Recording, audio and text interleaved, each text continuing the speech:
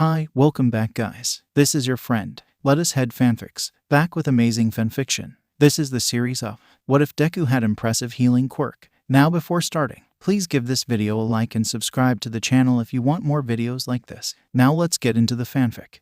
Katsuki Bakugo was not in good mood ever since his quirk manifested. He had become even more volatile than before. Before he was loud, but he could control himself. His emotions were not as all over the place. He had even lashed out at his friend Izuku, or Deku as Katsuki had started calling him. Deku had been his friend before he even knew what a friend was, but something about him had started to irritate Katsuki. Deku was the same age as Katsuki, but he still hadn't manifested his quirk. He would tell Katsuki that he had one but could never shown it. It was a constant source of irritation for Katsuki, but he didn't understand why. Things at home did not help matters. His little sister Mizuki was sick. She had been sick for most of the 2 years she had been alive. She was born a few months after his 4th birthday, just after his quirk manifested. His super powerful quirk. His father had told him that he had been given such a powerful quirk so he could protect Mizuki and keep her safe. He couldn't explode what was making her sick though. His parents were at the hospital all the time.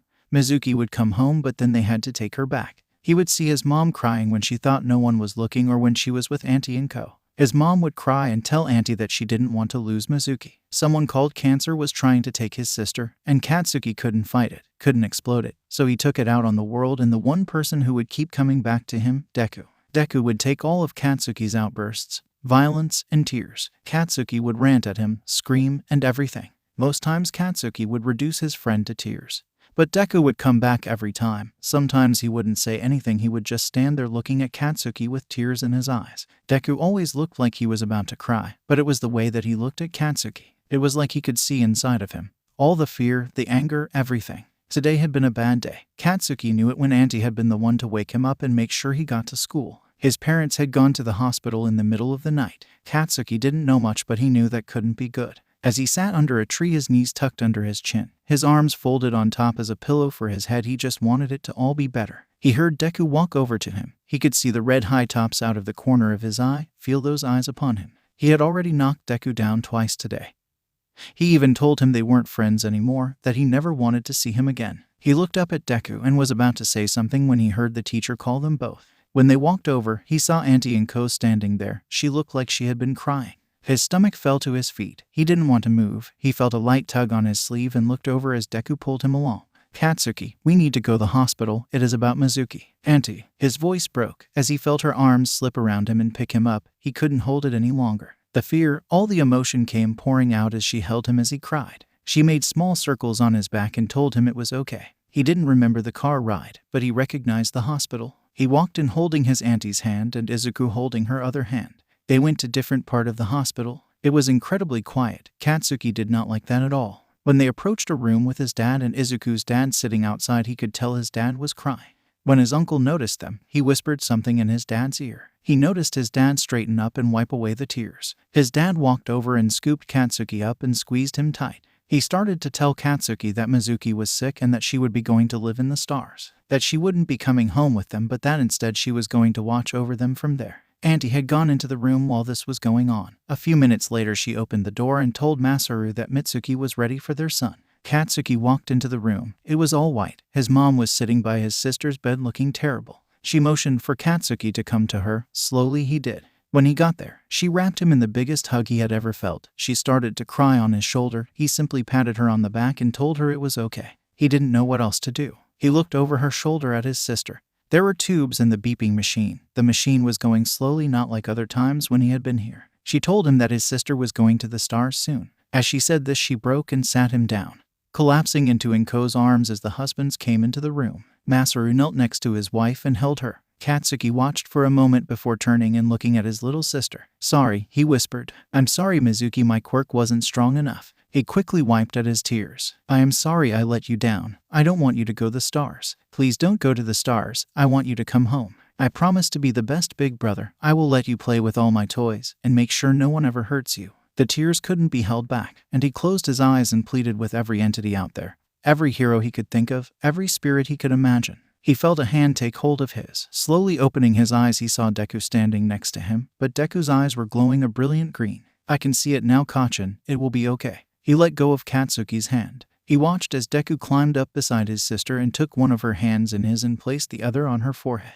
He looked over his shoulder at Katsuki. Don't let them stop me. If they stop me, it won't work. Deku, what are you doing? I can fix her, he whispered. Katsuki was about to say something. Please, Kachin, I can do this. If you were ever my friend, trust me this one time. I won't ask for anything ever again. For some reason, Katsuki nodded his head. A pale greenish-white fire slowly spread out from the hand on Mizuki's forehead. It began to envelop her whole body. Katsuki was about to yell when he noticed the pillow wasn't burning and he couldn't feel any heat. In fact, he felt a gentle coolness. The fire was completely around Mizuki and the beeping machine started to go faster, which caught the attention of the pair's parents. Izuku, Auntie yelled. His uncle started to run at them when Katsuki remembered what Deku had said. Don't let them stop me. No, stop. Katsuki yelled, raising his hand as they popped with his explosions. His uncle paused as his father and mother yelled at him to get out of the way. No, Deku said he could save her. The fathers kept trying to grab him, but he would make small explosions on their arms. He was fighting like a rabid animal. It was when he heard Deku scream in pain that they were able to get a hold of him and pull him off to the side as the mothers rushed over. As Deku screamed, Mizuki began to cry. Deku fell off the bed as Mitsuki rushed to her daughter, and Ko went to grab Deku. But a blackish-green fire erupted around him. The heat was intense, and Ko activated her quirk to pull him away from the bed as his father Hisashi ran over and pulled him farther away. Hisashi had fire resistance due to his fire quirk, but as he had barely dragged Izuku a few feet before he yelled in pain and Izuku went limp. Suddenly the fire died out. Deku looked at Katsuki. Don't cry anymore, it's okay, it's all gone now. Blood began to pour out of Deku's nose and ears. He coughed, and blood flew out. Katsuki watched Deku's eyes roll back, and he passed out. Katsuki could see Deku smiling. Chaos erupted in the room as doctors rushed in to try and gain control of the situation. 2 doctors immediately started to attend to Deku while another went to Mitsuki, who was holding her daughter. The room went quiet when a small voice said, "Mama." Mitsuki looked down to see her daughter looking up at her, which shouldn't be. The doctors had used very heavy painkillers to keep Mizuki peaceful in her last hours. A female doctor ran over, her eyes glowing a brilliant rainbow color. The doctor's hands flew to her mouth. The cancer, I can't see the cancer anymore, it's gone. Everyone in the room turned and looked at the unconscious boy on the floor. Katsuki ran over to his fallen friend and whispered in his ear, "You did it, Izuku, you did it." Izuku. The sound of a beeping machine and whispers penetrated the darkness, pulling Izuku back to the land of the living. He slowly opened his eyes to the white-tiled ceiling. He managed to croak out, "Mom." The whispers stopped. Izuku. His mother crossed the room in a heartbeat and had her arms around him. He could feel her tears on his shoulder. Another strong hand took a hold of his. "Son." Izuku looked past his mother's curls to see his dad holding his hand, looking down at him with a look of pride. The sound of the door opening and nurses coming in managed to make his mother pull back and step away from the bed. "Water," Izuku managed. His mother immediately pulled a bottle to her and opened it, handing it to him. He managed a few sips before he began to couch. His father caught the bottle before it slipped from his son's grasp. "Mizuki, is she okay now?" he asked. "Yes, she is perfectly fine actually," a new voice said as it entered the room. The family turned to see one of the doctors entering the room. He was not very tall, but very bald with a large bushy mustache and blue eyes. "Hello, I don't know if you remember me, but I am Dr. Tsubasa. I was the doctor who originally performed the quirk exam on your son here." His father walked over and extended his hand. "Ah, yes, Dr. Tsubasa, it is good to see you again." The doctor shook Hisashi and Inko's hands before walking over to Izuku. "Hello again, Izuku, how are you feeling today? You gave us all quite a scare after using your quirk. You have been asleep for 2 days. Izuku looked over at his dad and the water bottle. His dad walked over and helped his son sit up and take a few more sips. "My throat hurts, but I feel fine." "Is Mizuki really okay? Is the cancer gone?" "Yes, it is, my boy. Do you know how you did it?" "I could see it," he said, his brow furrowed in thought. "You could see it? What do you mean?" Izuku closed his eyes in serious thought before taking another sip of water and thinking carefully. "I could see what was hurting her. Elle could see her pain." "Then what did you do?" "I took it away from her and put it in me," he said, pointing to his chest. "Then I burned it away." Inko did her best to keep her voice calm and her emotions in check. "Izuku, honey, are you saying you could see the cancer in Mizuki and you took it out of her body and into yours? Then you burned it away?" Izuku nodded his head. If it was for the steadying hand of her husband, she might have fainted at once. "I can see when people are in pain, but it wasn't until I was looking at Mizuki that I somehow knew what to do. Like right now, you and Daddy are scared for me. And you are. I don't know what you are, but I know your bones hurt." Dr. Tsubasa laughed for a moment before he focused his gaze on Izuku. "So could you make the bones in my hand not hurt as much?" Izuku thought for a moment and reached his hand out to the doctor. Inko went to protest, but Hisashi stopped her. They watched as Izuku took a hold of one of the doctor's hands and the white fire slowly spread from Izuku's hand to the doctor's. They watched Izuku wince before removing his, and then the white fire turned black for a few moments and faded out. "Your bones really hurt," the little boy said. The doctor simply looked at his hand in wonder. "Fascinating." "Well, doctor," Himiko asked. "It feels great, amazing. You young man have a wonderful quirk." Izuku smiled as his mother came and sat on the edge of his bed. Her smile was dazzling. "My little hero." Izuku just smiled at his mom. The doctor gave Izuku an exam and turned to his parents. "With what little Izuku just told us, I can say for sure that he has no signs of cancer from our initial tests. And everything looks fine. But to be on the safe side, we just need to run some more tests. And he should be good to go home tomorrow morning as long as everything looks clear. Don't forget to update his quirk registration." The doctor turned and left the room looking at his hand, a smile spreading ear to ear. "Yes, this might be perfect. The boy just needs to get stronger and then he can heal him." Katsuki. He was walking the halls to another part of the hospital holding an All Might plushie that they had picked up in the gift shop. Soon they found themselves standing outside a door. His mom knocked softly, and he heard his auntie tell her to come in. The door slowly opened, and there sitting up in bed was Izuku, with a smile on his face talking to his mom. "Kachin." He felt his mom give him a little nudge. "Go on," she whispered. Katsuki walked over looking at him. He could see that Izuku seemed happy. Katsuki hadn't seen him like this since before Mitsuki was born. Katsuki extended the plushie. "This is for you, Izuku." Izuku beamed and took the plushie from his friend. "I like you better like this. You don't look right when you're in pain." "You too, Auntie Mitzi." Inko looked at Izuku. "Could you see that their feelings were hurt?" she said. Izuku nodded his head. "I couldn't do anything. I really wanted to, but I couldn't, so I keep thinking about it and thinking about it. I know it had to do with Mizuki, but it wasn't until we were in the hospital room that I knew what to do." "Is she okay, Auntie?" Mitsuki smiled and walked over, pulling her nephew into a super big hug as she cried some happy tears. "She is perfect. You took away all the cancer. She's going to be great. I can't thank you enough, Izuku. Our family owes you more than we could ever repay." Izuku hugged his aunt. "It's okay, Auntie, as long as Kachin can be my friend again, that is all I need." Katsuki walked over to Izuku and joined in on the hug. "I promise that we will always be friends." Izuku smiled. As the moms went to get something to drink, Izuku was left alone with Kachin. "Was that your quirk?" Katsuki asked. Why didn't you use it before?" "I didn't know how. I could use the first part but not the others." "The first part? I can see when people are in pain, in their bodies or in their hearts, but I didn't know what to do. I could feel something inside of me. But I couldn't do anything till the other day when we came to see Mizuki." "Then what did you do?" "I took all her cancer and put it in me and then burned it all up. It really hurt though. When I take their hurt, I feel it. I could feel all the hurt that Mizuki had felt from the cancer. So, if you heal someone with a broken arm, you will get a broken arm. No, I think I will feel what that is like to have a broken arm. You took all my sister's pain into you, so you could heal her. You burned away the cancer." Yes, Katsuki realized in that moment that for the past 2 years he had been calling Izuku Midoriya Deku. He had gotten all the kids in the class to do the same thing. He had made his friend's life a living hell. The reason that Izuku never left him alone was that he could see the pain he was in, and he wanted to figure out how to help. He endured the hits and explosions, everything, the yelling, the screaming, Katsuki throwing Izuku's lunch away, not letting him play with the class, all of it. And he still saved Mizuki.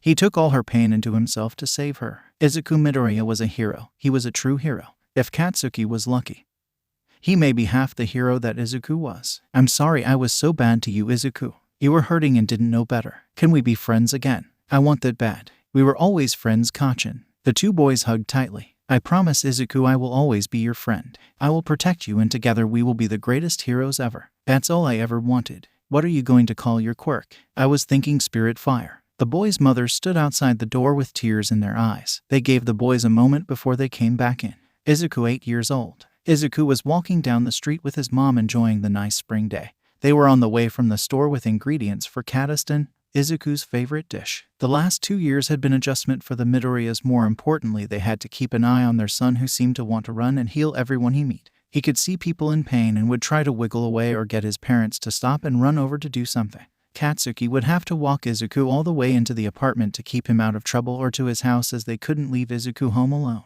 Inko had come home one time to find Izuku with the next door neighbor who had fallen and broken her hip, till Izuku had climbed across 3 balconies to get in and heal her. He would heal kids on the playground and was constantly getting in trouble for it, but I didn't stop him. The only thing that finally stopped him somewhat was when a pro hero had come to talk the kids at his school, and Katsuki had asked the hero about using your quirk without a license and how I could make so you could never be a hero or get a license to use your quirk. As they were walking, Izuku suddenly stopped and looked around as the pro hero Bravo came crashing through a building. Inko grabbed her son and ducked behind a car to avoid the debris. A villain with some sort of magnetism power began to hurl trash cans and other objects at the hero. Inko was terrified, hoping for a break in the fighting to run. Then the car started lifting that they were hiding behind. Inko bundled Izuku in her arms and dashed for the alley. Bravo threw an air blade to slice the car in half, sending Inko to the ground as the blade sliced her back. Izuku tumbled to the ground. Inko looked and saw Izuku scrambling to her. She yelled at him to stay back. Izuku ignored her and she felt the cold fire on her back, and her son yelled at the pain he absorbed. Before she could do anything, she felt a metal cord wrap around her ankle and yank her into the street. She was yanked to the villain as the cord wrapped around her. She was floating in between the villain and the hero, a jagged piece of metal pressed against her throat. You're going to let me go, Bravo, or this woman is going to get killed right in front of you. Now Magno, don't do anything too hasty. You haven't killed anyone before. You don't want to that. The Alpha and Gamma will be here soon. Don't make this worse. Then let me go and I will release her after I am free. I can't do that, Magno. You know that. Izuku, you know. Inko screamed as she saw her son run out of the alley and up to the villain.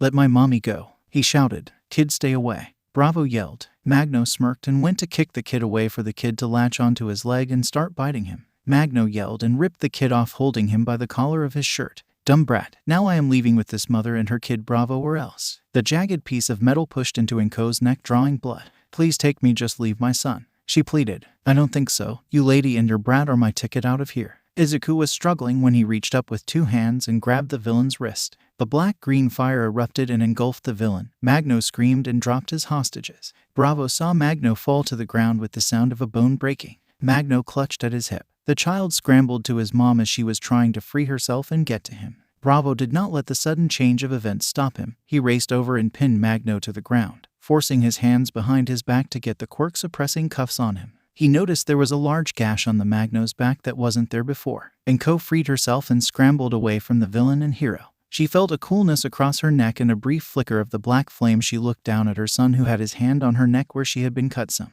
With Magno in custody, the other members of his team showed up to help with the cleanup. Bravo came and checked on two of them. He even asked Inko about what had happened. Inko told him she wasn't sure. Up until now, her son's quirk could only heal people. I understand, but we are going to need you to give a statement to the police, as he did use his quirk without authorization. But I wouldn't worry too much about it. His mother was in trouble, and he reacted. Sure enough, the police took Inko and Izuku down to the station to get their statement. The police really wanted to know how an 8-year-old had broken a man's hip and gashed open his back in such a violent way. Izuku wasn't sure. He had just reacted. He didn't know how that happened. The police were not being very polite until a tall man with black hair and eyes walked in. The other officers vacated the room. Hello, Mrs. Midoriya. I am sorry for the overzealousness of my fellow officers. My name is Detective Tsukachi. Before we begin, I have a duty to inform you that my quirk is lie detector, so if you lie, I will know it. I just have one question. Do you know how your son inflicted those injuries on the villain known as Magno? No, truth, but I have an idea. Go ahead. My son can heal people with his quirk. He does that by taking the pain of the injury into himself and burning it away. I had been hit in the back by accident by Bravo. She turned and showed him her cut shirt. Izuku healed me. She looked down sheepishly. He also may have healed our elderly neighbor who fell and broke her hip one afternoon. It seems he may be able to inflict whatever injuries he has healed on someone else. This has never happened before. Truth. Well, ma'am, to be honest, what he did was against the law, but there is not court in the land that would ever convict an 8-year-old who was just trying to save his mom.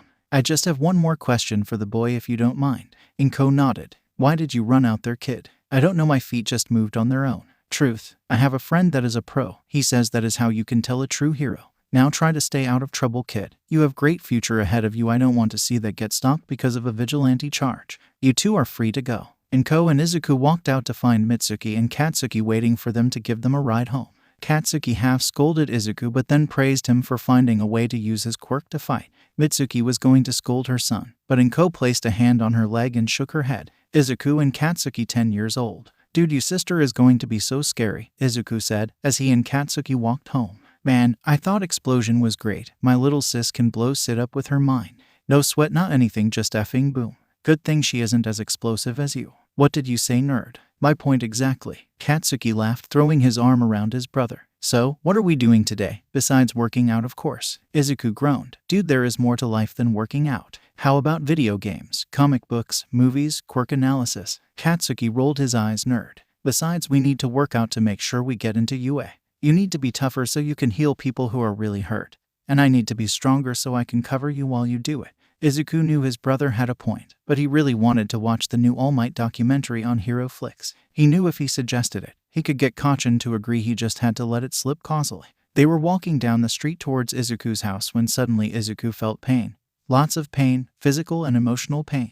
It was radiating from the alley. Katsuki stopped and noticed the look on Izuku's face. How bad? Really bad. Their emotional pain is crazy high, not to mention their physical pain. Aizawa too. Katsuki frowned. Izuku and him had developed a system like the DEFCON system they saw in a movie once. Remember, we approach slow and see if we can do something safe. If not, we call the police and hero. Okay. Yeah, I know, Izuku said. You said that last time and we ended up having to run from a guy with freaking werewolf quirk. All because you had to heal the cuts on him. How was I supposed to know he would react like that? I did. I even told he had crazy eyes. You know what? Never mind, let's do this. The two slipped down the alley carefully. Slowly they rounded a corner and saw a figure hunched over with their back to the two. Two messy blonde buns, a dirty beige school sweater and plaid skirt. The hunched figure turned, and boys stared deep into the girl's cat-like eyes that were dilated in a very disconcerting fashion. They could see several bloody cuts on her arms and legs. She was gnawing on her arm. They could almost see bone. Katsuki raised his hands up, palms out towards the girl. She skittered back, swaying like something out of a horror movie. Crazy eyes, Katsuki whispered. Izuku's eyes glowed as he looked her over. It has something to do with her quirk. And I am guessing blood, he said. Yes, blood. I need blood. Give it to me. She dashed forward a step before stopping herself. No, get away from me. I don't want to hurt you like Kimmy. Please, I'm a monster. But the blood was so sweet, so good. Give it to me. She leapt at the boys only for Katsuki to let loose a small explosion that knocked her back. All right, Izuku, this is definitely a call for backup situation. They will just throw her in an asylum. Kacchan. Let me try something. Got him at Izuku. You better not die. Izuku stepped forward in a crouch, making himself seem smaller. He held his arms out wide. Hey, look, I don't have anything. You want some blood? I will give you some. He extended his arm, offering her his wrist. He could see her eyes darting to Kacchan and his wrist. He won't do anything. Come on, take a drink. She scampered forward, grabbing his wrist. Izuku, Kacchan whispered. Izuku just held his hand out to the girl. He watched as she opened her mouth, revealing sharp canines. Slowly she bit into his wrist. Izuku winced but said nothing as she started to suck at the wound. He placed his other hand on her back. She flinched but didn't break contact. The white flame erupted over her. Izuku grimaced in pain. When the flame engulfed the girl, she yelled and fell back, grabbing at her head. Izuku did the same. Kacchan went to rush to his brother, but Izuku yelled at him to stay back. Katsuki saw the familiar black flames erupt around his brother. But then he was white flames. He even saw red flame erupt around Izuku's head before they all turned to black flames and went out. Izuku was huffing, holding his head. The girl sat there before she started to stand up. Katsuki got in front of Izuku, palms out. When he saw the girl's eyes, they were normal size. He saw emotions flickering across her face. The girl looked at the two boys, then fell to her knees crying.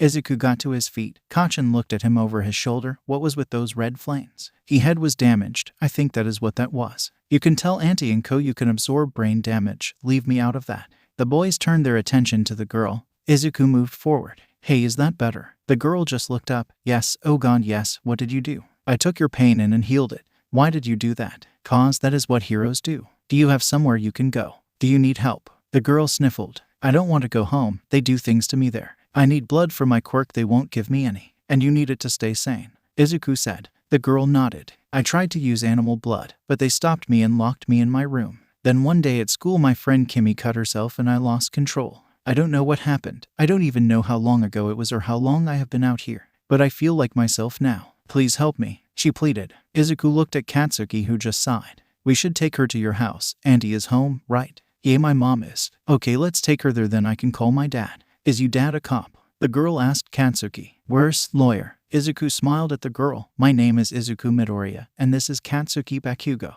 The girl wiped her eyes with her dirty sweater. Himiko, Toga. Well, Toga, let take you to my place so we can get you some food and clean clothes, Izuku said. Will you mom be mad? A little, but not at you, mostly at me, but I promise she won't hurt you. And Kacchan, I mean Katsuki's dad, is a really good lawyer. He will know what to do. The three kids exited the alley and made their way towards Izuku's home. Izuku Midoriya was a reasonable woman. Her husband, who had been going back and forth overseas, was finally coming home to stay. His son, though prone to rash actions, they came from a place of caring. His brother had grown and changed so much after the hospital incident, it was like she had two sons. Mitsuki felt the same way. She knew it was impossible to totally stop Izuku, but they had been curbing his actions and she felt they were in a good place. Then they came home with one Himiko Toga. Izuku immediately recognized that Izuku had healed the poor thing.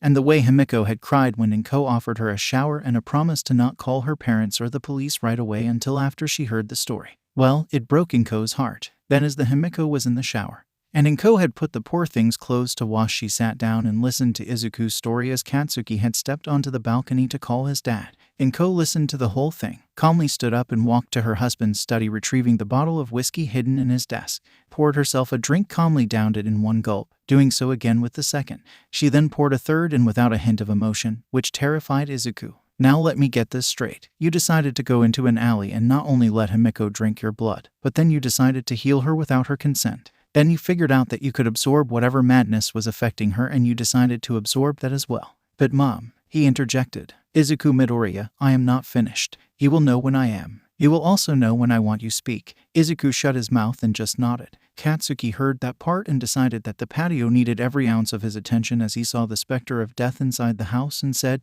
not today. You did this not knowing what would happen to you or her, or if you could even heal this once you took it into yourself. Now Izuku Midoriya, when did this all become a good idea in your mind? I can't really say, he said meekly. Katsukibakugo. She yelled. Katsuki winced and poked his head inside. Yes, Auntie. At what point did you suggest that maybe the two of you should call a hero or the police? As soon as she turned around and we could see what was happening, Auntie. You may continue admiring the patio. Yes, ma'am. Thank you, ma'am. Katsuki did exactly that. Interesting. Do you have a counterpoint, Izuku Midoriya? Izuku winced as she was continuing to use his given name. No, but she just silenced him with a look as she took a sip of her drink. It is obvious that Ms. Toga needs help and luckily you were able to provide it, without causing any apparent harm to yourself. After we handle this situation, you are grounded for 2 months. Izuku began to protest but quickly thought better of it.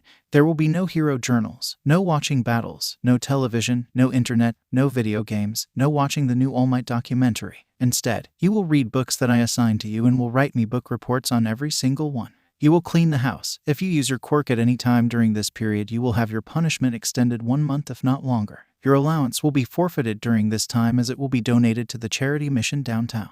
You will be allowed to train with Katsuki at his home gym only. I will inform your aunt and uncle of your punishment. Now the only words out of your mouth better be yes, Mom. Yes, Mom, he said, defeated. Oh, cell phone. She held out her hand. He handed it over. He saw her going into the settings and locking out everything but text messaging and phone calls. She then handed it back. Understand, Izuku, that the fact you want so desperately to help those in need is not a bad thing. But you are not only jeopardizing your future but Katsuki's as well. Not to mention all the other people in the world that you will not be able to help. And you are jeopardizing your health as well. Katsuki. He stuck his head in again. Is your dad on his way? Yes, Auntie. Good, come here. Katsuki walked over. Izuku dug into her purse and pulled out money. Take this and Izuku and go down and pick up 2 large pizzas, salad, and cinnamon balls, as well as some soda. The 2 of you are to go and come right back, understood? Yes, Auntie, he replied. Izuku brought him into a loving hug. You're a good boy, Katsuki. Keep looking after your idiot brother. Katsuki smiled and hugged her back. Always. Good, now get out of here. I can hear the water turning off and want to talk to Himiko in private. The 2 boys left as Izuku went and knocked on the door. Himiko, I have some clothes for you to wear. I would like you to open the door so I can check for any other injuries. I am a nurse. If you don't want to, it's okay. Slowly she opened the door some. Are the boys here? No, it's just us, dear. I sent them to get us pizza for dinner. Is that okay? Yes, that sounds really good. Himiko opened the door and Izuku stepped in. As Izuku looked over the girl, she could tell that she was very undernourished and very frightened.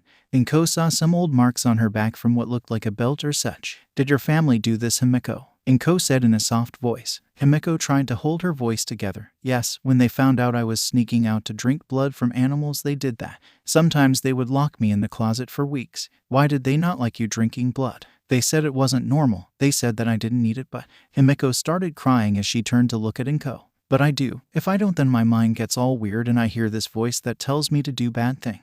I don't want to do them, but I need the blood. Does that make me bad? Izuku gently wiped the girl's tears. No, sweetie, that makes your parents bad. You need blood just as much as people need water. It is just part of you, and they should have never done that to you, sweetie. I promise that I will do everything in my power to make sure that it never happens again, okay?" Himiko started crying. She moved forward like she wanted a hug from Inko but was afraid to ask. Inko just pulled the crying girl in and held her while she cried. Eventually, Himiko settled down and dressed in some of Izuku's old clothes. By the time boys came back, they walked in with Masaru. "Hello, Inko." Katsuki filled me in somewhat, he said as he entered the house, spotting the nervous young girl. "Hi, you must be Himiko. Do not worry about anything right now, just eat some food and we can talk afterwards." Himiko nodded. Izuku walked over to her and smiled. He extended his hand, which she took a little shyly as he led her over to the food, encouraging her to get as much as she wanted. Even Katsuki was doing his best to keep his more explosive tendencies in check to avoid startling her. For the boys, this was just another evening meal. For Himiko, it was what she had dreamed of. No yelling or scornful stares. She was doubly surprised when Masaru pulled a jug of pig's blood from a bag. "I asked him to pick it up in case you were thirsty," Bakugo said. "I remember you saying that you were using animal blood before your family stopped you. Would you like some?" Inko asked her. "Is it really okay?" Himiko responded. Wordlessly, Inko went and pulled out a mug and poured Himiko some and set it down in front of the girl. "I promise, Himiko, it is just fine." Himiko bit her lip, thinking about what to do. Maybe it was some sort of trap. Maybe they were going to do something once she did drink it. But then she thought of what Mrs. Midoriya had said and what Izuku had done for her. With a nervous glance, she took the cup and had a drink. There were no looks of disgust, or any reaction at all. Everyone just kept doing what they were doing apart from Mrs. Midoriya. "Is that okay, or would you like me to heat it up some?" Himiko was in absolute shock. It took her a moment, and with tears in the corner of her eyes. "If you could heat it up just a little, that would be nice. But if it is too much, I can drink it just like this." Nonsense. Inko took the mug and heated it up some in the microwave before returning it to the girl. When the meal finished, they moved to the living room so Masaru could talk with Himiko. After listening to everything, Masaru sighed and looked over at Inko. "Well, Masa, we can get her parents on neglect and child abuse, possible criminal charges for the denying her blood and causing a psychotic episode. I am going to make a phone call as we need to find out what happened when you attacked Kimi. We should be able to argue insanity regardless due to the actions of your parents. But Himiko, it will require us going to the police. But don't worry, I will be there with you. I will make sure you are not taken back to your parents until an investigation is completed. They will probably put you in foster care while that happens. Can't she just stay with Izuku and I? I don't want her to put into the system," Inko said, before she turned her attention to Himiko. "That is only if you want it, dear. If I could stay here for a while, that would be nice. None of you look at me funny," Himiko said. "Well, then we should get this started as soon as possible. My car is downstairs if you two ladies are ready." Inko nodded and, using her quirk, pulled her coat and one of Izuku's hoodies from the closet. She handed the jacket to Himiko. "Here, dear, put this on. It can get cold in those police stations. Izuku, remember you are grounded, so I want you in bed early." Katsuki and Izuku walked over, and to Himiko's surprise, they both gave her a hug. "It will all be okay," Izuku said. "Don't worry about anything, Fangs. My dad is the best," Katsuki said. Himiko smiled at the Fangs comment, before turning to the adults and walking towards them. "I am ready." The brothers watched them leave. When the silence came, Katsuki smacked Izuku upside the back of his head before quickly hugging him. "Dude, you are so dumb sometimes, but man, I wouldn't trade you for anything, except a clone of Mizuki." Izuku smiled and hugged Katsuki back. "Alright, I am going home because you are grounded, not me, and there is that new documentary on Hero Flix." "Dude, I agree we did the right thing, but Izuku, listen to me. If you keep doing this, you are going to get caught and then there will be trouble. I want us to be heroes together, bro, but I will do it without you. It will suck, but I will. Don't make me do that, okay?" Izuku nodded his head. "I get it, Kachin. I will be better, I promise." "Good, now I am out of here. Later, man." Izuku sat there in the apartment for a moment before beginning to clean up and heading to his room. He needed to find a way to be able to use his quirk to help people without getting in trouble. He also needed medical knowledge. He pulled out his homework first, though. Now way he could even be a hero if he didn't pass math class. His mom did not come home till the evening the following day, and when she did, she had Himiko in tow. It had been decided that Himiko would stay with them pending investigation. Himiko cried on Izuku's shoulder, then she told him that Kimi was hurt but not severely. That Kimi, after learning of Himiko's quirk and the need for blood, she had forgiven Himiko on the spot. Kimi's parents even decided to not press charges against Himiko but to instead go after Himiko's parents for monetary compensation. It was an adjustment in the house as they moved Himiko into the spare bedroom and saw to her needs. Himiko kept waiting for the dream to end or the other shoe to drop, but for a little while at least it was pure fantasy. Himiko had to attend quirk counseling, as well as therapy. Izuku had to go with her to the quirk counselor due to bad past experiences. Izuku welcomed it and was fascinated watching the counselor work with Himiko and her quirk. The fantasy didn't end but instead hit a snag when after 1 month Himiko was informed that she would have to go to court for the case against her parents, and they would be looking to place her in a permanent foster care. Luckily for Himiko, that was when Hisashi came home. The man scared Himiko at first. He was easily 6'2" and incredibly broad. Himiko found him intimidating until she saw him smile. It was like the smile that Izuku had. It relaxed her. After Inko and him had a meeting, they had sat down with Himiko to ask her if she wanted to stay with them as their foster daughter. Himiko cried for 5 minutes before she could say yes. Himiko sat in her room on the bed looking at the bedding that had been bought for her. The clothes that they had bought her, the plushie, the slippers, the robe. These people had come out of nowhere. First, Izuku and Katsuki had come down that alley and risked their lives to help her. Second, Inko took her in and listened to Himiko's story and hugged her. Third, Matsuo had been true to his word and was fighting tooth and nail for her. Fourth, Hisashi had come home to find a strange, potentially dangerous girl in his home and had wanted her to stay. It was a lot. It was almost too much. She opened her journal and wrote her feeling down for the therapist. It wasn't quite the fairy tale as someone had not waved a magic wand to make everything instantly better. But it was a proper one. A family had come in and changed her life. They were fighting to make her life better for no other reason that they believed in her. Someone had put their faith in her, and she would make sure that it was not a mistake on her part. She was nervous. She was meeting Mitsuki and Mizuki today for the first time. She didn't know what to expect, but according to Izuku, Auntie Mitsuki was like Bakugo, loud but had great heart, and Mizuki was seemingly more subdued like Masaru but had recently discovered she could blow things up with her mind. That is insane, Himiko had said. I know, right, Izuku had replied. Adjusting and rebuilding. Normally Izuku's punishment would have been terrible torture for him. Well, it still was, but the presence of Himiko and then the return of his father had made things a lot more bearable. After the first month Himiko was with them, it was decided that she would go to school with the boys as that way she had friends pre-established. The first day Himiko was incredibly nervous. It went okay. The main incident had been when of course the topic of quirks had come up and Himiko had summoned up the courage to share hers. The reaction was of course varied, but the loudest came from a group that decided to try and bully the girl. This angered Izuku to no ends. Normally a non-aggressive child by nature, seeing the effect it immediately had on Himiko's mental state caused him to leap from his seat in the cafeteria and throw punches. Katsuki was surprised by this action for exactly 1 second, and he enthusiastically joined in. When a girl had jumped on Izuku's back though, Himiko knew that the boys were fighting for her and she would fight for them. The resulting suspension for everyone was met with satisfactory approval by all parents involved. Himiko's therapist did not approve of her method but understood the girl's desire to fight for those that were fighting for her. After her second 1RSD day it went smoother. To put it simply, it went spectacular, at least in Himiko's world.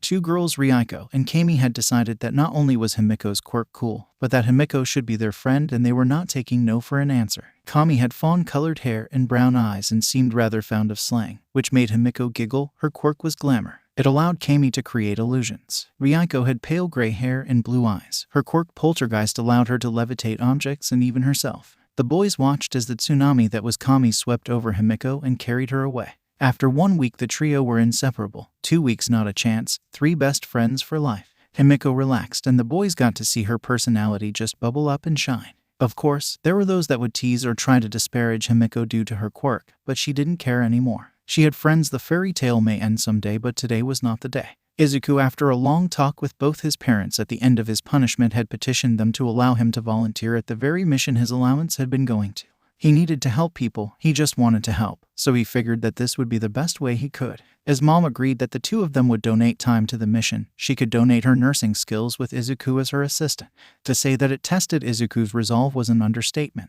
He saw so much in the way of injury and mental pain. He wanted to reach on and take it all, heal everyone, but he knew that wasn't allowed to.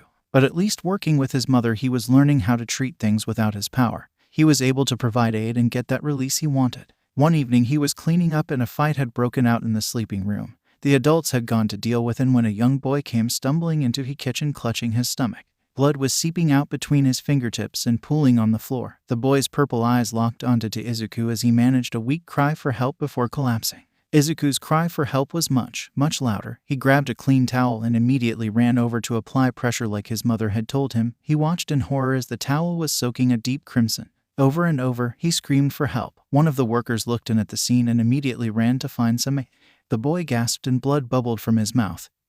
He wasn't going to make it. It took Izuku 1 second before his hands erupted in white fire over the wound. Izuku let out a strangled cry as he now knew what it was like to be stabbed. He would not recommend it. 0 divided by 10. He felt and saw the healing work. He immediately fell back as the white fire engulfed him, healing the pain. Izuku lied there panting. He looked over at the boy to see his breathing steady out and his eyes flutter. It was then he saw a girl with green vines for hair holding onto a woman with similar hair staring at him. The little girl ran to him while her mother raced to the other boy. The girl grabbed his hands and stared deeply into his eyes. There was a twinkle in her eyes as she stared at him. "Glory to the Lord, for he in his infinite wisdom has brought you here this night to save the life of his wayward sheep," she said. Izuku looked at the girl. He didn't know what to say. The look in her eyes and the passion in her voice caught him off guard. Thankfully, Inko came busting in with a medkit. Her eyes immediately fell on the boy asleep on the ground and then to her son, who sheepishly looked at her. Freeing his hand from the girl, he held them up in defense. "Mom, before you say anything." He was bleeding out. "I applied pressure and everything like you said. If I didn't do something, he was going to die." Inko walked over to the sleeping boy and checked his breathing and pulse. What was his injury? Izuku winced. Knife wound to his stomach. Internal bleeding. His lungs were filling with blood. He couldn't breathe. Inko looked over at her son. "Good job, Izuku. I know you called for help and tried to triage first, so you are not in trouble today." Izuku let out a breath he didn't know he was holding. The woman walked over to Inko. "You must buy Mrs. Midoriya. I am Seinoru Shizaki. I finance this facility. Thank you for your quick action tonight. And praise God that you have instilled such a selfless nature into your son. I am not sure what his quirk is, but it is a true blessing from on high. To heal by fire is truly a miracle to behold." "Well, I thank you for your praise, Mrs. Shizaki. You must understand something, that for my son to heal someone, he must take the pain unto himself first. So as of tonight, my son knows what it is like to be stabbed. So not only does he heal, he takes their pain unto himself. But God's gifts also are truly wonderful to behold." Izuku watched the conversation in confusion, till the young girl caught his attention again. "Ibara Shizaki," she said, extending her hand. "Is that true? You take on their pain to heal them?"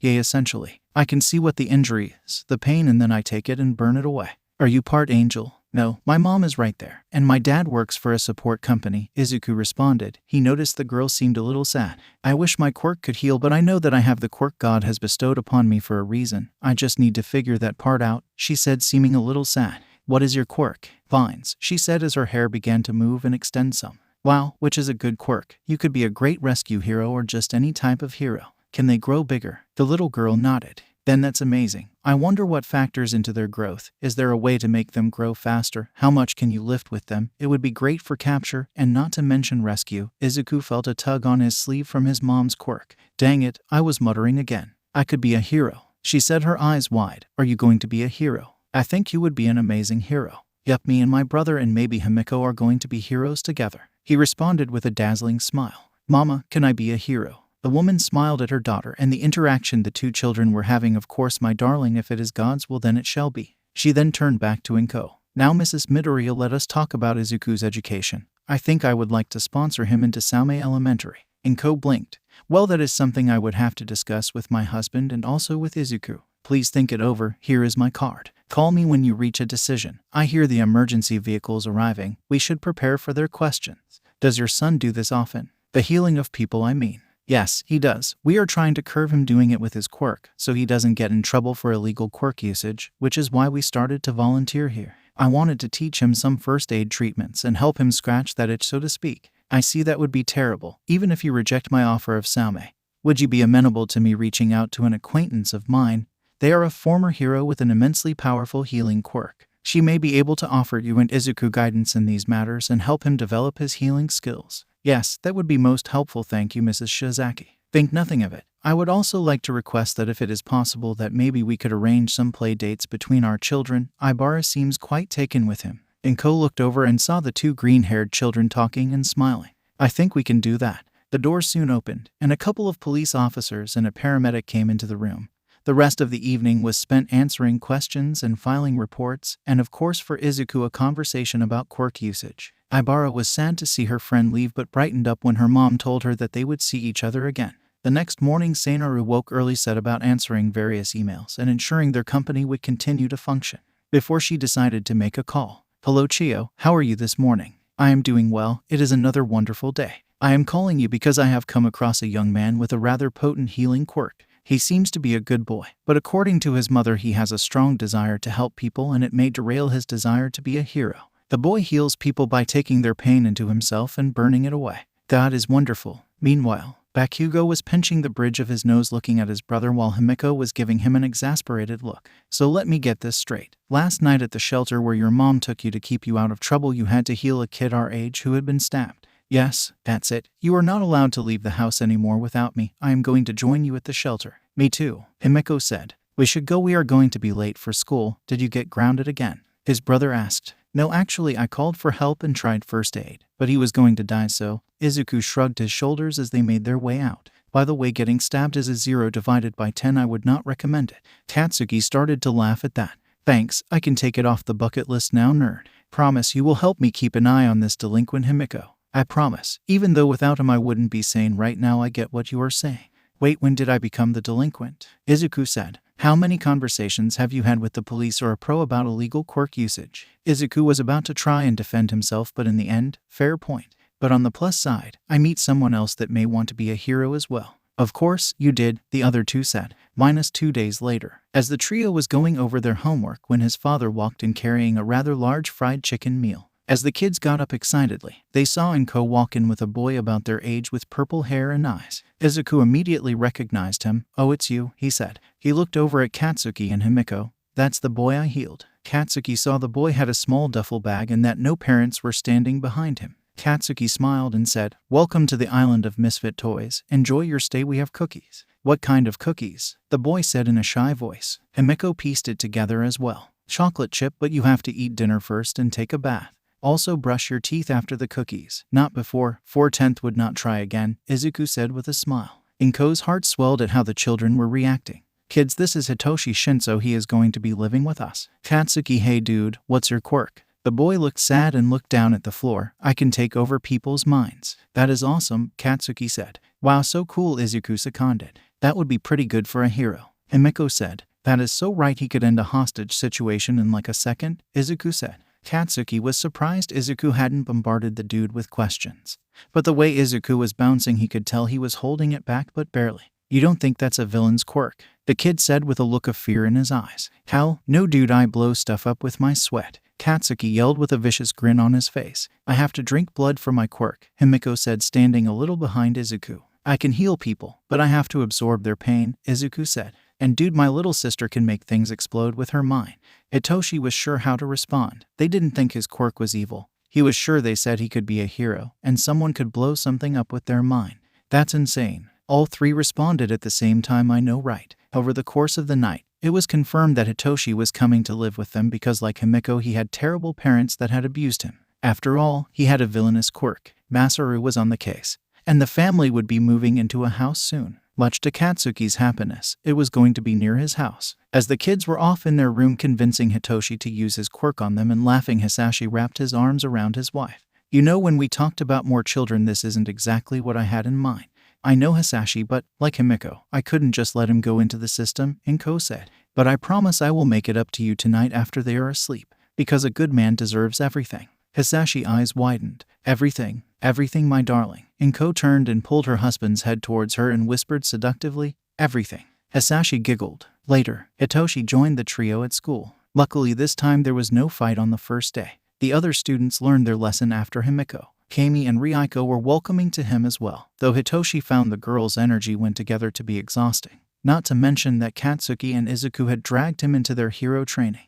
It wasn't long before Kami and Ryuko joined them along with Himiko. They had become quite the gang. Izuku had told his parents that he didn't want to transfer schools, that he wanted to go to school with his friends, and that it was more important to him that they be together. Ibara and Izuku started to have their play dates, as in she would come over and hang out with the strange family. The group adjusted to her strange mannerisms. Katsuki soon began to tease his brother about his girlfriend coming over, as the girl would be close to Izuku at any chance she got. As interesting as that all was, it was by far not the most interesting thing to happen over the course of the next few months. The most interesting thing over the past few months, Inko had told Izuku that he wasn't going to school on one Tuesday, but she didn't tell him why, only that there was someone that they had to meet and that it was especially important. His mother fussed over his clothes before settling on an outfit for him. He was loaded into the car and driven off to his destination. Izuku had tried to guess and get his mom to tell him, but she wouldn't say anything. Then the most wonderful thing ever happened. Izuku found himself in front of the UA, the top hero school in Japan. As they approached the gate, the pro hero Snipe was there, and he was waiting for them. He even signed Izuku's hero notebook and gave them visitor passes and their pictures. Izuku couldn't wait to tell his brother about this. Snipe guided them through the school, answering all the questions the excited 10-year-old was throwing out. The pro hero would smile, laugh, and answer the endless stream till they stopped in front of the door and he bid them goodbye. Then the door opened and standing in front of Izuku was his second most favorite hero of all time, behind All Might of course, the youthful heroine, Recovery Girl. He got his second autograph that day. The retired hero was incredibly surprised that he was such a fan. Izuku had been on the verge of fainting this entire time, but then she said it. I hear you have an amazing quirk, why don't you tell me about it? Izuku fainted in his mother's arms. Recovery Girl was concerned till Himiko smiled at her. I am amazed he lasted this long, he will wake up in a minute. Izuku, true to form, woke up and apologized to the hero. Chiyo smiled at the excitable lad. Now do you think you can tell me about your quirk? Izuku took a deep breath. I can see people's pain, and I can understand it. When that happens, I can heal it. But to do that I have to draw the pain into myself with my white fire. That heals them. Then I must burn it away to heal myself. I can also somehow store the pain I have absorbed, and give it to someone else. So, what do you see in me? She asked. You have severe arthritis and some knee problems. He told her, his eyes were glowing green. Could you help that? If you let me. He looked at his mom, and she nodded her head in approval. Izuku reached out and took the hero's hand, and she saw the white fire spread out and cover her body. It was cool and soothing. She then felt arthritis and knee problems just disappear. The boy released her hand, and then she saw black fire come from him before he opened his eyes and smiled. Remarkable. Why are the fires different? I think the white is the healing. If I get a cut, the white fire heals it. The black fire burns it whatever I take it away, like your arthritis or cancer. You can heal cancer. I have. I don't know if I can do it all the time. I can also see when people are not right in the head, and I can heal that also, but I only did that once. My mom told me not to do that again. Recovery Girl leaned forward. I think you need to explain that more. Izuku recounted what had happened with Himiko in as much detail as he could. That fire was red. I don't know what that means, but according to Kachin, the red only came out when I was healing myself. I had absorbed her madness. I think I can understand why your mom doesn't want you to do that again. Would you mind if I talked to your mom in private for a bit? You could just have a seat outside. Once the door closed, Inko gave her full attention to the retired heroine. Tea, Recovery Girl offered. Yes, please. They sat in silence till a cup of tea was sitting before both. Mrs. Midoriya, may I call you Inko? Yes, then please call me Chiyo. I am going, to be honest. Your son has the most terrifying and wonderful healing gift that I have ever seen. Inko's eyes widened at the heroine's declaration, but she could understand why the statement was being made. He can heal any wound if he can withstand it himself. He can heal cancer. He can heal, or at the very least grant mental stability to someone. He does all this without any medical knowledge or training. For the longest time, I was considered to have the most powerful known healing quirk. What a lot of people don't know is that I accelerate a person's natural healing at the cost of their stamina. So, if an exhausted but critical hero were brought in here, I could do nothing for them with my quirk. Your son could. My lord, the possibilities are insane. I understand, Chiyo. Izuku wants to be a hero. Not just a healing hero, but one on the battlefield. He has almost no self-control when it comes to healing someone or the desire to do so. He is getting better, but because he can diagnose someone if he sees they are not going to make it, he acts. I know that he can heal the damage he absorbs, but I worry that if he absorbs too much and it kills him before he can heal himself. His friend, Brother Katsuki, wants to be a hero also so he can defend Izuku while he heals people. And there are others who are gravitating around him. Himiko, Kami, Ryuko, Ibara, and Hitoshi. There is a theory that a person's quirk affects their personality, that a person with an eating quirk will have a problem with overeating. A person with super strength will have a desire to lift weights. Or, a person with a healing quirk will be drawn to those that need healing or will seek them out. That is the case. When I was a little girl, I had the same impulse to heal everyone I could. It wasn't till some tragedy almost happened that I was able to rein it in. But what I fear is that Izuku doesn't have that fear. Because he will know that at least the person was healed. It is a very selfless attitude, and it can be extremely dangerous. I don't know if he would even draw the line between a hero and a villain. I think he would heal the villain to prevent them from dying. So Chiyo, what do we do? I want to train him. I cannot let someone like this with this ability slip by. It is selfish, I know, but he could be such a boon for not only the hero society but for everyone. If you let me train him, I can help with his medical knowledge and teach him techniques for advanced triage so maybe he won't resort to his quirk. I will even sponsor him for the recommendation exam here in the UA. I can promise that I will make sure he gets a medical degree out of all this. I think that we should get him certified as EMT. In the meantime, so that he has permission to use his quirk to avoid him getting in further trouble. Thank you, Chiyo. I agree with you. But if at any time he no longer wants to be a hero, then I would expect you to honor his wishes. though I find that highly unlikely. I will agree to that. We can start with some after-school training a few days a week, but I would like to have him on status for the day. As long as he can still be a 10-year-old kid, I can agree. He may be willing to give up his childhood, but I won't let him. Agreed. Dude, so you are going to get trained in by the recovery girl. And you get to take the recommendation exam. God damn it, bro, Katsuki yelled. Do not take the Lord's name in vain. Fine, but do you guys get it? We are going to have to train even harder to keep up with this nerd. Or hear me out, we can just sleep in instead, Hitoshi said. Yay Baku, if we train anymore, I am tots going to hurl. What about like our chill and party time? Kami said. If training more means I can keep Izuku safe, then I will. Himiko said, shooting a smile at Izuku. I have no desire to be left behind. Though I must agree the thought of even more strenuous exercise is not appealing if it will increase our chances of attending the most prestigious of schools. Then we must forego some things for that opportunity, Ryuko added as a cupcake floated off the tray to her. Well said, Ryuko. The Lord has placed a challenge in front of us and we must not seek to ignore it, but we must deal with it head on. God only gives us what we can handle, Ibara said. So, sleeping in is off the table? You're damn right it is. Katsuki hugged Izuku. Dude, I am so proud of you. I know you will make me proud. Thanks, Kachin. Izuku looked at all his friends with a smile. He was surrounded by so many that loved him and cared. He wouldn't let them down. Next year, Izuku was doing great. His studying with Recovery Girl was going great, and he was almost ready for his EMT exam. His family had moved into a new house, which was 2 doors down from Katsuki and Mizuki, who was starting to be a regular fixture in the Midoriya household. The little girl had her big brother wrapped around her finger, and now that Izuku lived so close he couldn't tell her no when she wanted to come over with him. The little girl would immediately glomp Izuku and follow him around. The house was always lively and full of kids running around outside the house. Inko couldn't have been happier. She had her husband and 3 kids, rowdy boys, and crazy girls. Kami, Ryuko, and Ibara were over as much as they could be. She would come home to find them all studying in the living room or on the couch watching movies. She would smirk at how Kami would tease Katsuki all the time, or how Ryuko and Hitoshi would be huddled next to each other watching horror videos on the computer. Ibara and Himiko would always be around Izuku, with Mizuki bouncing between him and Katsuki. Izuku was sitting in the medical ward with a lollipop in his mouth. Recovery Girl had gone to talk to Nezu, leaving the boy alone. All the students had gone home, so Izuku was just waiting for her to return when he heard the door open. Turning, expecting to see a member of the faculty, instead he was greeted by a skeletal blonde-haired man with piercing blue eyes. Oh God, Izuku said as he jumped off his chair. Sorry about that, but you scared me. Can I help you, sir? Well, hello, young man, I am looking for Recovery Girl. She went to a meeting with the principal. You are more than welcome to wait, Mr. Yagi, and you are. Sorry, sir. Izuku bowed. Izuku Midoriya. You seem rather young for a student there, Midoriya. I am not a student, sir. I am studying under Recovery Girl. Yes, she has said something about taking on a protege. I don't know if I would go that far, Izuku responded. Before Izuku could continue, the man began to cough up blood at an alarming rate. The surprised boy ran over, offering him tissues, and guided him to a medical bed to sit. Izuku looked at him and stepped back in shock and some horror. Oh my God, Mr. Yagi, how are you still standing?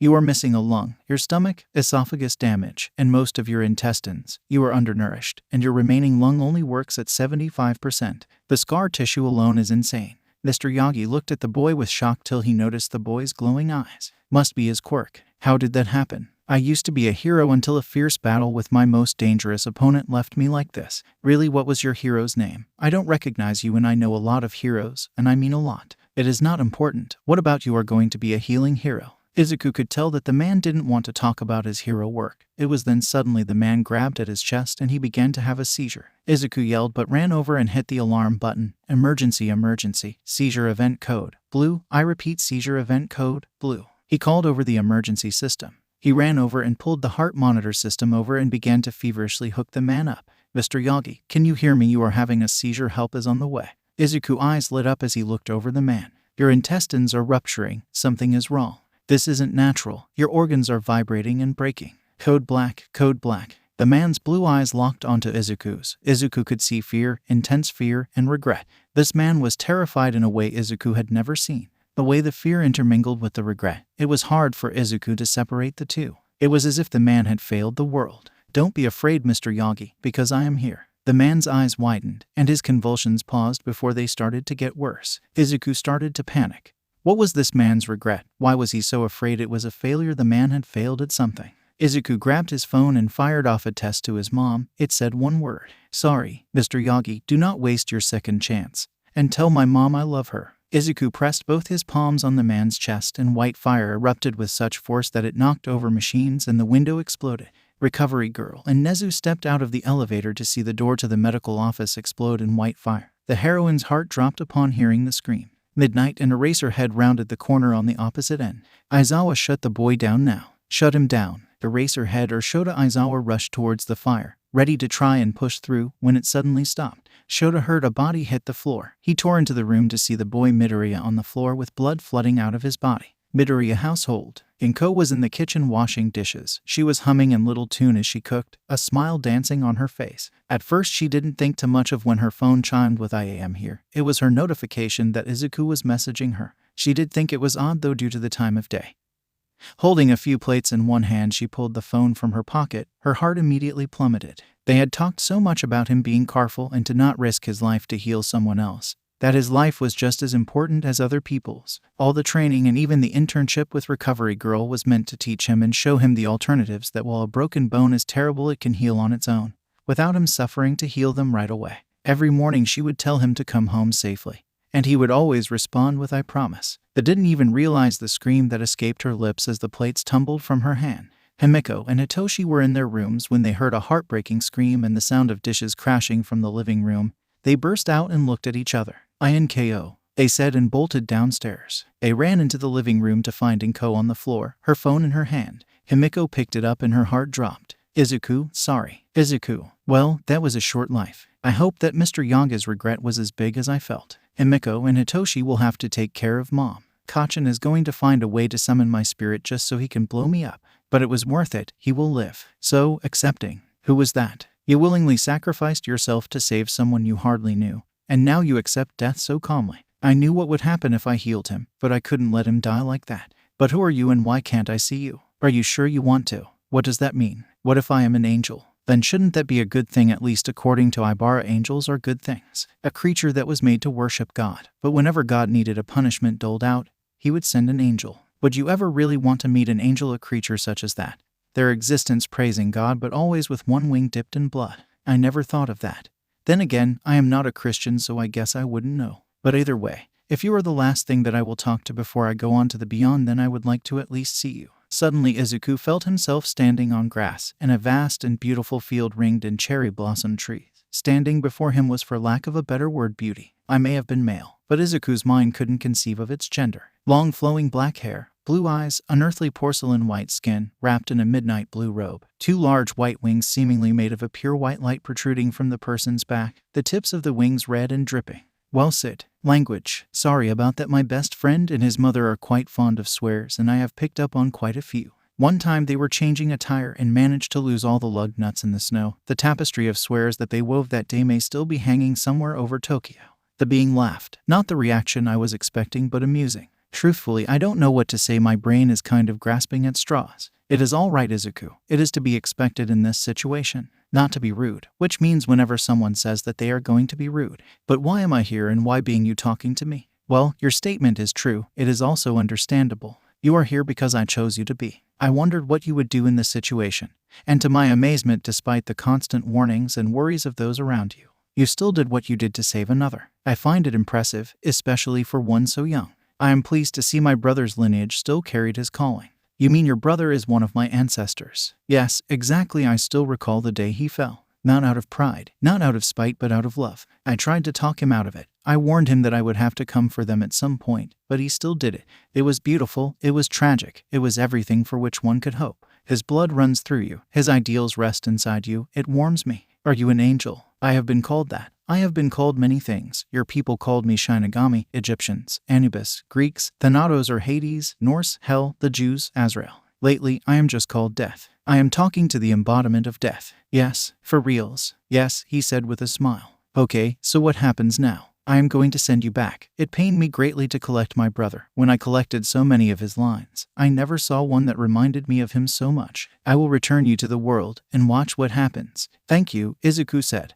What else could he say? This could be a hallucination caused by his brain shutting down or something. He honestly did not know what else to think. One question. Only one. I can entertain one. What was his name? Your brother, my ancestor. Raphael. Okay, I lied too. What is yours? You can call me Azrael. See you again. he said with a smile that was neither comforting nor intimidating. Waking up, slowly the real world found its way to Izuku. He could hear someone crying. It was distant, but it wasn't alone. There were more voices, some crying. He could hear one cursing. He could hear one closer. It was muttering. As it began to fade and more, it was not muttering, it was praying. It was like trying to swim through mud.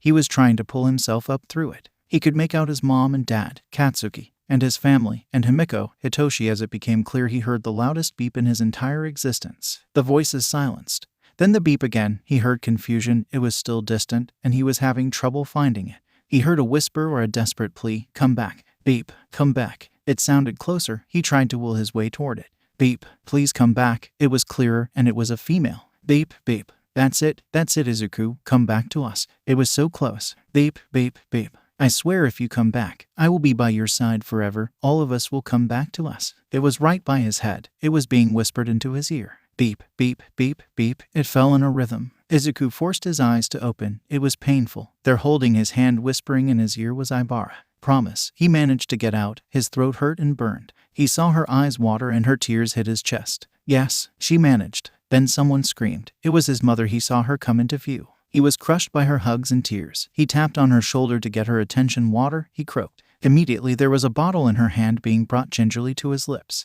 Is he like undead? He heard a smack and oh. What, he was dead and now he is awake. I know I cannot be the only one thinking it, Hitoshi said. His mother pulled back and looked at him, and the monitor next to him. Izuku, is that you? Yeah, Mom, sorry if I caused any trouble. What happened? Baby, you were dead for 10 minutes, she said, her tears falling. Oh, that is all you got, you effing a hole, Katsuki yelled. Izuku looked over at his brother's puffy red eyes and just extended his hand to him. What else do you say to that? Himiko started laughing. Then Hitoshi, slowly the laughter spread. With help from Ibara and his mother, he sat up.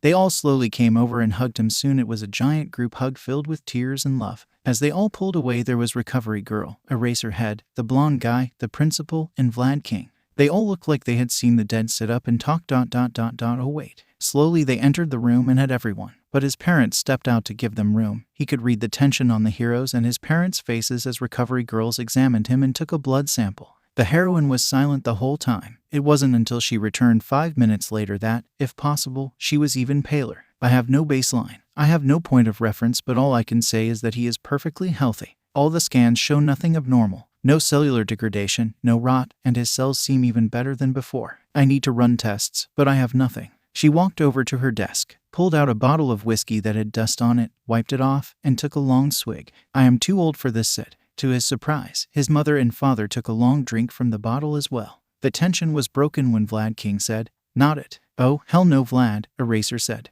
If this kid makes it into UA, he is all yours. I refuse. Why me? He did call not it, the principal said. That's bullshit, Eraser muttered. Mr. and Mrs. Midoriya, let us talk outside for a minute. I am sure that everyone would like an update. His parents nodded, and soon it was just the principal and Mr. Yagi. Izuku looked over at Mr. Yagi. How are you feeling? I should be asking that same thing of you, young Midoriya.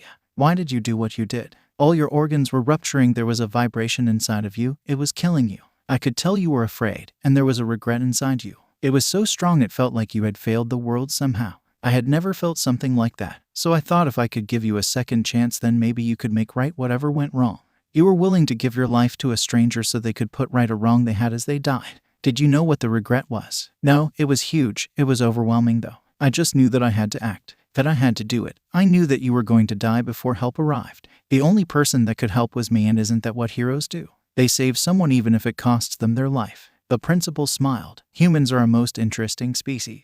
I can tell you that whatever was happening in there was not natural. Someone had set up a delayed sonic attack in you. They were trying to kill you, Mr. Yagi. I don't know who you pissed off, but that was an assassination attempt. How are you so sure? The principal asked. When I first looked over Mr. Yagi, I knew he was severely damaged. But I would have picked up the internal bleeding in the initial scan. But the cascade of organ ruptures and the vibration I saw could only be caused by a sonic attack. And as I was not being affected, it had to be originating inside Mr. Yagi, hence sonic pulse delay. I imagine that if he weren't in such poor shape, it probably would not have done anything. I know it is not my business, but can I ask a question, Mr. Yagi? Of course, young Midoriya. Are you going to make it right? Whatever that regret or failure was. Yes, young Midoriya, I promise you I will. Good. Can you call my family back in? I owe them an apology. Of course, I will come to see you again. I would very much like to talk to my hero again, Mr. Yagi said with a blinding smile. Soon his room was flooded with his family. It was his brother that asked him what happened. Izuku took a deep breath. Okay, so I may have hallucinated, but I think I meet death. Down the hall, Mr. Yagi walked into a room and looked at Recovery Girl. I don't know how to say it. I don't know how, but you are completely healed. That boy absorbed all that was done to you and healed you before he died. Rest assured he did die. What happened after that is not a clue. You are in better health than ever. Your quirk levels are stronger. That boy just gave us all might again. That he did. I will not squander that gift. I may be healed, but I believe that the assassination attempt has proven that he is not dead. I need to end this threat once and for all. Also, I just found a successor for One for All. Izuku Midoriya. She sat in shocked silence listening to her son recount the story that may have been a very detailed hallucination, but one, nonetheless. It wasn't until she heard the name Raphael that she knew that it wasn't a hallucination. It was a very old story about her family that had been passed on for nearly a century and a half. Her distant relative Kara had grown up in a small village and had expected to lead a quiet life, but then the Second Quirk War erupted, throwing everything into chaos. Kara had what she thought was a minor quirk called knit. If she had the material, she could sew things together. Before the war, she had used it mainly to earn a living as a seamstress. She didn't like war or violence, but instead became part of the medical corps, where her ability became a lifesaver. Any wound could be closed with her ability. She would be one of the people who would run onto the battlefield to see if people could be saved. It didn't matter to her the danger she was putting herself in as long as she could help someone. She even treated the enemies. It was during this that she encountered an enemy doctor that would do the same, treating any he came across. They would cross paths numerous times. He always seemed to be there when it was the most dangerous for her and even saved her a few times. A strange friendship blossomed. When the war was coming to an end, she told him where she lived and invited him to find her when it was over. She had all but given up hope when he had shown up in the village hurt and limping. She sprang into action and helped nurse him back to health. He never left. They fell in love, got married, and had many children. Raphael said he didn't have a family and had no family name he wanted to carry, so he took Kara's instead. They were said to be deeply in love and had the greatest hearts. They opened a clinic together and built by all accounts a wonderful life filled with love and laughter. Shinso Midoriya. He sat and listened to his resurrected son's story, making sure he wasn't seen. He began to look up psychologists in the area to see about making Izuku an appointment. The story was far too fantastical for him to believe. After all, his son had suffered a near-death experience that was surely going to have some lasting psychological repercussions. Himiko Toga. She didn't know what to make of the tale that Izuku had told them. She knew that he was dead. They had come in and he was freaking dead. Now he was sitting there telling them of meeting Azrael or death incarnate. It didn't matter to her whether it was real or not. Izuku was running into a dangerous destiny that she knew. She had to get stronger so she could protect him and be by his side. No one was going to take Izuku away. She promised herself that. Itoshi Shinso. Okay, if he is the living dead, how can I prove it? Undead are immune to mind control, so I should try my quirk on him. Also, maybe I can get Ibara to get me some holy water. We should see if he burns in the sunlight or has an aversion to crosses. If he is some sort of zombie, he may need to eat flesh. I need to be prepared. I should contact Ryuko. This could be the start of the zombie apocalypse. Katsuki Bakugo. What the actual F? So, either his brother had a psychotic episode, or he just talked to effing death. Either way, Katsuki didn't care. Izuku had been dead, and now he was alive. Once again, he had almost failed, but he had been given a second chance. He would not waste it. He was going to protect his brother even if he had to lock the F-er in the basement for his own good. He was going to have to talk to Auntie about always having someone with Izuku to knock him the F out for his safety if the situation required it. Mitsuki Bakugo. When I get home and Masa asks, I am just going to tell him it was a false alarm and change the subject. When Mizuki asks, I will lie my ass off because my little girl will try and blow someone up. Ibara Shizaki. I knew he was part angel, but God answered my prayer. I must honor my word and be by his side. I must talk to my mother immediately. I need to transfer schools. I must keep my word. God has plans for Izuku, and this miracle is a testament to that. He came back to me. I prayed and called him back, and he answered. I told him I would be by his side, and he said promise. Ibara's cheeks flushed a little bit for some unknown reason. Izuku Midoriya. As he finished his tale to his family, there was a myriad of expressions on their faces. He knew the story was fantastic, but it was the truth. Before they could express their belief or disbelief, it was his mother that spoke up and told the story of Kara and Raphael. How it had been passed through her family forever. Whether it was true or not, it was something special on her side of the family. She knew for a fact that Izuku had never heard that story, so for this Azrael to mention Raphael had made Inko believe her son. While Inko didn't believe in Ibara's god, she had a belief in spirits and ancestors. His father still insisted that he would be talking to a therapist. But Annie said nothing. Kachin just walked over and hugged his brother. I don't care if it is real or not.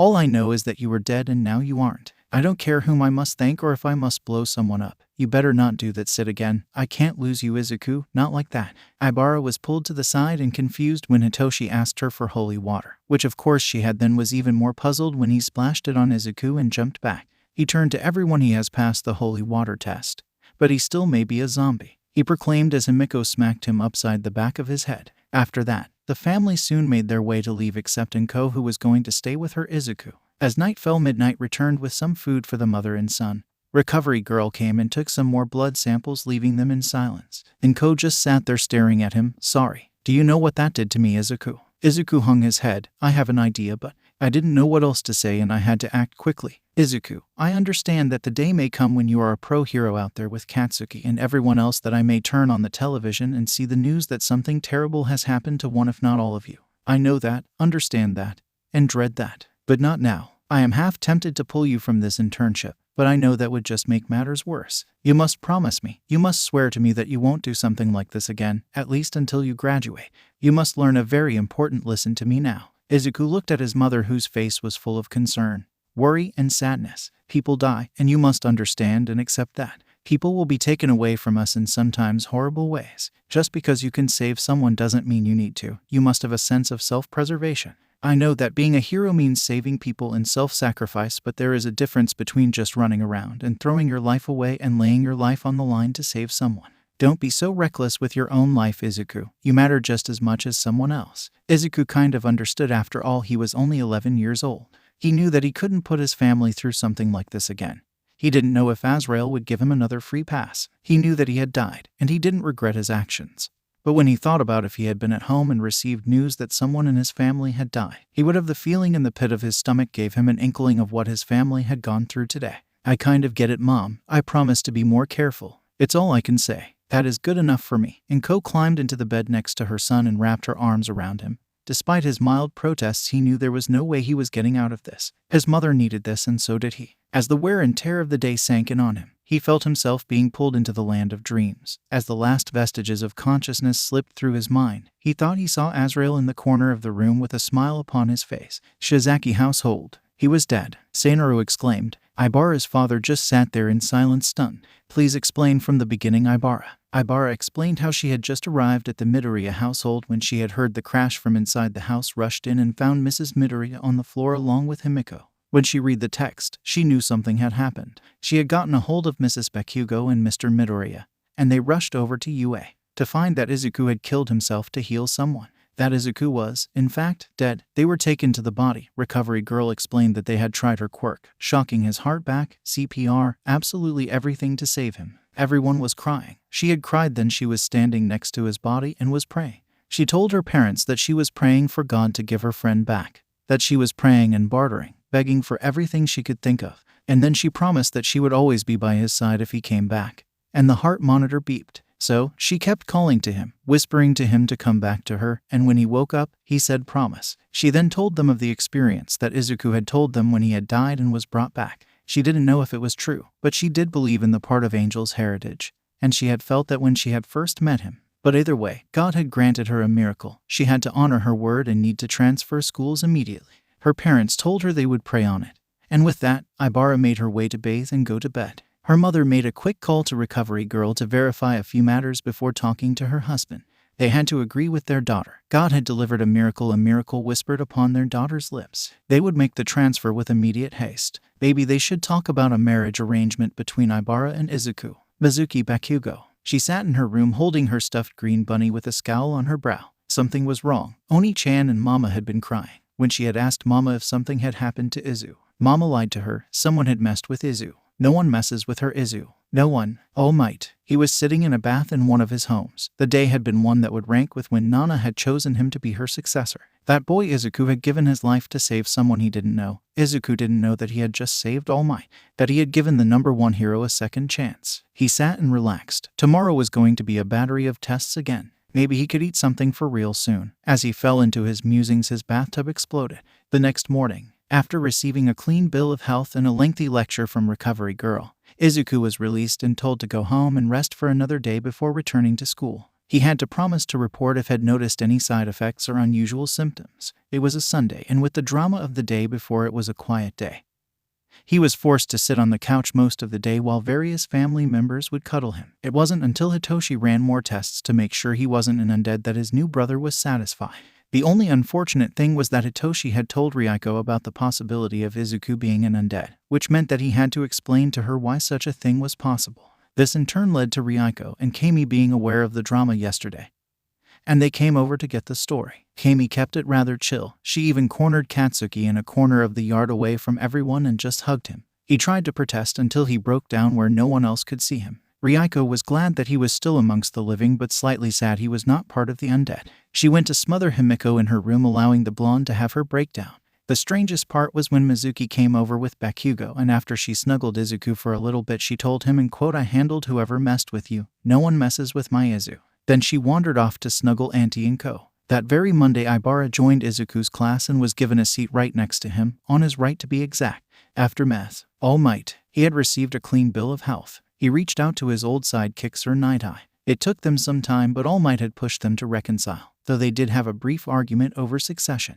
But All Might didn't stop there. He brought in his mentor Torino as well. He told them all about Izuku Midoriya and what the boy had done for him. He also told them of his intention to pass one for all to the boy. It wouldn't be immediate, but he wanted to take the time to get to know the boy and help train him for the transition. When the trio found the group that surrounded the lad and all their desires to be heroes, he started talking about training all of them. Sir Night-Eye, he had been ready to start arguing with All Might as soon as he reached out, but then he heard what had happened. How his idol, his friend, had almost died and won for all with him. If it hadn't been for an 11-year-old with the most amazing and terrifying healing gift sacrificing himself and somehow being resurrected, All Might would have died. He wanted to argue with his old friend about his decision to pass one for all to the boy.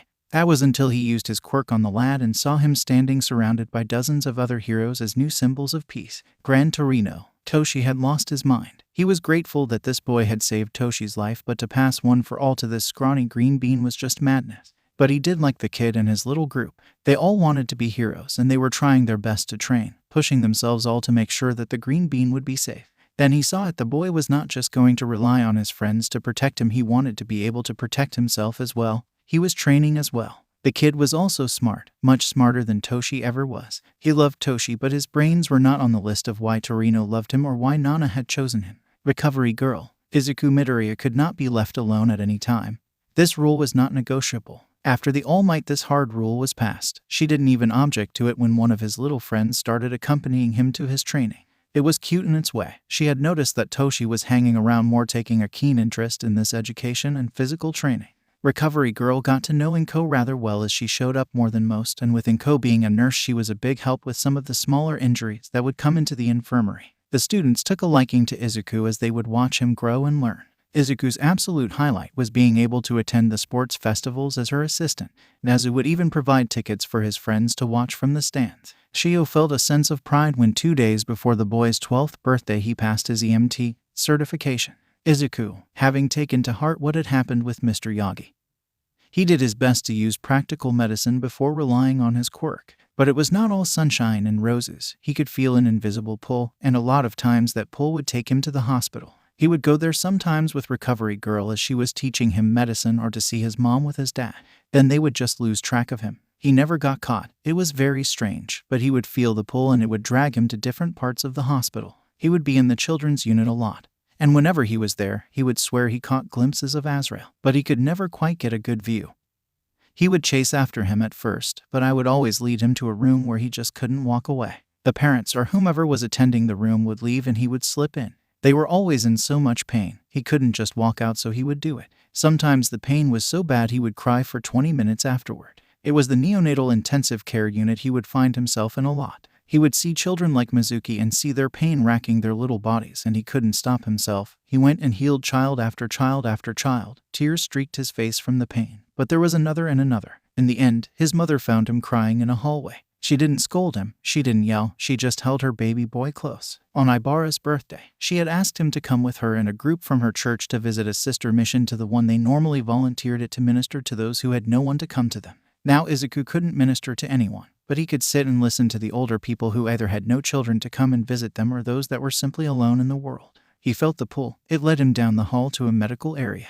When his feet stopped in front of a door, he could see the pain radiating out of the room. The mental anguish was calling out. Izuku slipped in and saw there on the bed of a young man who was severely burned. Izuku walked over and looked at him with his eyes glowing. He could see all the damage. The damage was intense. It was caused by the boy's quirk. The boy had an incredibly powerful fire quirk but no resistance to it. His body was a patchwork of burned skin and healed skin grafted over and held in place with staples like he was the victim of a sick science experiment.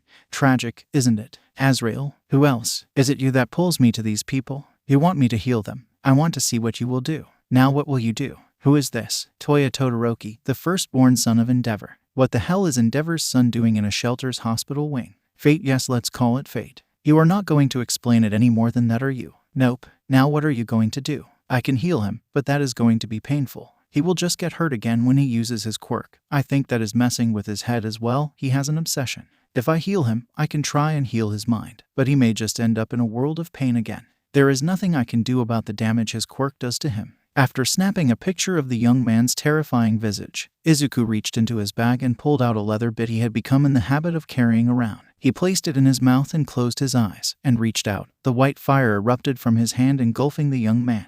Izuku bit down with all his might and screamed. The pain was so intense he broke his jaw as he bit down. As the black and red fire erupted from his body, the pain dampened before fading. But he was left on the floor with ragged breaths escaping around the bit. He slowly sat up, his eyes drifting to the bed. Emerald green eyes meet turquoise. Who are you? Where am I? The young man shouted. As blue flame erupted from his hand, the boy grunted in pain but was ready to attack. The smell of flesh smoke began to fill the room. I just healed you. Please don't hurt yourself so soon. Izuku managed. Confusion danced across the young man's face as the fire flickered out. He looked at his hands, then his chest, and he glanced around the room frantically till he saw a mirror on the far wall. He leaped from the table with almost a desperate act, then ran to the mirror and just stared at his face. He turned, looking down at Izuku, his hands running over his face and neck. You did this. The healing part, yes. As to the way I found you. Izuku held his phone out with the picture of how he looked before the healing. All I want to know is two things. Who did that to you? And what is Toya Todoroki doing in the medical wing of a charity mission?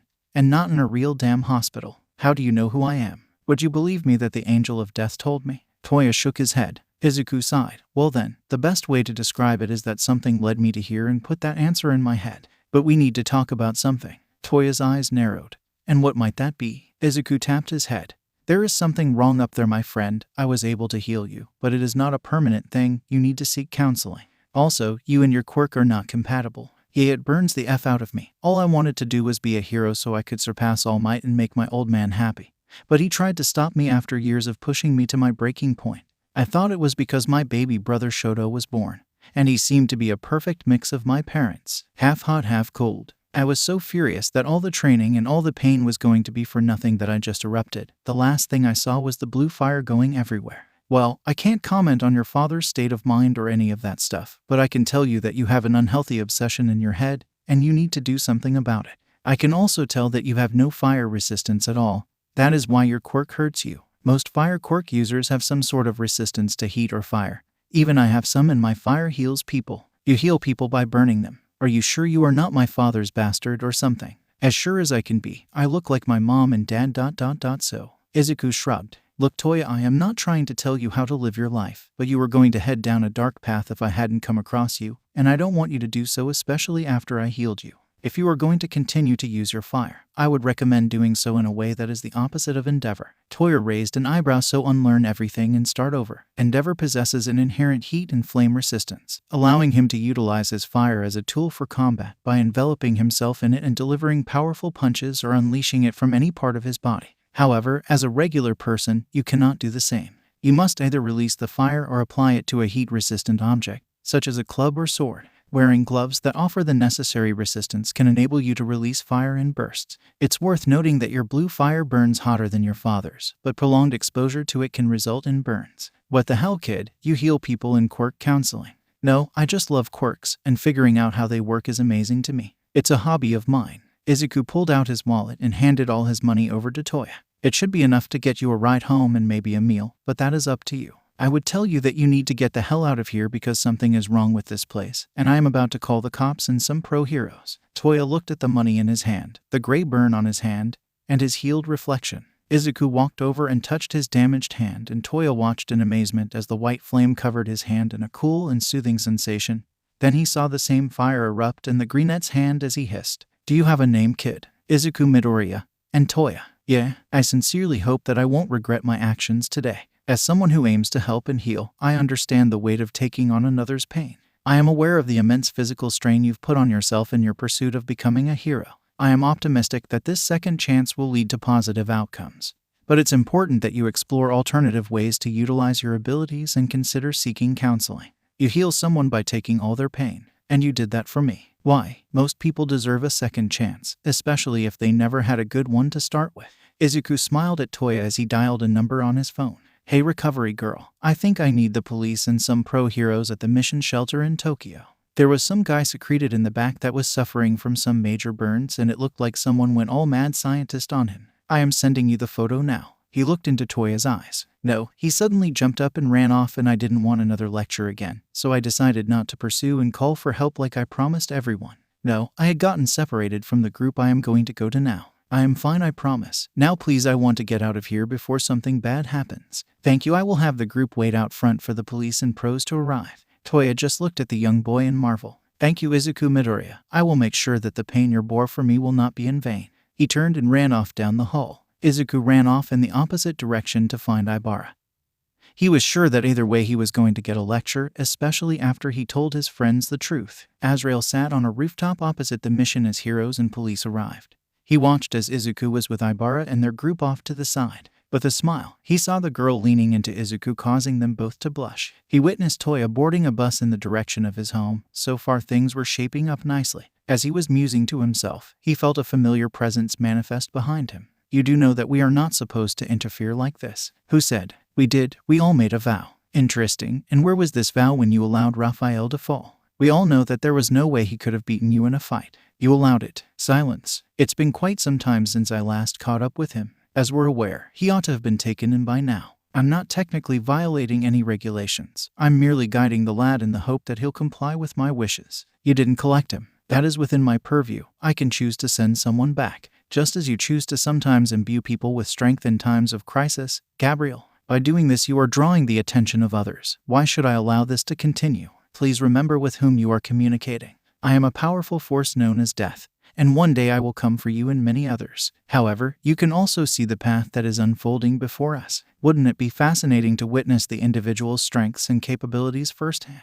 I am confident that he would appreciate your blessings. And you may have noticed that he is beginning to attract a following. Perhaps one of his followers has caught your attention. It's important to keep an eye on the situation, but it's worth noting that others may not be as invested as we are in seeing this unfold peacefully. Conflicts may likely arise not just for us, but also for the boy. I am aware, but doesn't he remind you of Raphael?" "He does. I see it in his eyes and aura." Did I what? Did you let him go? Our sibling, who was willing to sacrifice a lot for the woman he loved. He valued her more than his own goals. He confided in me that just being in her presence brought out stronger emotions in him than any act of kindness or healing he had ever done. It made me think how nice it would be to feel that kind of passion. When I went to pick him up, I initially wanted to send him back, but he pleaded with me to wait for his partner to arrive. He knew she was on her way, and he wanted to be sent on with her. I agreed to his request, and when she finally arrived, the joy on her face was unforgettable. I struggle to find the right word to describe the moment, but magical is the best I can come up with. Their embrace and kiss were so beautiful that I now use them as a benchmark for all other displays of affection. Those that come close to what I witnessed that day earn my admiration. Azrael, please be cautious of the games you choose to engage in. There are many of us who are watching you closely, including some who prefer to remain in the shadows. Some of us hold you in high regard, while others harbor fear and hatred towards you. Please proceed thoughtfully. Understood, Gabriel. Till next time. Once again, Azrael was once again alone on his rooftop watching the scene unfold. A smile danced upon his lips as Izuku was whispering in Ibara's ear. The girl was blushing furiously, and her breath had quickened. Unfortunately, or fortunately for her, Izuku hadn't noticed. Todoroki household. The fact that someone was knocking on Enji Todoroki's Aka Endeavor's door was annoying enough, but then he heard his daughter screaming. Enji burst from the dojo where he was training youngest Shoto and ran through the halls towards the front door. As he burst into the main area, he saw his daughter on her knees crying. When he looked at the figure at the door, Enji froze. "Hi, Dad," was all the person said. Never had the Todoroki children ever seen their father faint before. Hell, they rarely saw him sleep. But today they saw exactly that, and Todoroki Endeavor saw his oldest son standing in the doorway and did exactly that. He fainted, collapsing right on his face. Enji woke up on the floor. As he pushed himself up to a resting position, he saw Toya there extending a water bottle. "Hey, old man, Toya." Enji spoke in little more than a whisper. It was his son, but there were no burns, no marks. His mind immediately jumped to this, maybe some villain with a shapeshifting quirk. "When I was 7, I told you that I didn't care if my fire burned me to ash. I would never stop wanting to be a hero," Toya said. "You are probably wondering if I am a villain in disguise. But how? How is this possible? You were dead." Enji rose to his knees. "You pushed me hard because of your damn obsession, and I pushed to show you I was worthy. Then Shoto came along with the perfect blend of quirks, and I became even angrier. That is why I lashed out at him and the rest of you. I was going down a bad road and I never even saw it, till that day. My obsession. All Might. You are so obsessed with passing him that you drove me to feel that the only way I could be worthy was if could do just that. If I could do that, then maybe you would love me. You cast aside Fayumi and Natsuo because of their weak ice quirks and have now focused your obsession on Shoto. We are your children, and we mean nothing to you unless we can fulfill something you cannot. I am your father, Toya. A father's primary concern is the well-being and aspirations of his children, rather than what they can do for him. It's concerning that Shoto doesn't even utilize his fire ability, and that your actions have contributed to our mother's mental health struggles. Additionally, Fayumi seems to be prioritizing the happiness of others while neglecting her desires. It's worth asking if you're aware of her goals in life. Lastly, Natsuo's academic performance suffered because of seeking your attention. Your mother attacked Shoto. She almost ruined. Ruined what? His mental health, his childhood, his life, or did she almost ruin your perfect chance to have one of us pass All Might? You do understand that by the time Shoto graduates and becomes a pro, that All Might will have been a hero for almost 40 years. That he will more than likely retire before Shoto can take the title of number 1. That I will be someone else that he takes it from. The history books will never read how someone took the title of number 1 hero from All Might. They will read after the All Might era ended. Denji didn't say anything. Part of him wanted to yell, but what Toya was saying made sense. He didn't know what Fayumi wanted. She could have a boyfriend or a girlfriend. Natsuo hated him and wouldn't share anything with him even if he asked. He was damn sure that if he was dying of thirst in the desert, the boy wouldn't even give him a sip of water. Shoto was scared, because of Rei and because of him. Rei had wanted counseling after Toya died and Enji would not hear of it. Enji also knew that if word ever got out of his quirk marriage, then it would forever taint everything. There were moments when his and Rei's relationship could have blossomed into something real, but he treated her like he treated his children. Property. Things for him to do with as he saw fit. We, you, and I have a second chance. We can all have a second chance. The boy that healed me could heal Shoto's face. I still want to be a hero, and I think Shoto does too. But we need to be our heroes, not the heroes you think we should be. What will it be, old man? Enji looked at Shoto, who was standing behind Fayumi with his fist clenched, and Natsuo had his arms crossed and was looking away. Fayumi's eyes were wet with tears, pleading and begging him to say yes. Toya was there offering a change. He could see the two paths. 1. He continued the way he had. Lose Toya again. Fayumi would eventually leave. Natsuo was gone already, and Shoto probably already hated him. 2. Take Toya to Rei and let Rei heal. Get the whole family into therapy and try to be an actual damn family. Something he never had himself and still didn't have now. Toya was right. All Might had already established an era. Hell, he was the symbol of peace, and he had already started to slow down some. Very well then, we should go see your mother. Shoto looked sad and happy as he touched his face. Fayumi started crying. Natsuo looked conflicted before he looked at his father and said, "You get one goddamn chance." Toya smiled. "Thanks, old man. Now I need to get into therapy. I have been given this second chance and I owe it to them to try my damn best." Who do you owe this to? Izuku Midoriya. -2 weeks later. The Midoriya household was alive as the kids were running around the backyard having a grand time. Hasashi and Matsuo were cooking at the grill and drinking a beer, while Mitsuki and Inko were just sitting and talking, enjoying glasses of wine.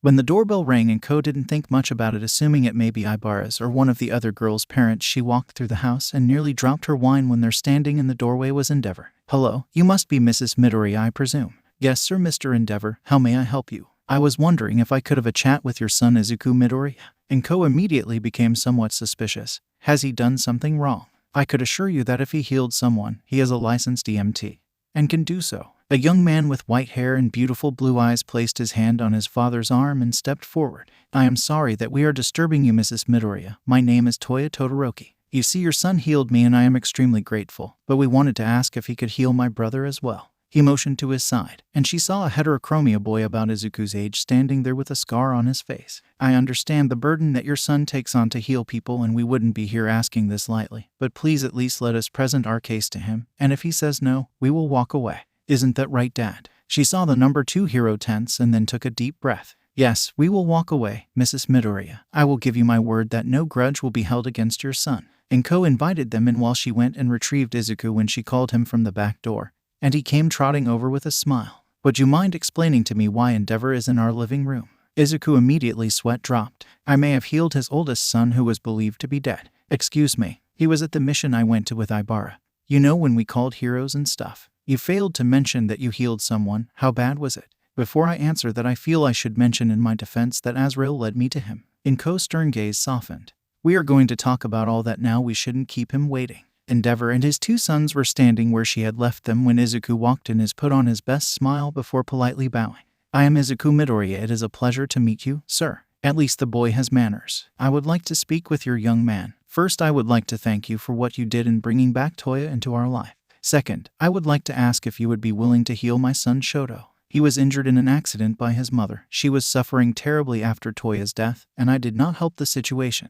I humbly request that if you could heal him, it would not only aid in his recovery but that of my wife. As Endeavor said this, he bowed deeply to the boy, his head lowered. Sorry to interject, Mr. Endeavor, Inko said. Simply Endeavor is fine. He responded as he looked up. Please, you don't need to bow to me, sir. You are the number 2 hero in all of Japan, Izuku said. Inko placed a hand on Izuku's shoulder. Are you aware of how my son heals people? I am assuming through his quirk. That is correct. What I should have said, are you aware of how my son's quirk works? Not entirely, no. When he heals someone, he takes in all the pain that the injury has caused, so he feels it himself. He can then heal himself. Endeavor's eyes widened and he looked at the boy with a measure of awe. You took in all the pain from Toya's burns unto yourself to heal him. Inko raised her eyebrow. Yes, sir, Izuku said as his sweat dropped again. He was going to be in trouble again. Izuku looked over at the one called Shoto. He could see all the pain not only from his face but from other parts of his body. There was also some emotional pain, but nothing that seemed to border on psychosis. Izuku walked over and stood in front of Shoto. Do you want me to heal you? Shoto looked briefly at his father and Toya. Yes, if it will lessen my mother's guilt and help to make us a family, then I ask that you heal me. Izuku looked to his mother. It is your decision, Izuku. Will your life be in danger? No, not at all. I would be more than willing to offer you some financial compensation or anything else that I have in my power to provide, Endeavor said. If you could sign some autographs for me and my friends and maybe help out Kachin with some pointers on his quirk, that would be all I would ask, Izuku said with a smile. That is all you would ask? Yes, sir. I don't heal people for financial gain. I do it to ease their pain and for some give them a second chance. At the last comment, he looked to Toya before turning back to Shoto. Are you ready? Is it going to hurt? For you, no, but my quirk manifests as fire. But it won't burn or hurt you, he said hastily. With that, Izuku pulled up his white fire. Endeavor watched carefully as Izuku placed his hand over the damaged part of Shoto's face. It feels cool and soothing, Shoto said, leaning into Izuku's hand after flinching at first. He could feel his face and other parts of him that had been injured or burned from training fading and replaced with a cooling sensation. With his good eye, he watched as Izuku flinched from the pain before he stepped back, and white fire flared from his body. There you go, all done. Endeavor looked upon the unmarred face of his son and couldn't help but let a single tear fall before he composed himself. Izuku ran off and came back with 2 notebooks. Opening one, he handed it to the flame hero. Endeavor took it and was impressed by the drawings of him that were on the page. What caught his attention was the detailed breakdown of his quirk and even further possible applications. He frowned slightly when he read. Endeavor is a very good hero, with an extremely successful capture record and case closure percentage, but he is not very friendly or approachable and seems to lack the ability to smile. For these reasons alone, he will never be ranked higher than he is now. His stern demeanor and lack of interaction with the public will constantly hold him back. It is a pity because he truly is an exceptional hero. I am too stern, huh? Sorry, sir, but yes, you never smile and come across as too stern. So, I take it that All Might is your favorite. Izuku looked down. Yes, sir. Well, he is the strongest hero of the day. That is not why he is my favorite. It is because he always smiles and makes people feel safe. He takes time to speak at hospitals and schools and gives people some encouraging words. Sometimes that is what people need to keep on persevering. I don't think you have to run around smiling like him or anything, but if you could speak to people more softly, it would help you. With the public, that is. Well, let me meet these friends of yours so I can fulfill my end of our bargain. Shoto, would you like to come outside and play some? Is that okay, father? Yes, that is fine, Endeavor said with a slight head nod. You should come also, Toya, so I can introduce you guys to Mizuki. She can blow stuff up with her mind. Toya blinked a few times as he followed them toward the backyard. That's insane. I know, right? Izuku said with a smile. Once the boys had left, endeavored to hand over a rather thick envelope to Himiko. He could see that she was about to protest. Madam, your son has a pure heart and wishes to use his quirk for good reasons. However, the world can be a challenging place. I would like to offer this gift to you on his behalf. Please keep it in an account for him to access in the future. Your son has given my family a second chance. And although this gesture is insufficient to express my gratitude, please allow me to offer it as a token of appreciation. Himiko nodded. I will take it then. Your generosity is greatly appreciated. As the two of them stepped outside, holy shit, it's effing Endeavor. Katsuki yelled. Watch your damn mouth, you brat. Mitsuki shouted back. Himiko shook her head. Welcome to our home. Endeavor did as promised after signing some autographs before taking Katsuki aside for some quirk counseling and even a little training. Shoto was mobbed by the group, but he found he did not hate it. The other kids were running and laughing. It took some time, but eventually, Shoto was running with them with a thin but growing smile on his face. Toya watched and smiled as he was dragged into their game of tag when Mizuki ran up and tagged him to be it. The only thing that saddened Shoto was he didn't have a cell phone to trade numbers with. He was happy when they all wrote their numbers down for him so he could call them from home. Hisashi and Himiko walked them out and offered Shoto the invitation to come back anytime and play with the group. Once they were gone, they returned to the backyard. The kids dragged Izuku over to them. He may have muttered something about them being traitors. Okay, Izuku, out with it. Which part? The part where you have been seeing Azrael again, his mother said. Everyone was visibly tense. Before anyone freaks out and beats me up, I haven't done anything that killed me or anything. Though now that I think about it, healing Toya should have, or at the very least could have.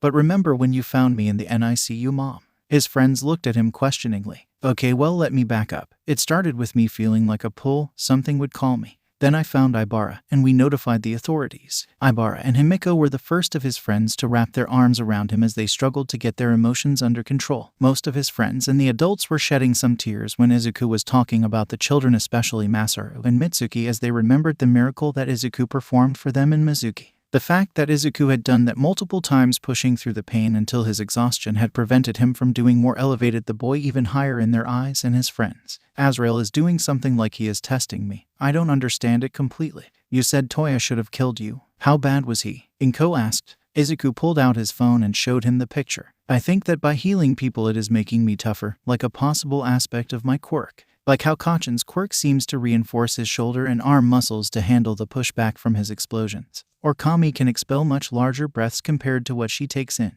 Kachan nodded. The more you use it, the tougher you get, so you can heal more people. That makes sense. That makes me feel better in some way. But that doesn't explain the fact that the oldest son of Endeavor was in some shelter's hospital wing. Yeah, this is even more concerning. When I asked Mother about the medical wing, she doesn't talk about it and tells me not to worry, that it is being taken care of. I know that it is there for those who can't afford a normal hospital, but it is for minor things, not treating burn victims. Ibara added. You are so amazing, Zuzu, Himiko said, hugging him tight. I wouldn't say that, Himi.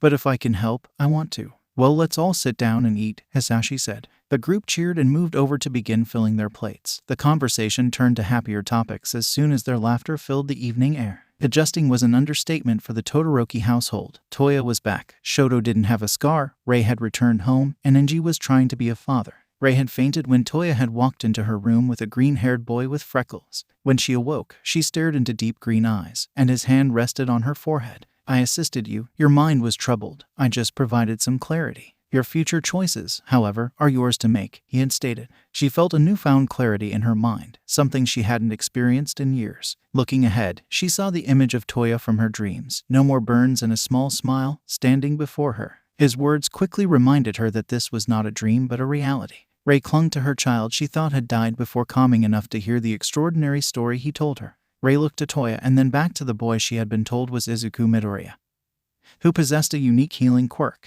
Rei's mind raced to all the problems that had been present, on how she had hurt Shoto, and she began to cry again. Toya's words of comforted. He told of how Izuku had healed Shoto's scar, and that Shoto and the others were outside waiting to come in. Izuku nodded and opened the door, extending his hand and leading Shoto in. Her beautiful Shoto, whom she had hurt so badly, Rei wept. She flinched slightly when Shoto slowly wrapped his arms around her when he whispered his forgiveness though the dam broke. Rei held him tight, whispering apologies and asking for another chance. Rei was soon enveloped by something she had only dreamed about. A giant hug from all her children, the son she thought dead, the daughter who tried so hard to hold the family together, the son who had grown angry and distant, and the child whom she had scarred. As things settled down, Enji entered. Rei looked at the man that was her husband, not sure what he would do. She didn't expect Enji Todoroki, the number 2 hero in the country, to kneel before her and lower his head. Rei, I and the children would like you to come home. I know that I don't deserve it, and I know that I don't know how to do it, but I would like us to be a family. I have wronged you and would like to spend the rest of my days making that up to you and the children. For Rei, she thought of the time that she had loved him or loved the idea of the man he could be. Part of her wanted to yell and tell him to go to hell to grant her a divorce, custody of the children, and never to see him again. Before her, she could see that path of shutting Enji out of their lives, but she could also see the fantasy of a happy household and marriage. It was the quiet voice of the green-haired boy standing part of this. Everyone deserves a second chance, but you don't have to grant a third, he said, and he walked out of the room. Rei stood and walked over to Enji, slowly placing her hand on his shoulder. If we go slow, then Enji, I would also like to try that. There was family counseling, couples counseling, and individual therapy. Rei and Enji stayed in separate bedrooms going on actual dates, family movie nights, and even a trip to an amusement park. Rei got introduced to Shoto's friends, a group of kids that would run rampant through her backyard, filling it with laughter, drawing in her older children, reawakening Natsuo's happiness and Fayumi's genuine smile, not the fake one she wore. Rei fretted over Toya and Shoto's training but was put at ease as Enji was bringing in different psychics to teach Toya differently. And she smiled when Shoto brought his fire out for the first time. Shoto wanted to be a hero not because Enji was pushing him but because he wanted to be a hero to save people and to stand with his new friends, who all had the same dream. Toya tried to do it to show that he could use his second chance properly, to do things differently but to follow his dream of being a hero. Enji trained them, but he also listened when they talked.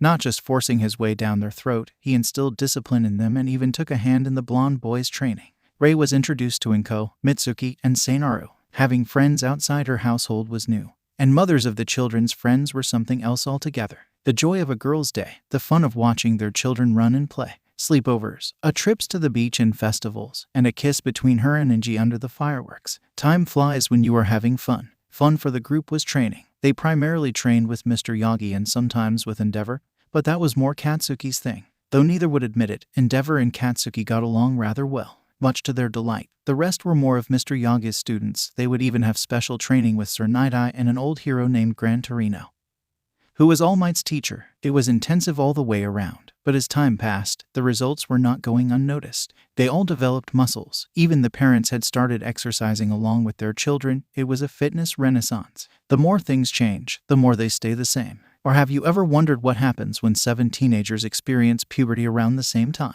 It was not a thought that anyone wondered about or had really wanted to contemplate, but here they were. Girls becoming women, boys becoming men. Observing their journey of discovering new emotions and desires was akin to witnessing a visually impaired individual attempting to park a car amidst the chaos of a demolition derby. The boys were grappling to comprehend why the girls were no longer content with sitting beside them, while the girls expected the boys to decipher their unspoken cues. It's fascinating how time flies. Before we knew it, the kids were in their final year of middle school. They've all grown physically and are becoming more conscious of each other. Soon they were dancing around the issue and each other, Ryuko and Hitoshi, Kami and Katsuki. Watching them orbit each other coming closer was fascinating, pulled by an invisible force. The parents and mentors watched it happening, smiling to themselves. Ryuko was the first to act. She put the note in his locker, met him behind the gym, and confessed. Hitoshi immediately accepted, and they shyly held hands as they walked into the house, which caused the girls to whisk Ryuko away to Himiko's room to talk. Katsuki walked up and hugged his adopted brother, and Izuku did the same. Well, then, there is no way I am going to wait for a girl to step up, Katsuki said. When Kami emerged, Katsuki immediately asked her to go for a walk. Izuku smiled at his brother. He had never seen Kachin so nervous. Himiko held Ibara back when Kami left. Ibara, do you have feelings for Izuku? Himiko asked while she looked at the carpet. Ibara knew that she did, but she also knew that Himiko did as well. They had danced around this for a while. Ibara needed clarification. She didn't know what to do. Yes, Himi, I do, and I know you do too. I believe we both have been feeling this way for a while now, Himi replied, raising her head to meet Ibara's gaze. But what should we do? I don't think I could step aside and be content. Neither could I, however. If we asked him to choose, it would cause him great distress, especially if he feels the same way about us, Ibara explained. I am certain that he does. I have noticed him looking at us that way, especially during our beach trip. I value our friendship, Ibara, and I don't want to lose you over this, Himi confessed. You mean a lot to me, too, Himi. I, too, am unsure what to do, Ibara admitted. Katsuki is probably confessing to Kami as we speak. Maybe Izuku will follow his lead and choose for us. I don't think I can let that happen. I need him to know how I feel, even if he rejects me, Himiko said, wiping a stray tear. If he rejects me, it will hurt, especially because we live in the same house, but I don't want to go through life wondering what might have been.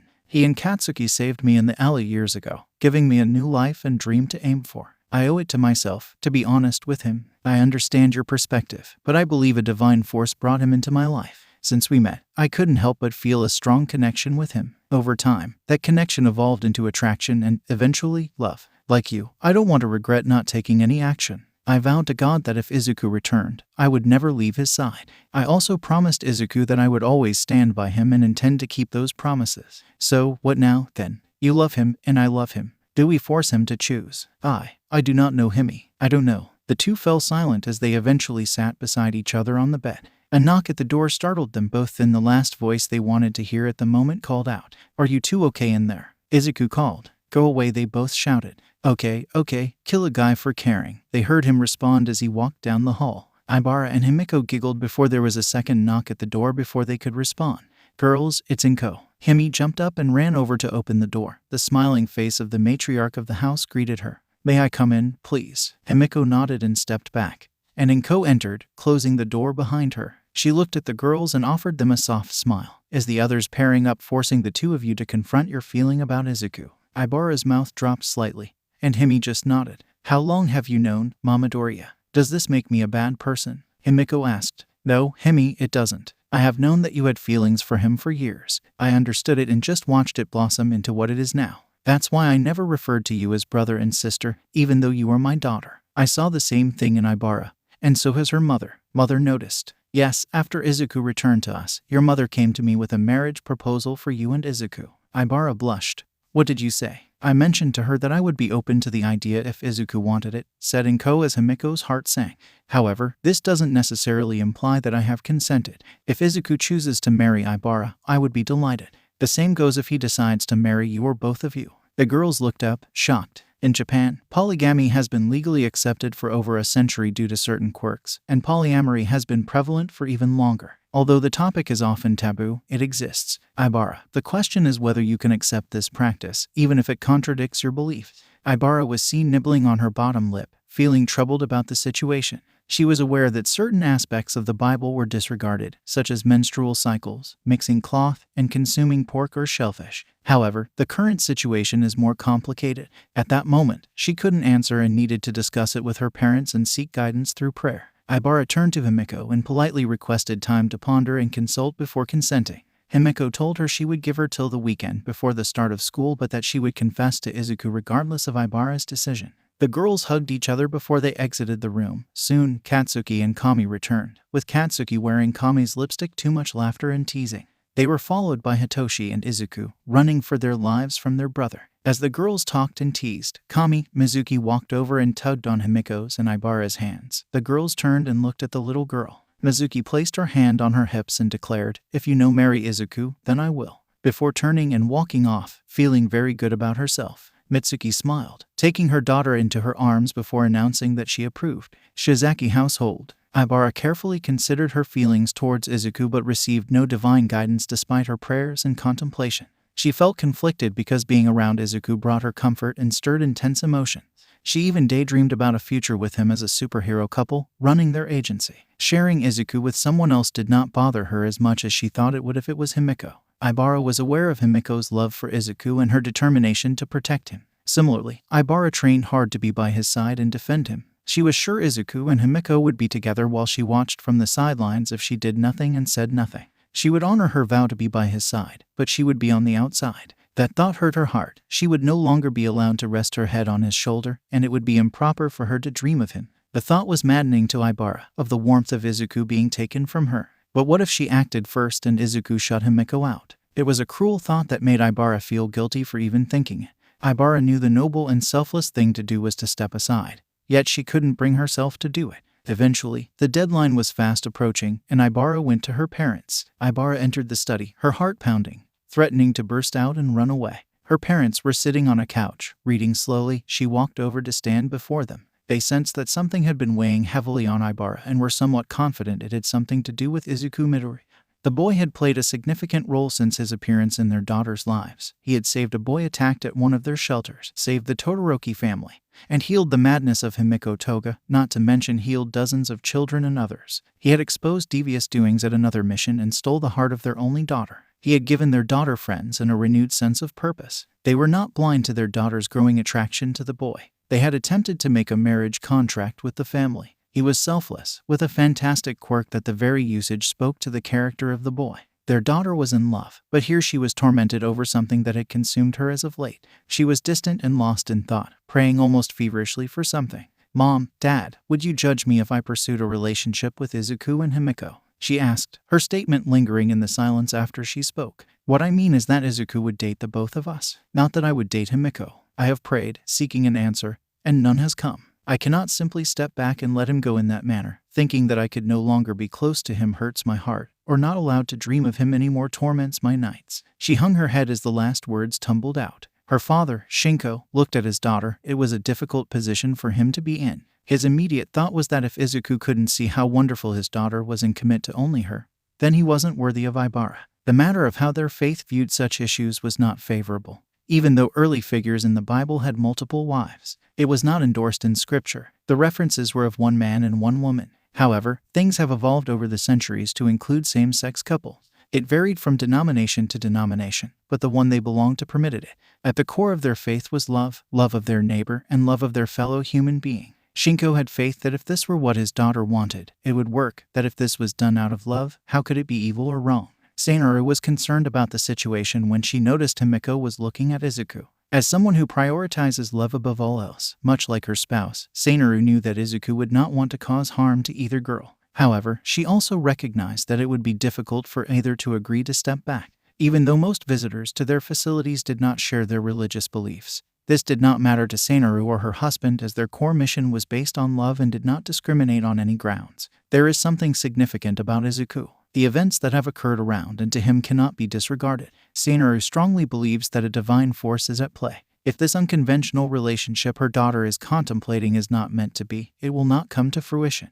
Ultimately, it comes down to faith, and Seineru is a person of great faith. "Ibara raises your head, my darling," Shinko said, watching his daughter comply. "Love is the most precious gift that the Lord can bestow upon someone. And if your feeling for Izuku are telling you that this is the path to take, then walk this path you must. As long as you stay true to your heart, my daughter, nothing could make me pass judgment upon you. It is not my place to judge you. It is to guide and support you, to do my best for you so you can do your best. Ibara, we have always told you that the core of our faith is love. If this is what you want, and as long as he treats the both of you right and equally, then I will support all three of you," her mother said. Ibara stood and was in awe of her parents. Their voices had no malice or judgment. Nothing but love and support. Wordlessly she climbed between them into their loving embrace. She stood there, not saying anything till she drifted off to sleep. Izuku. He awoke to the darkness of his room. Glancing at the clock, he was greeted with the red neon of 2 a.m. He wasn't alone.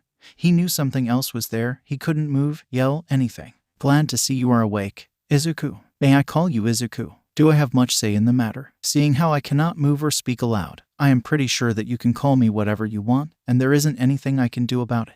"Then Izuku it is. You are an exciting being, you know that. Death would rarely take an interest in anything, but as I watch you, I can see why. Who are you? Not necessary at the moment. I can't have you running to death quite yet. Then what do you want? I would like to share a warning with you. Many years ago, an agreement was made that beings such as death would not interfere in the lives of mortals. This agreement created a truce that lasted for thousands of years. However, with death taking an interest in you, guiding you, and refusing to take you across, many of us question why we should continue to uphold this truce. Then it would be best if you talk to him about that. Why come to me? Because you should be made aware of your precarious position. Izuku, I do this because I care and have no desire to talk to death anytime soon. Hence this meeting. So, you are telling me that by death not taking my soul but returning me to life, and by him leading me to people and healing them, it is upsetting other people, essentially. Well, sorry about this. I don't care. I am healing people and giving some a second chance. In the case of the children, I have given them a first chance. I could die tomorrow, and I only regret that I am too chicken shit to tell Himiko and Ibara how I feel. Because it is effing selfish of me to tell two wonderful girls. Hey, I love you both, but I can't decide between you, so I don't know what to do. Most of the time, I would assume that statement was nothing but bravado, but I know it is true with you.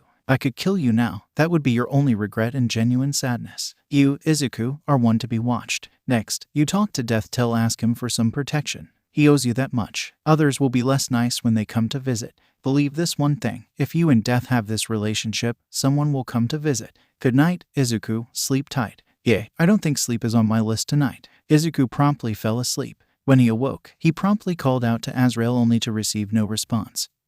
He sat in bed for a good hour before grabbing his phone. It was Saturday, the weekend before school was to start. He contemplated calling Katsuki, but he remembered that he and Kami had a date today, as did Ryoko and Hitoshi. He didn't want to ruin their day because he knew that telling them about his experience last night would do just that. If they came over tonight, he would talk to them. Instead, he slipped into his regular clothes and went to the living room. It was rather late, especially for him. It was just past 10. The house was empty. He found a note from his parents about them having gone out for the day.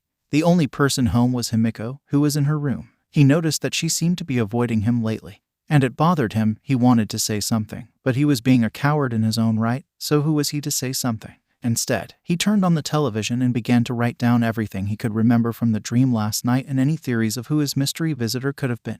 He didn't know how long he had been sitting there writing till the doorbell called him back, and he noticed it was just past noon. He was about to get up when Himi came out and ran to open the door. He called a good morning after her, to which she just nodded as an acknowledgement. Ibara walked in, pulled by Himi. She gave him a brief hello before the two girls disappeared into Himi's room. He wasn't sure what was happening. His mind began wondering that maybe one or both girls had developed crushes on someone and were talking about it. Perhaps it was Shoto. Izuku had to admit that after healing the boy's scar, he had grown up to be rather handsome. The dual-colored eyes and hair were eye-catching. It made sense to Izuku was rather plain-looking in his own opinion.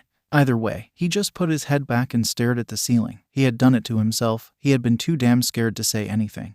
An opportunity had just passed him on. His attention was drawn from the ceiling by the sound of footsteps coming down the hall. Himiko and Ibara walked into the living room and commanded his attention. Izuku, we need to talk to you, Himiko said. And you have to promise not to talk or say anything till we finish, okay? Izuku suddenly became very nervous. I promise, he said, giving them his undivided attention. He noticed they were fidgeting with their hands, shifting their weight back and forth. Ibara was rubbing her cross. Do they not want to be heroes anymore? That would be sad, but I won't be angry or anything. Izuku, I am in love with you, not like a brother but like a partner. I want you to be my boyfriend, Himiko said as she stared deep into his eyes. Ibara closed her eyes before locking his gaze to her. Izuku, I am in love with you as well. Please go out with me. Izuku was shocked. Then he was terrified. No, I can't choose between them. This will destroy our friendship. He cannot do this and not hurt the hell out of the other. Maybe if he lies and says he doesn't feel that way for either of them, they will hate him and not each other. That might work. He was about to respond when Ibara held up her hand. We want you to date us both. I know it sounds weird, but we don't want you to choose between us, and I know that I just couldn't deal with being unable to be close to you. Same for me, Izuku. We talked about this, and we want you to date us both. That means you treat us equally and give each of us the same treatment.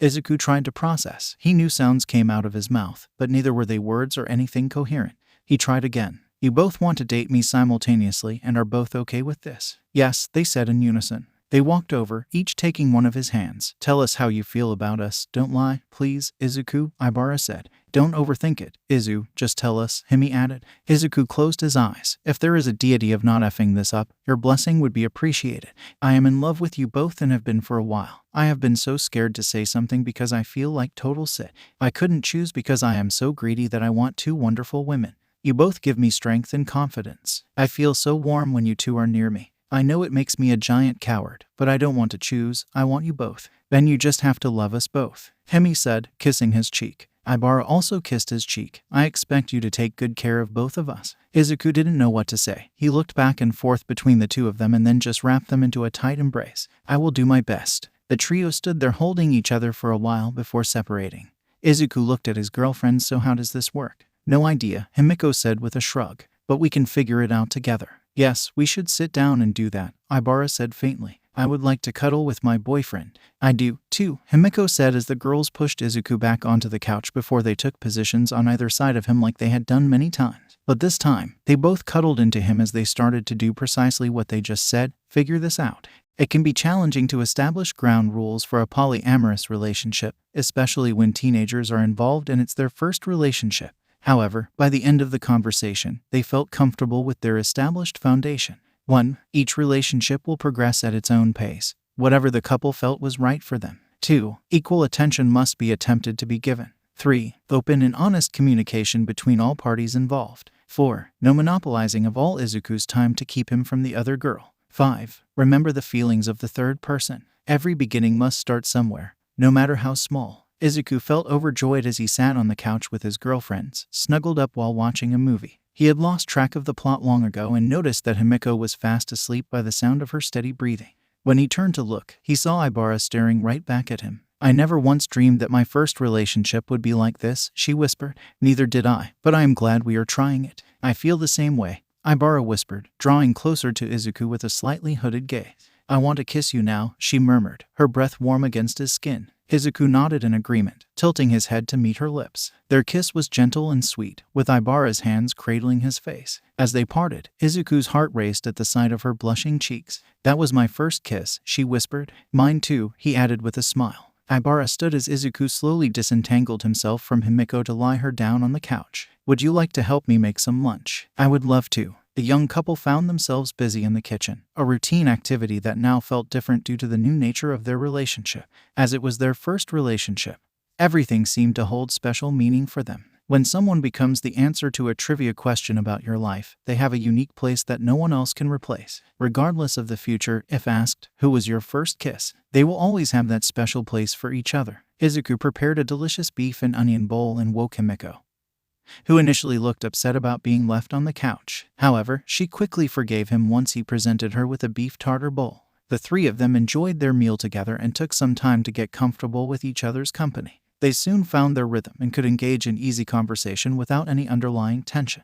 Izuku appreciated this moment even more because he now understood why they had been distant lately. One thing we didn't cover is what will we do at school. Ibara blushed. I hadn't considered that. I will tell you both right now. If you want me to keep it quiet, I can guarantee it will fail. Besides, everyone who thought they were all going out might as well lean in a little more. The commotion will die down after a few days anyhow, Himiko said with a smile. Izuku was silent as he was thinking everything over. Ibara suddenly said, I agree with Himiko. I will not hide this relationship like it is something I am ashamed of. We are going to do this. We might as well get used to people not understanding. It will be the same in UA. Or when we become heroes. We should learn how to handle it now so we can learn from any mistakes we will make. Izuku smiled at Ibara. She had always been assertive regarding her faith or what she thought was right, but hearing the fire and conviction in her voice sparked the same in him, and he could see it did the same in Himiko. Dang girl. That is fire, Himiko said with a toothy smile. I agree. What about you, Izu? I agree. We must learn to deal with this one way or another. Himiko is also right. I am sure I would slip up and hold your hands even if we tried to keep it quiet.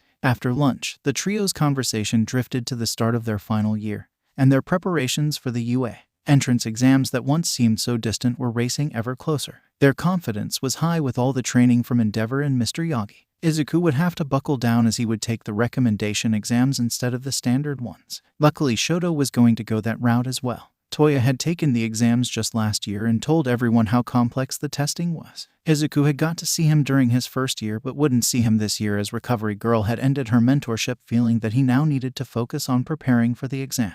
Izuku had enjoyed watching Toya make friends and grow. He had joined in with this trio that was just so interesting: Neji Hato, whose brain and mouth seemed to run at warp speed, and Mirio Tagata, whose default was smiled big and had a problem keeping his clothes on. Caught up in the wake was Tamaki Amajaki, who seemed like he wanted to run away but would be caught every time and dragged back. Izuku had latterly seen him try to escape at different times, and the other three pulled him back nonchalantly like they weren't keeping him prisoner. At times it was the best comedy routine Izuku had ever seen. When the four of them would come tearing into the medical office, Recovery Girl would leave and have Izuku deal with it. Sometimes he would do nothing for 10 minutes before he could even get someone to explain why they were there in the first place. Then sometimes, this poor girl Yu, who seemed to have been appointed as the Neji Wrangler, would also be there, and the chaos factor would increase. Izuku had started giving them a stamp card that promised a free candy bar on the 10th heel, and they didn't even notice. What it was for Izuku was watching Toya embrace his second chance and run like a man being chased by sharks, seeing Himiko achieve and shine. Not only to become his girlfriend, but to be a person not going through life with her head held high surrounded by friends. He had abused his power some and followed up with as many of the kids he had healed. Seeing their kindergarten photos just warmed him in a way he never thought possible. He would still slip off to those wards when he was lured there or to other places Azrael would lead. It was random when he would appear, but whenever he did, Izuku knew what was expected, and he was never caught doing it. Nothing terrible had happened because of it. That was until the encounter last night, something he still hadn't told his friend or his girlfriends. Izuku knew the longer he waited, the more trouble he would be. Movies had taught him that much. So as his girlfriends were sitting smiling, he decided in his infinite genius to walk by and sit in the recliner. So something kind of assaulted me last night in my sleep, he said. To punctuate this, he took a sip of his tea. He nailed it, he thought, but being a teenage boy and not only a genius but, in fact, a super genius, he didn't notice the dumbfounded look on the girl's face or hear the record scratch. What? They both yelled. Holy shit, Izu, what happened? And why are you only saying something now? Himiko said with an edge to her voice. Izuku Midoriya, you explain this right now. Ibara yelled. Izuku super genius Midoriya's mind did not register the edge in Himiko's voice or the fact that any sane man would instantly have realized the danger he was in when Ibara used his whole name. Nope, not this super genius. Ibara didn't reprimand Himiko for saying holy shit. That hardly seems fair, and stubbed my toe last month and got a lecture for saying damn it. Aren't you going to say something to Himiko about her language? Izuku Midoriya, you explain now, or else, she said as her vines rose and wrapped around him, holding him in the air directly before them. Don't kill him yet, Ibara. I want to turn, Himiko said in a very flat tone. In Izuku's credit, an ancient meme of a kid sitting on a bus by himself, I'm in danger, flashed through his head. Of course, Himiko, we did agree to share, didn't we? Ibara said sweetly. Izuku decided to try and defend himself at this point, to which Ibara placed her hand over his mouth. Sweetie, if the next words out of your mouth do not explain what you just said, I am going to go down the street and get Mizuki and tell her you did something dangerous again. Thoughts of explosions and running for his life flashed through his mind, but no one came to help him. They all just turned away like nothing was happening, even his mother. He shivered. Nodding his head, Ibara removed her hand. So, one hurried explanation later, as fear had weaved through his body. Ibara and Himiko listened, and when he concluded, they set him down and untied him. Now again, in detail, Himiko said as she showed him her phone was ready to call Auntie Mitsuki if they were unsatisfied. Izuku explained everything in detail, his logic of not saying anything to anyone and how he planned to do so later but didn't want to ruin people's day or dates. He may have also explained that he was feeling so distant from them, avoiding them, that he was unsure how to approach them. A momentary flash of brilliance stopped him from blaming them. Self-preservation is a hell of a thing. Have you tried to contact Azrael? Ibara said. Yes, I did that as soon as I woke up. Izuku, Himiko said, demanding his attention. You need to understand something first. No matter what happens in this life, this relationship, or the galaxy, I will always be there for you, I promise. Just say 3 words, and I promise to put aside anything that is going on between us. I need help. Beautifully put, Himiko, Ibara said. Sorry, I was so confused and afraid I had done something. I know it was stupid. I will try not to let it happen again. His girlfriend wrapped him in a tight embrace. The trio held each other for a minute before stepping back. We need to tell the others. I am going to message them that they need to come by tonight after their dates, Ibara said as she pulled out her phone.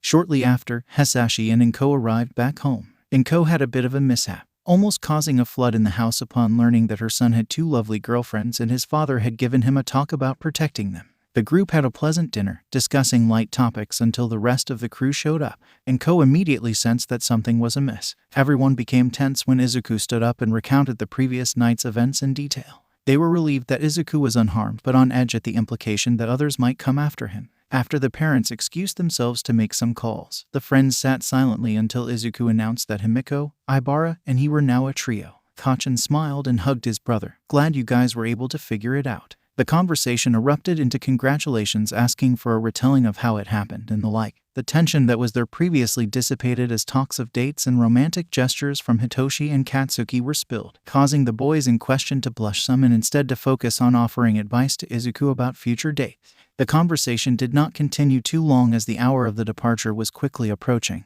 Ryuko said her goodbyes to the group and added a quick kiss to her boyfriend's cheek. Ibara hugged Izuku and kissed his cheek. When she went to step back, Izuku pulled her back and kissed her forehead.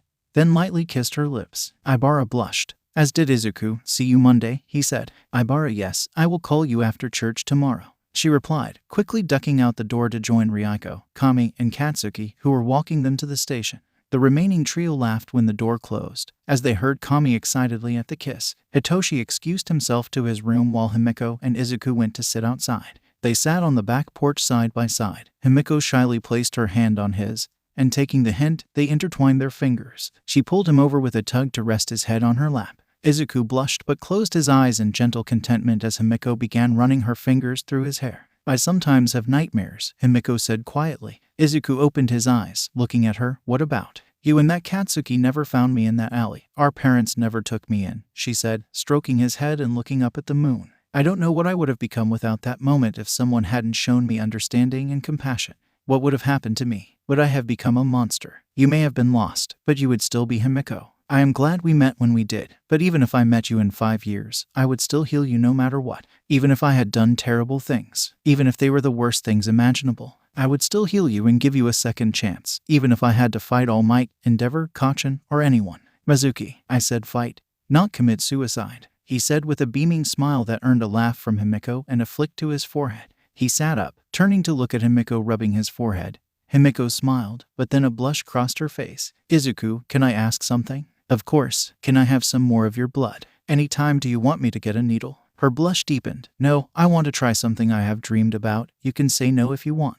"What is it? Can I bite you?" Izuku shrugged. "I don't see why not. I can heal anything that happens." He extended his wrist, but Himiko shook her head and, to his surprise, startled his lap facing him. Himiko slowly leaned in and kissed him. He gently returned her tender kiss. She broke from his lips and began to kiss his cheek. Gently, she turned his head, kissing his ear and trailing down his neck. It was so slow and sensual that Izuku could feel his body heating up and reacting. Nervously, he repeated her name. Confident she could feel his reactions, she quietly responded, "It's okay. I like knowing you find me attractive. I will bite you now." He felt her kissing his neck, her fangs lightly grazing the skin. It felt terrific. He felt a little pressure and a tiny prick of pain. He could feel her drinking slowly, sensually. It felt perfect. It was borderline euphoric. He moaned quietly into her ear as one hand wrapped around her slender waist and pulled her tighter, and the other went to her hair, holding her there. Himiko had one hand on Izuku's back and the other in his hair. When she felt his grip tighten, hers did as well. She had dreamed about this position. She never imagined the feelings it would cause in her. She could feel Izuku poking her. She was happy to know that he found her attractive in that way. As they were in the tangled embrace, it was when her hips moved in a very suggestive manner that shocked them both to reality. It caused them to break apart, making their best impression of a tomato as they stared at each other.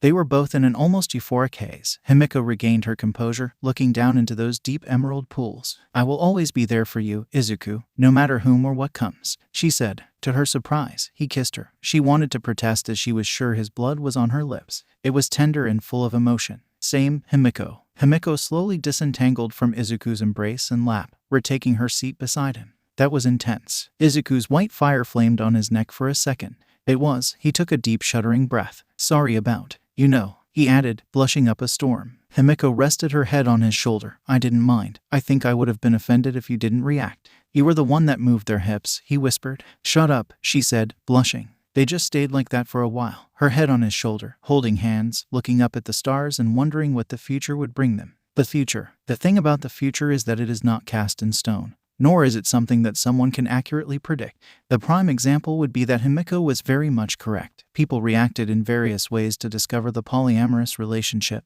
But after the first week, it died down. The news of the other new couples was met with more of an as-expected response from their classmates.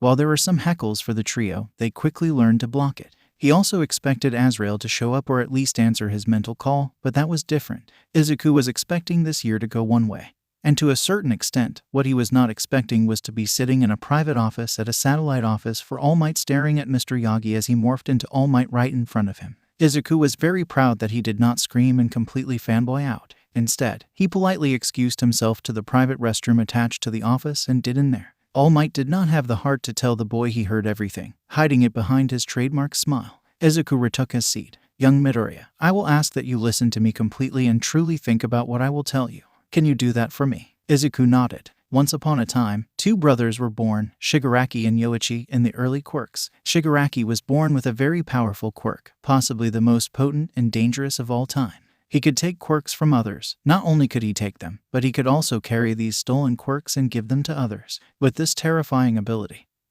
he quickly became a mighty and feared man. The Yoichi was thought to be born quirkless. When Chaos was king, it was even more dangerous for those without a quirk. Shigaraki, in his way, loved his younger brother, but the younger brother could not stand it while his elder reigned chaos and destruction, amassing a vast criminal empire. So, Yoichi rebelled, something Shigaraki could not tolerate. He took Yoichi and locked him away, but not before forcing a quirk upon his brother, a stockpiling quirk, an abnormality that would continue to grow, accumulating more and more power. This would be Shigaraki's most significant mistake. Unbeknownst to him, Yoichi had a dormant quirk that hid inside him. Yoichi's quirk would merge quirks, allowing him to pass on this quirk to anyone he chose. One brother could steal quirks and bestow them. The other could join them and pass them on. A very potent combo if they ever see eye to eye. Now with a new quirk being added to him, the two quirks merged, and he called it One for All, a seeming play on Shigaraki, who had taken to calling himself All for One. Yoichi could escape his brother. He joined with people trying to stop All for One's tyrannical hold.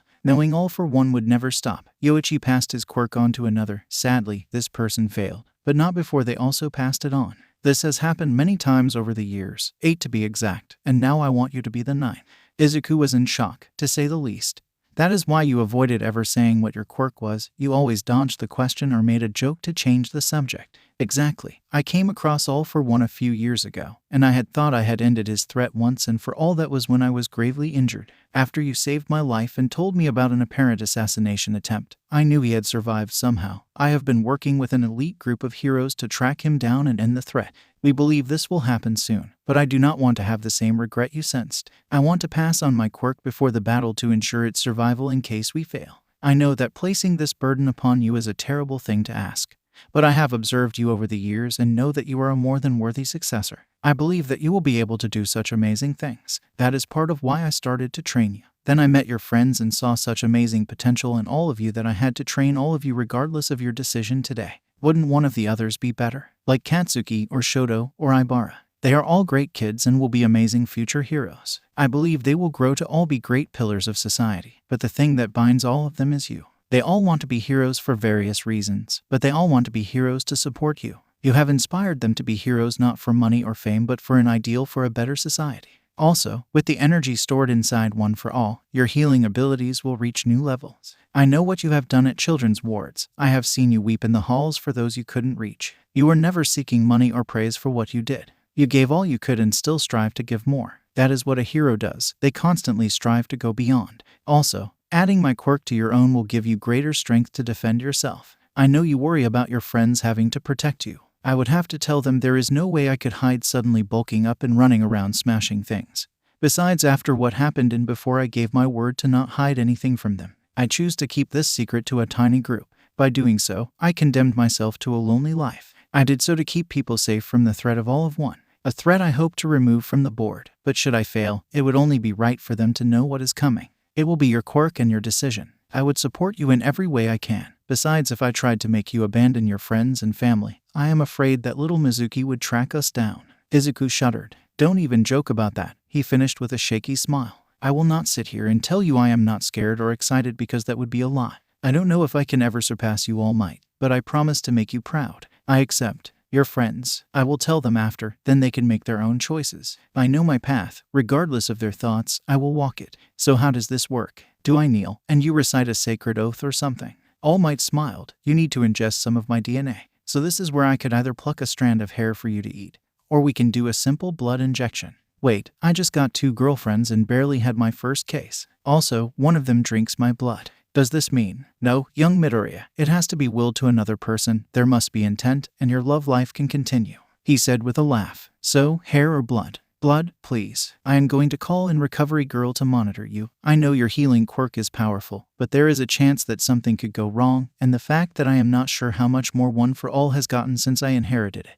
While I was able to use it at its full potential right away, for safety's sake, we should see about starting slow and making sure you don't injure yourself too badly. Wait, if I have to take One for All, how will you fight All for One? The power will remain with me for a time before finally fading away. My mentor could use it at full power for a few years before she was killed. After One for All is handled, I plan to announce that I will be stepping back from heroics to teach the next generation of heroes. Retirement. No, a step back. I want will still be here to help ease the transition to a new era of heroes. But truthfully, almost dying put several things into perspective. I would like to have a normal life, maybe find someone to settle down with and have a few children of my own. Being around you and your family showed me how much I missed out on. Besides, once you and your friends graduate from UA, I know everything will be in good hands. I have been doing this for over 40 years in a profession where most don't last 50. There is a medical kit in the hallway. Why don't you get it while I call Recovery Girl? Izuku stood and walked to the hall as he heard All Might pick up the phone. His mind was racing at everything. He naturally worried that his friends would abandon him, deciding this was the breaking point. This worry could be measured in nanoseconds. Kacchan would always be with him. He shuddered to think of a world where they weren't brothers. Himiko and Ibara, no question. Hitoshi, Rieko, Kami, and Shoto would be right there. His mind drifted to a sleepover at Endeavor's house where they all sat up talking about the future and having one giant agency where they would fly around the world saving people. This was another step toward that possible future. When he returned to the office, Izuku spotted All Might standing by the window, gazing at the city below. The image left a lasting impression on him as All Might, the symbol of peace, stood with his hands behind his back, not wearing his usual smile but a look of focus and contentment. All Might knew that his life had been one of incredible highs, mistakes that lingered in his mind that he could not return and fix. He had almost made the greatest mistake of dying without passing on the sacred torch passed to him. But instead, he was saved by the person he should have been looking for this entire time. He knew that if things went poorly on the raid, he would not have much time to train Izuku with One for All, but he had trained the boy for years, imparting all he could. He knew in his heart that either way, Izuku would do great. Should he die this time, he knew that he could pass knowing that the future was in such capable hands. This future generation would define an era, and the future, he could feel it in his bones. It warmed him like the sun.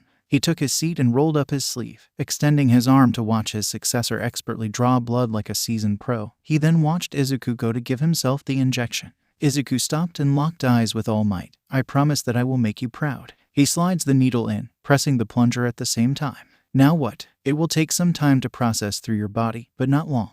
We should go to my training area so you can test it out when Recovery Girl arrives. All Might stood and guided Izuku to the private elevator to the basement.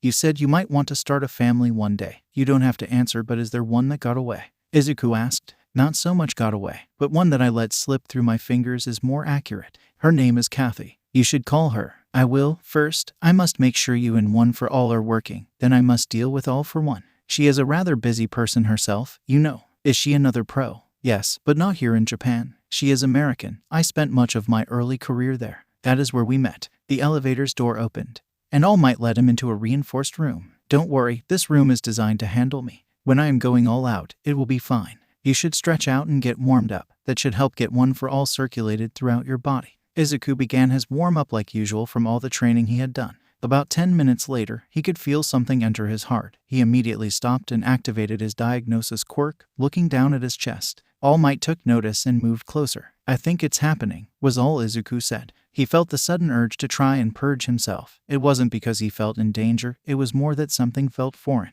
He tried to steady his heart, but it fluctuated quickly.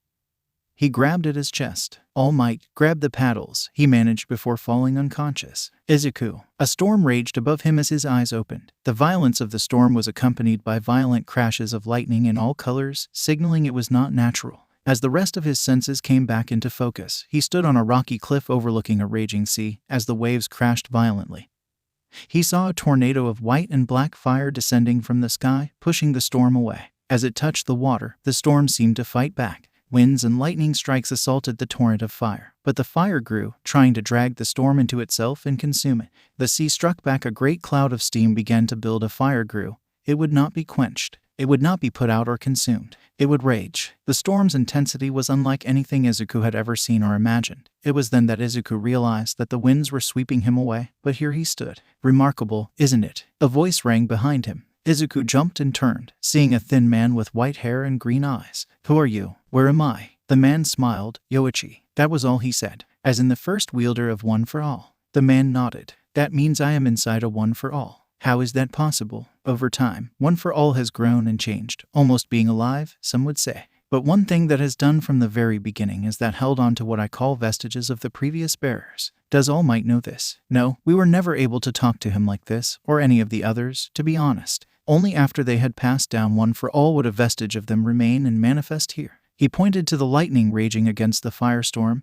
That's them. Is that storm my quirk? Yes, whenever someone inherits One for All, their quirk is empowered but simultaneously merges with One for All. So, wait, are you saying all the previous wielders' quirks are here? Does that mean I will be able to use them? And if so, why did All Might never get to? It could be that he was quirkless when he inherited it, or that One for All has evolved due to how long Toshi had held onto the quirk. Normally, the assimilation of the quirk is a quiet affair without much issue, but your quirk is fighting back. The new quirk fuses with stockpile and boom-empowered quirk. I have never seen this happen before. Could it have something to do with my lineage? According to Azrael, I am descended from his brother Raphael. Yoichi looked at the raging battle for a second. Ah, I see now. That is interesting. It could very well have something to do with that. There are more things in heaven and earth, Horatio, than are dreamt of in your philosophy. Indeed, they are trying to consume each other. We need to stop it. I think this is killing me. A sudden jolt of light flooded the area. I am not dead yet because I haven't seen Azrael, but I will not hang my hat on that.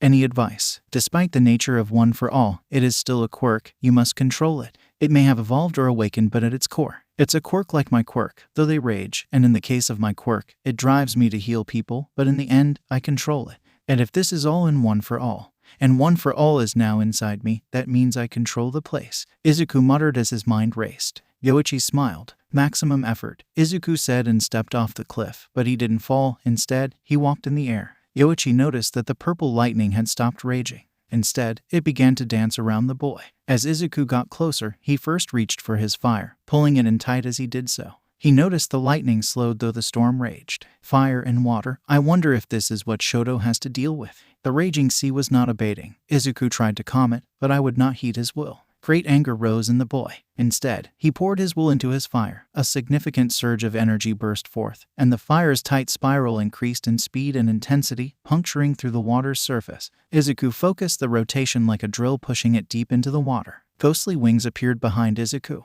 As focused, Yoichi could see the image of an unimaginably handsome man placing his hand on Izuku's shoulder. He then saw Nana manifest in her full costume, cape billowing in the wind, appears next to the man and places her hand on his other shoulder. The two ghostly beings looked at each other and nodded. Everything exploded in a myriad burst of light and color. When Izuku could focus, the storm was gone, the sea no longer raged, and there was no fire tornado. Instead, he stood over a lake of green fire. As the waves moved, he could see tips of black and white. He turned and saw Nana there behind him. Good job, kid. Tell Toshi I am proud of him. She then shoved gently, throwing him off balance, and he fell back. As he touched the fire, he jolted awake. The feeling of waking from unconsciousness became a painful, familiar experience for Izuku, and dancing to the edge of death. Izuku hated even to think about it, but as long as Azrael wasn't waiting, he felt it would be okay. It was a terrible habit for him to develop.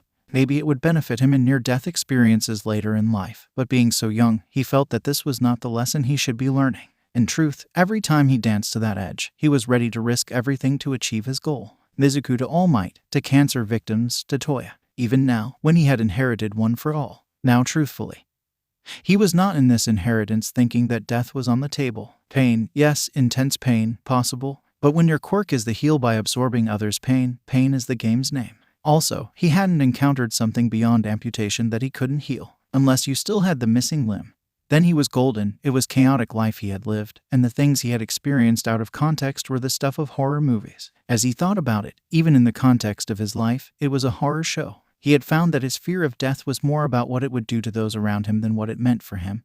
But that was because all his near-death experiences were for things he was willing to lay his life down for. He understood that was the rationale of a child. But regardless of whether it was a horror show or not, he was a child. He was a child with a fantastic family, a quirk he loved, and two phenomenal girlfriends. Now he had inherited a second quirk that was as amazing as the first and would empower the first, not to mention other quirks that he would be manifesting. Was he cheating? It felt like he was. It felt like he was greedy, just hoarding all these fantastic things to himself. On the verge of a self-introspective downward spiral, he was snapped back to reality with the words, "Clear." Izuku had no desire to be shocked again, so he activated his white fire around his body to heal any damage done and signal to All Might and whomever else might be there that he was alert enough to heal. He opened his eyes to see All Might jump back, the paddles falling from his hands. "I am awake," he said, sitting up slightly. He also noticed that his fire was burning brighter than before and that the customary coolness was there, as was a soothing feeling. "Izuku, are you okay? What happened, my boy?" One for All and Spirit Fire didn't want to get along and were trying to eat each other. Also, Nana says she is proud of you. And I meet Yoichi. The nonchalant way that Izuku relayed all this struck All Might like an overpowered punch. He just relayed 3 stunning and concerning pieces of information as if he was describing his morning routine. Before All Might could react, Recovery Girl opened the door to the training room and walked. The 2 boys froze as her gaze ran cold, seeing them both on the ground, Izuku's shirt open, a defibrillator on the basis having been used. Now, Chio, in my defense, I was not expecting him to go into cardiac arrest, All Might said with his hands up defensively. What he said was all Izuku could manage. Any hopes of them being sparred cane wax, and a long lecture went out the window as the old heroine laid into the 2 of them deep and at great length. Once the lesson was over, she conducted a thorough exam of Izuku. Then she let Izuku explain what was happening. He watched the older woman's eyes widen at the tale. Between this and Azrael, you are going to be the death of me, young man. Have you considered what you are going to tell the others? I will tell them everything. I promised that there would be no secrets. I can't lie to Kachin, Himi, Ibara, Hitoshi, or my parents. I may hold off on Ryuko and Kami, but I would ask that you wait till the raid then. It will allow a clearer picture of the future. It would be best to stress the importance of keeping one for all a secret. So many knowing so quickly is risky, in my opinion. But I trust you, young Izuku. And now that one for all is your quirk, it is up to you how you choose to manage it. But remember, in the end, it is your quirk. No one has the right to tell you how or whom you can or cannot tell. Not even me, All Might said. Now, if you are ready, let's see what you can do. I am not sure how to activate it. All Might cast a nervous glance at Recovery Girl. Well, I would tell you to clench your butt cheeks and yell smash from the depths of your soul. I don't think that would be a good idea. From what Nana told me, I was odd in that I could master one for all immediately. I think the best would be to tap into that raging sea, but do so slowly and carefully, like dipping your toe in a hot tub. Recovery Girl sighed. Just don't concentrate it all in one spot, dearie. It could still have devastating consequences. Spread it out. With his eyes closed, Izuku imagined the lake of fire once again. But this time, he saw himself standing on the shore, watching the waves gently kiss the white sand. The waves grew stronger as he approached, beckoning him with a deep calling from within. It was like the feeling he got when he had to heal someone, only stronger. As he extended his hand, he conveyed a sense of patience, assuring them that he would be there soon, but they needed to give him time. The waves seemed to calm as his toes dug into the warmth of the sand. As the first bit of the fiery lake touched and kissed his toe, he could feel it, the tug, the embrace, the fire coursing through him. It was brief as the wave retreated, but it was so welcoming. Another step and more water, more of the fire, another and another. Soon, the water was around his ankles slowly. It would rise and ebb, but the warmth was beckoning, calling him in deeper. He waded in farther, to his knees. The heat was intense, not burning but right on edge. Any further, it would almost be intolerable. Scoping the fire into his hand, he stared into it before gently bringing it to his lips. As he looked around, his view expanded from the city to the nation and eventually the entire globe. The lights of the cosmos mesmerized him, calling out to him with the promise of eternity. Suddenly, he was pulled back to reality, standing in the basement of All Might's tower. He could sense the well-being of those around him and felt a strong urge to extend his abilities beyond the confines of the building. The flames dancing around him added to the surreal experience of observing himself from a third-person perspective. His body shuddered, and he took a long, deep breath. He felt the warmth escape him and saw All Might smile while Recovery Girl looked at her legs in wonder. The pain in her legs seemed to alleviate, but he couldn't comprehend what he was truly seeing. An unearthly figure was before him, reaching out with ethereal black flames wrapped around his first mentor. He did the same and felt his body move like a character in a video game. With their right hand, they extended a black fire that danced slowly, curving away from All Might towards Recovery Girl. The pain was palpable, and they could sense and feel every bit of it. However, they also had the power to choose what to fix and what to leave as it was. It wasn't an all-or-nothing situation but a selective restoration process. They knew they could regenerate her and restore things lost to time, not just those caused by injury. Their voice filled the room as they asked permission to proceed. The woman nodded as the fire wrapped around her. When it pulled away and back to its host, it was the ravage of time he felt invade his body. When the white fire flared, he didn't see it burn, but instead, it went somewhere else, the center of the storm that raged over the lake of fire. That made it rage and fight. It was all the pain he had taken in and stored. He held it all inside of himself. It was raging to be released, to be inflicted. The more he had, the stronger the storm would rage. A whisper, soft and feminine, yet holding power and confidence, spoke. If you hold too much, it will rage out of your control until it is expelled, until the rage burns enough to satisfy itself. The unintentional release will always be worse than the intentional one. Careful ninth, great and powerful your gift is, like many others before it, capable of truly great things or abject horror. Manage it well. He could feel that whatever had been there was gone, and he was back in the room. The fire around him danced a green. He could feel it running through his veins. It was begging to be used, to be allowed to be free. Izuku turned towards the target. A practiced dummy, rearing back, he threw his fist forward. Nearly perfect form from all the training, Endeavor, All Might, Gran Torino, Sir Night-Eye, and Kachin. He felt his fist impact and the raging inferno begging for some release.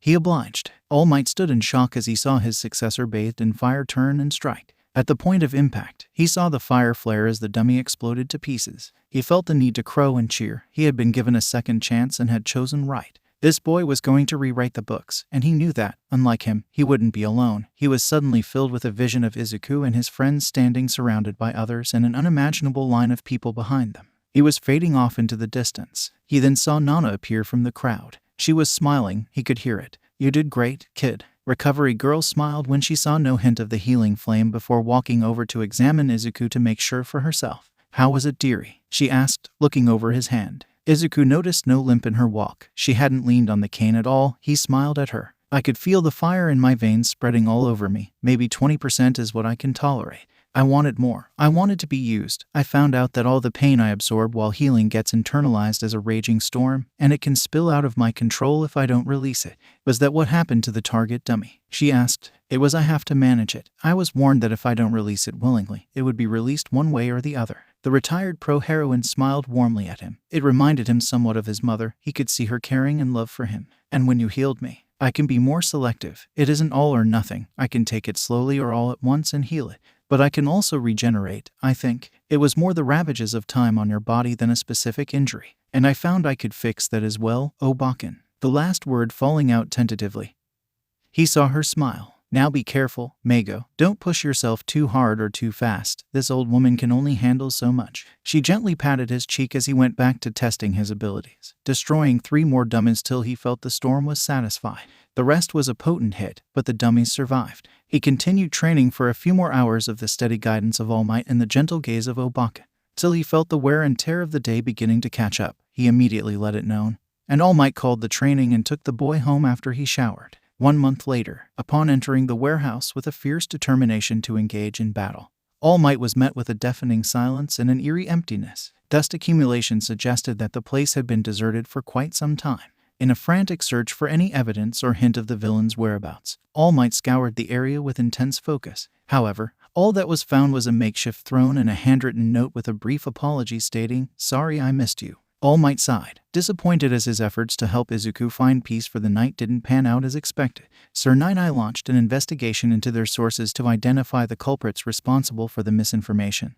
But it appeared that there wasn't just one source. The damage inflicted on All for One's empire was more severe than anticipated, and the sources responsible for the false information had vanished without a trace. Identical messages were found everywhere, leading the heroes to realize they had been deceived. Elsewhere, a laugh escaped All for One as he utilized a useful quirk called remote viewing to observe the heroes raiding an abandoned safe house. The machines around him were functioning efficiently and ensuring his survival, while the skilled doctor searched tirelessly for the perfect quirk to restore him to his former greatness. There have been reports of a highly effective healing quirk in the world that is said to have almost miraculous healing abilities. It is believed that this quirk was utilized by All Might, who was in critical condition after his last battle. It appears that the hired assassin could not eliminate his nemesis as expected. Surprisingly, his enemy seems to have recovered and improved significantly. All Might has regained his physical strength and becomes more agile, leading to speculations that he may have obtained a miraculous quirk. Some time ago, the doctor had shared with him details about a young boy with an extraordinary ability that could be highly advantageous. Unfortunately, the doctor's cover was blown when someone discovered Toya Todoroki, and he was compelled to go into hiding. All for One did not doubt that the miraculous healing quirk that thwarted his plans was not a coincidence. Although he couldn't pinpoint who was behind his setbacks, he felt an unfamiliar yet pleasant sensation. The kids he needed for his schemes were no longer within his grasp, as they had recovered and were living everyday lives. Toya Todoroki was once a part of his plan and was back home and enrolled in UA to become a hero, despite experiencing fewer setbacks. He would return the next day whenever he encountered one as if nothing had happened. There had been some reports of Recovery Girl mentoring someone or even sponsoring them for the recommended exam, but he had been unable to pull any information on the boy. Technopaths he once had in his pocket were suddenly silent on the subject. This, of course, to the sudden recovery of loved ones. Once again, there was the healing quirk and some invisible puppet master pulling the strings. "Doctor, We must accelerate the high-end project. Someone is moving against us. It is only a matter of time before they decide to do so directly. Tell me about this healing quirk you encountered years ago. What was the boy's name? Izuku Midoriya, Master. Tell me about his quirk again. You see, Master. Midoriya household. Izuku sat on his bed, his heart racing after receiving the news of the failed raid. He had only expected to hear about All Might's demise, but the situation worsened. All for One was still alive, and he was taunting the heroes. Izuku called for a family meeting to inform everyone about what had been brought to their doorstep. Don't worry too much, he will have come to your doorstep. Hello Azrael, it's good to hear from you finally. I've been attempting to get in touch with you, but I'm still waiting to receive a response. Izuku, I am not a dog you can call upon at your whim. Instead, we have a mutually beneficial arrangement where you work for me. My love for my brother is the foundation of our relationship, not you. While you may remind me of him, it's important to remember that you are not him. I know I am not him, but some response would be excellent when things come to me because of what you did. Izuku, I understand your frustration, but please know that events occur due to various factors and not just because of my actions. While I have been focusing on assisting you, I also have other responsibilities. To ease your worries, I will provide a level of protection for you and your home that should suffice for now. Let's shift our attention to discussing All for One. Yes, you said he would have come to my doorstep regardless. I'm sorry that the only way to avoid this situation would have been to let you perish when we first met. The reason is that your healing ability is what our enemy is after. Like All Might, he sustained injuries during their fight, and despite attempting to recover, he is now a mere shadow of his former self. However, even with this handicap, he still poses a significant threat to you and other heroes. He is a quirk thief. He means to take my quirk and use it to fix himself so he can do whatever evil Sid he has in mind.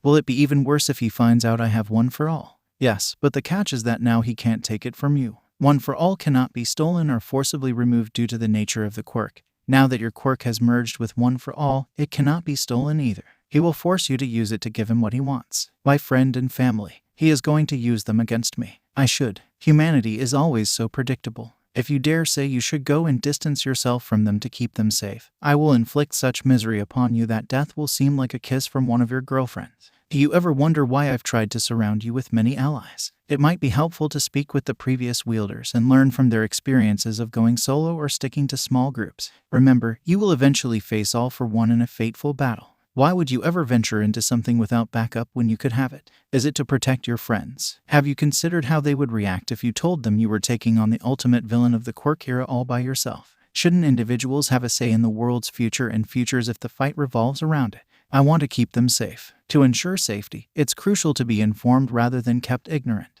You should be aware that your enemy won't come alone but with an army of his own. Don't expect a private fight between you atop a mountain to save the world.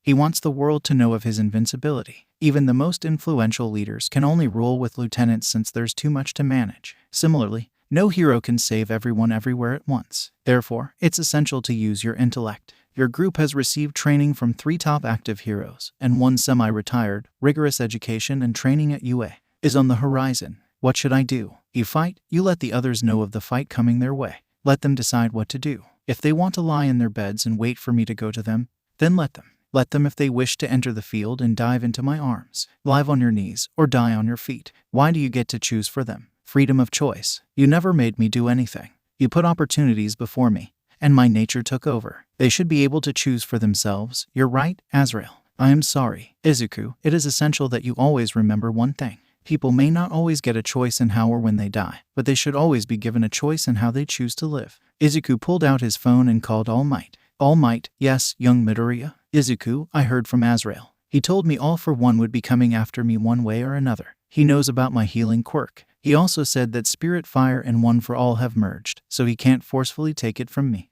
All Might, that is comforting in some fashion. Know that I will not stop hunting him, Izuku. When the time comes, you won't be alone. Izuku, I know. I am going to tell my family and friends. Before you say anything, Azrael said something. He won't be coming at me alone. He will have his army at his back. They deserve to know what's coming regardless of what they choose to do. They have the right to choose how they live. Part of his power is being in the dark. All Might, you want to bring him into the light, the panic it can cause. Izuku, I'm not referring to a news report or anything. What I mean is that if individuals are aware of the presence of a monster under their bed, they can take precautions to prevent it from quickly grabbing their feet. All Might, you want to raise your army. Izuku, not an army. I want them to know what's on the line when the fight breaks out. I know you and the others will try to stop him before he comes for me, but I want to be prepared if you fail. Sorry if that sounds harsh. All Might, no, it doesn't. It would be best to always prepare for victory but not ignore the possibility of failure. Failure, no matter what, is always an option on the table or in the shadows. Izuku, I assure you that I will exercise discretion and only trust those I feel are trustworthy.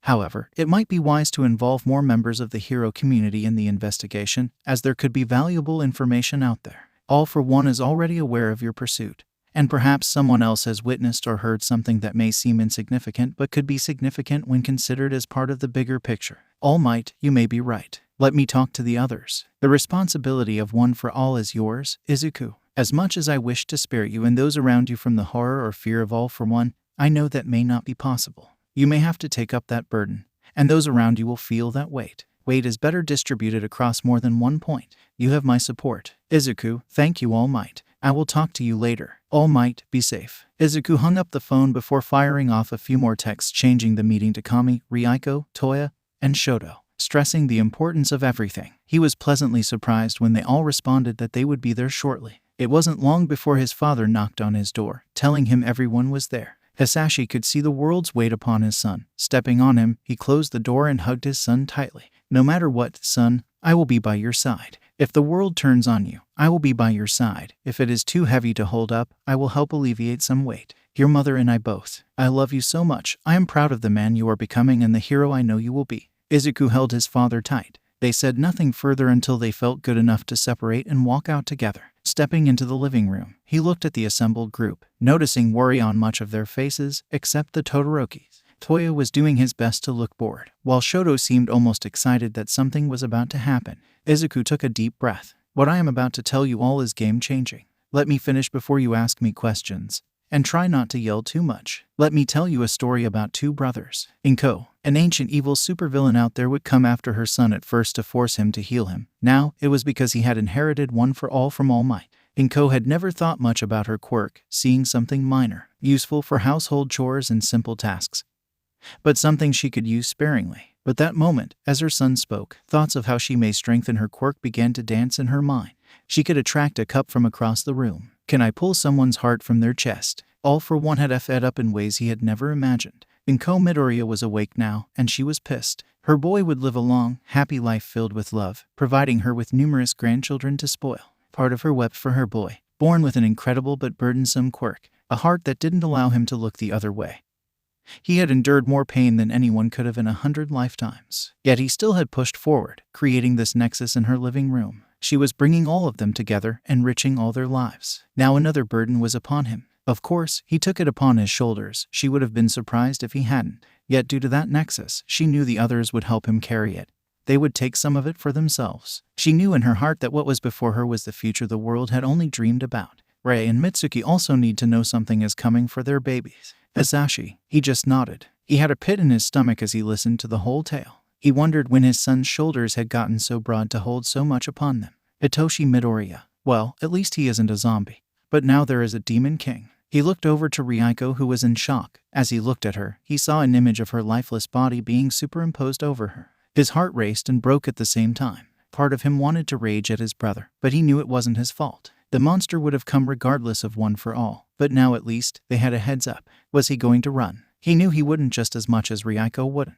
He was going to be a great hero just like all the rest. Now he knew he had the opportunity to go down as part of the team that took down the Demon King. Time to fight for the future, and he would fight to his last breath. He knew now that it wasn't just luck that Izuku had been there that night to save him, it was fate. His fate was to be there and end the Demon King and his whole stinking army. He reached out and squeezed Ryuko's hand. She returned it as the look of shock faded from her eyes, and a fire began to burn. Riko, once upon a time, she was just a lonely girl whom people would make fun of for how she would talk and her love of all things spooky. Then Kami came into her life, a fireball of energy, and she didn't seem to care what anyone said. She took Riko's hand one day and told her they were eating lunch together, and that was it.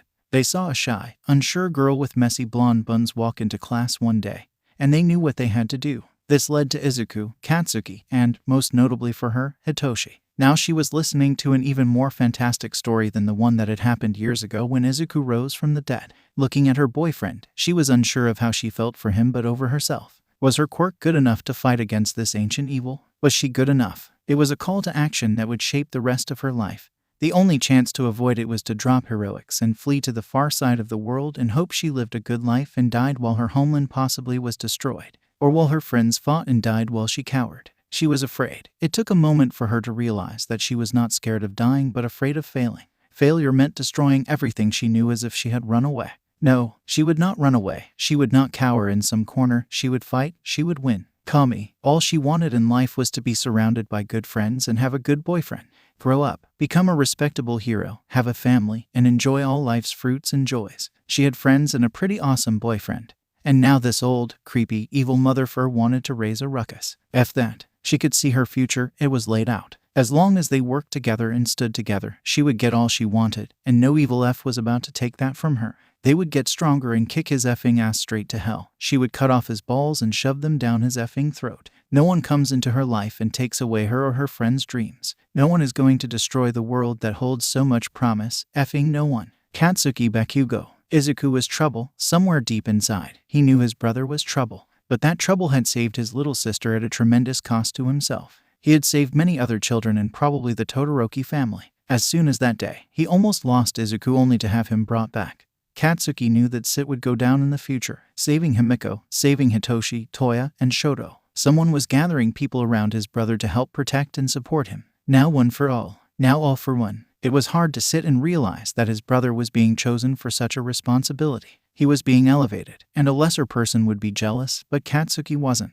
He knew that Izuku would need someone to lean on and help make the hard choices, that he would need someone to walk in and F some sit up. Katsuki was confident that he could do that. They would go down in history as the mother furs that saved everything or the ones that failed and let it burn. Katsuki was not about to let this Sit burn. He would fight with and beside his brother, ensuring Izuku was challenged, but always from a place of love. All for one, maybe be the boogeyman, but he never F'd with a Bakugo before. Wait until Mizuki gets older and learns about this. This ancient evil is never going to have a chance. Toya, if Izuku hadn't saved me, would I have been part of that army? Would my hate have consumed me that I would do such things to satiate my desire for revenge? Instead, I have my family back. I am enrolled in the hero course, have some great friends there, and a group of kids I want to see become great heroes. It is like I am a big brother to all of them. It should be my job to protect them. I should be the one chasing the monsters away. I can, but if not, I will ensure that they don't know what will hit them when the demons come. Myro, Nejire, and Tamaki will help. I know they will.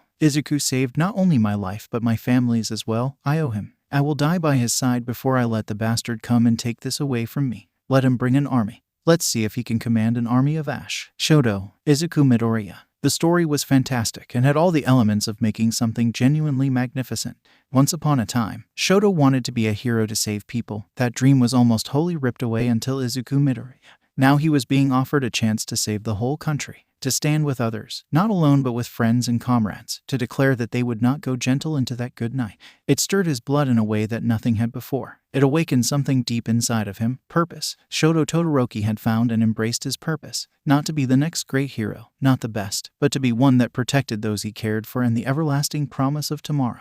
Himi, if she didn't love him, she would kill him. She knew Big Sit was going to come, but she figured it would be Azrael's fault. But this was going to come for her Izu simply because of his quirk. This thing would take away her Izu, family, and friends. Not while Himiko drew breath. Her thoughts darkened. She would have to do things he may not like to keep him safe. She would have to do something he may never forgive her for. It hurt her heart, but she realized she could endure that as long as he was safe, as long as they were safe. War's not always clean, and she was damn sure that this all for one was not about to follow any rules of engagement. She loved Izuku enough to endure it. She would do what had to be done. Every general needs that person to cross the line they cannot. Some get dirty so others can remain clean. She would do what had to be done to create a place where they were safe, and the Izuku would be happy, even if there weren't a place for her there in the end. She would be the monster, do the evil things so he could stay clean. She would do what had to be done. Ibara. It was clarity, the reason the Lord had guided her here and had brought her to Izuku's side, first in friendship, now in romance. The devil's agent was coming, and she was going to fight.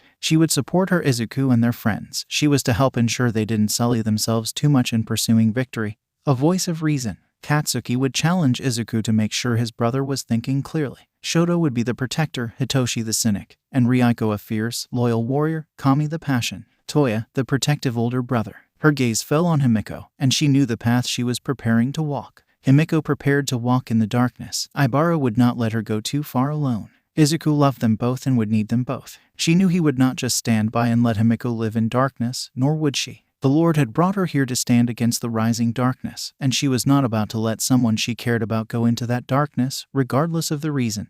She would ensure that no matter how far Himi thought she was lost in the darkness, there would always be a light to guide her home. Nowhere. Azrael passed the unseen threshold in the strange visage of Nowhere, passing others as he made his way to the location of whom he sought. With his next step, he felt the shift in reality, the bend in space as he crossed over. Greetings, brother. I was interested in why you called out to me after so long. I have called you here to tell you that I am displeased with your actions and with your meddling. I am just cleaning up your mess, little brother. My mess. Why, of course. You think that you could just bring the light of quirks and leave. It was what was chosen for them. You can spin that tale all you want to the others. You forget who I am and whom I share time with. Now, Lightbringer, what do you want? Nowhere. Surely you are joking, Lightbringer. I assure you I am not, and don't call me Shirley. Ha ha, Azrael said sarcastically. Not only did you decide to bring your light and the F off, you are coming here now to make this demand of me. Yes, that is exactly what I am doing. And you will do what I ask and give me what I want. Or else. I don't like being threatened. Even you are not immune to death.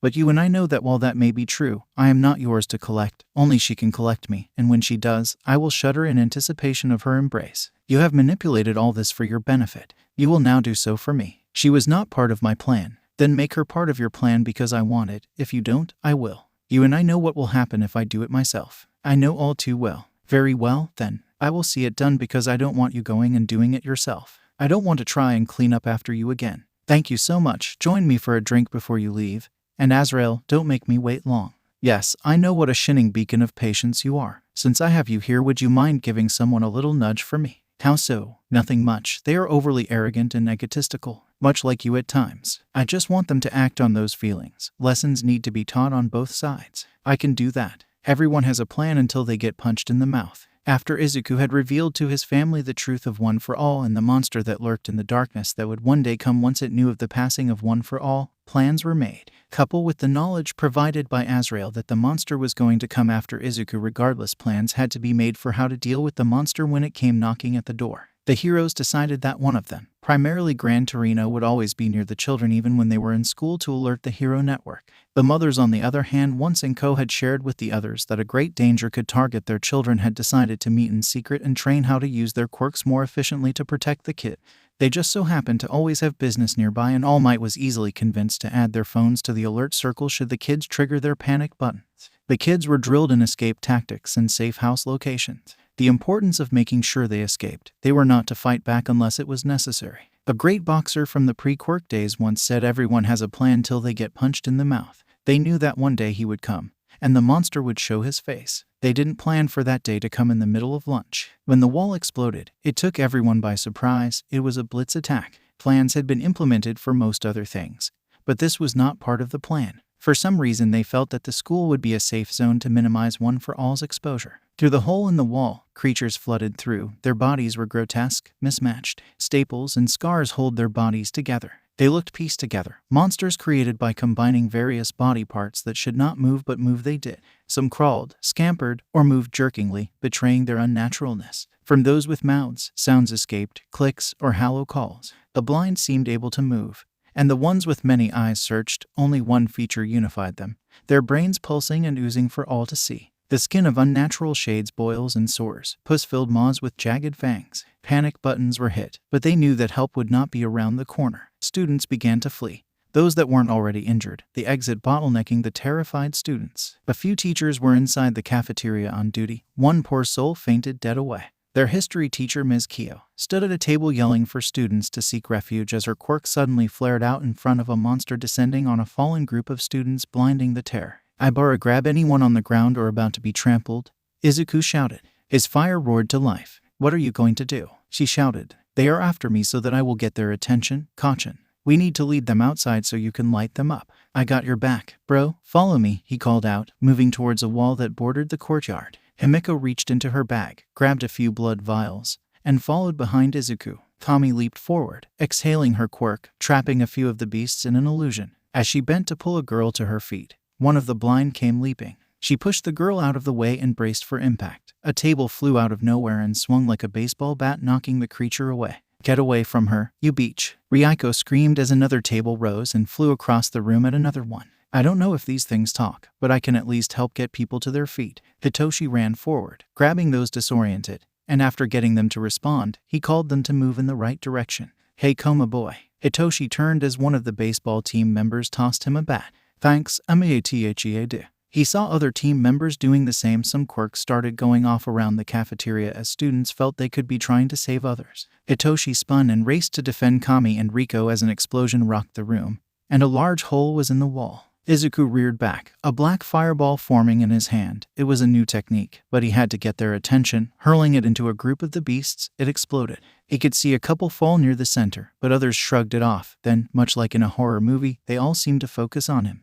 They let off a horrible high-pitched scream and went flying towards their target. Izuku dashed outside. As the first of the pursuers neared, the whole Katsuki spun from around the corner, both his palms forward. Eat it, you effers. He yelled, letting his quirk go. It was deafening as the attackers went flying back. Riko kept throwing everything she could get her hands on. A few monsters peeled off to attack her, and Kami trapped a few while Hitoshi did all he could. The bat impacted solidly on one more ape-like creature, but it seemed to have no effect. It swung its mighty arm, hitting the boy in the side and sending him flying. Riko screamed in horror as he flew past her. Using her quirk, she yanked him back to her as she ran and dived to avoid one of the monsters. She wrapped him in her arms and braced. When the creature came crashing down on her, it suddenly impacted a yellow barrier that moved with the impact like a trampoline and spang, sending the things flying away. Riko turned and saw a girl with bright blue hair standing there, her hand extended. Come on, Riko, get up. I can't do that much more. Riko smiled at the girl from her class. Thank you, Rika. She pulled Hitoshi to his feet as he grimaced, holding his ribs. From behind Kami, she heard a shout, Duxi-ami. She immediately dropped as one of the soccer players came flipping over, her brilliant white arms trailing from his back, fired forward, hitting two creatures, and sent them flying out of the building.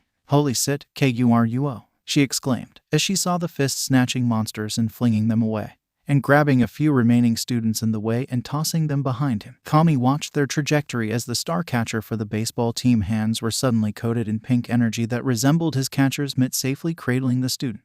It was then that the PE coach burst forward with a mighty roar. An overlay of powerful bulls shimmered over him as he crashed into more, driving the remaining few out the hole they had come in. The lunch lady, Mrs. Yoko, and an 80-year-old woman emerged, and from her palm, ice sprang forth, plugging the hole. She stumbled, but Kami caught her. The older woman was shivering violently. Hold on, Mrs. Yoko, Kami said, thanking All Might for all that physical exercise. Kami lifted the woman and ran to get her out of danger. You get an extra dessert tomorrow, Mrs. Yoko said, causing Kami to smile. Might Tower. All Might's phone lit up as the panic alarms he had designed for the kids lit up. He immediately sent out an emergency call on the Hero Network. As he went to race off, a purple-skinned muscled beast with wings came crashing through his office window, spearing him out the other side. Its beaked mouth let out a sonic roar that shattered all the windows of the upper floors. Outside, Katsuki leaped back, panting, You know, Izuku, I blame you. Fair point. Enough chitter-chatter, youngsters. Look alive, Torino ordered as he dropped beside them.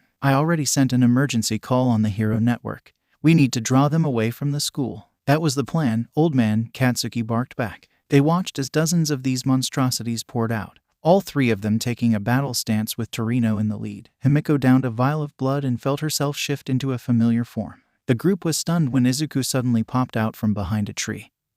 Hey, you ugly son of a beaches, I am over here. The creatures immediately split as half bolted after Himiko. Oh sit, she muttered as she turned and ran as fast as she could. I got that crazy blonde girlfriend of yours. Keep pulling them away towards the athletic field, Torino said. His rocket sprang to life, and he kicked the lead beast in the knee, sending it crashing down and tripping some of its cohorts as he pushed off the ground toward Himiko. Ibara burst out of the hole behind their attackers, her vines snaking out, grabbing some pursuers, and slamming them together. Katsuki leaped at the one closest to him with an explosive right hook as Izuku delivered a crushing uppercut to another. Katsuki greeted another one with a rising knee, but he was then tackled out of the air by another beast, its beaked maw diving deep into his shoulder. He let out a scream as he placed his other hand against the monster, blasting it with everything he could.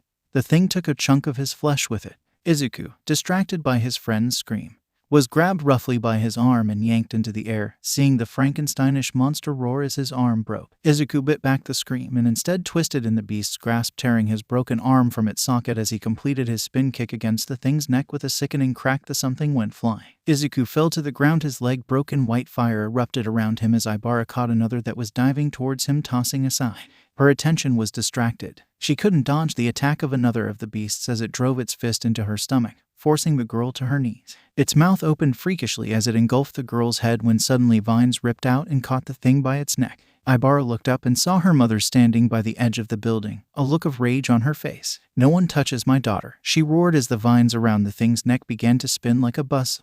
Ibara watched as the thing's head was cut from its body. Izuku rolled out of the way from an attack. As he got his legs under him, he pushed off the ground, leaving, kicking up a sizable piece of dirt. As he tackled Katsuki out of the way, one of the flying beasts fired a breath attack. Izuku's fire immediately spread to his injured brother. The flyer turned to make another pass, but then Izuku saw the eyes of the monster suddenly be wrenched out of its head by green energy. Quickly he located his mother, who was near Ibara's. When one of the beasts ran at them, he saw Mitsuki come around the corner with what looked like a shotgun and fire point blank at the monster's face. The thing fell back, a solid projectile lodged in its brain. Both boys watched as Mitsuki causally loaded another shot and fired at another monster. Himiko dodged left and right, avoiding the powerful attacks coming at her. One landed too close, exploding the ground next to her, causing her to lose her footing. As another grabbed her, Torino rocketed in, kicking the thing in the face and sending it away. Himiko got to her feet. "Torino, get me to the other side of this building," she shouted, backflipping out of the way of another attack as one of her feet caught a monster under the jaw. Torino was unsure why the girl wanted to get to the other side of the building, but he knew he needed to get her out of her. He scooped her up and rocketed off. He grabbed the edge of the building and pushed off, rocketing him high into the air. He saw a pool on the other side.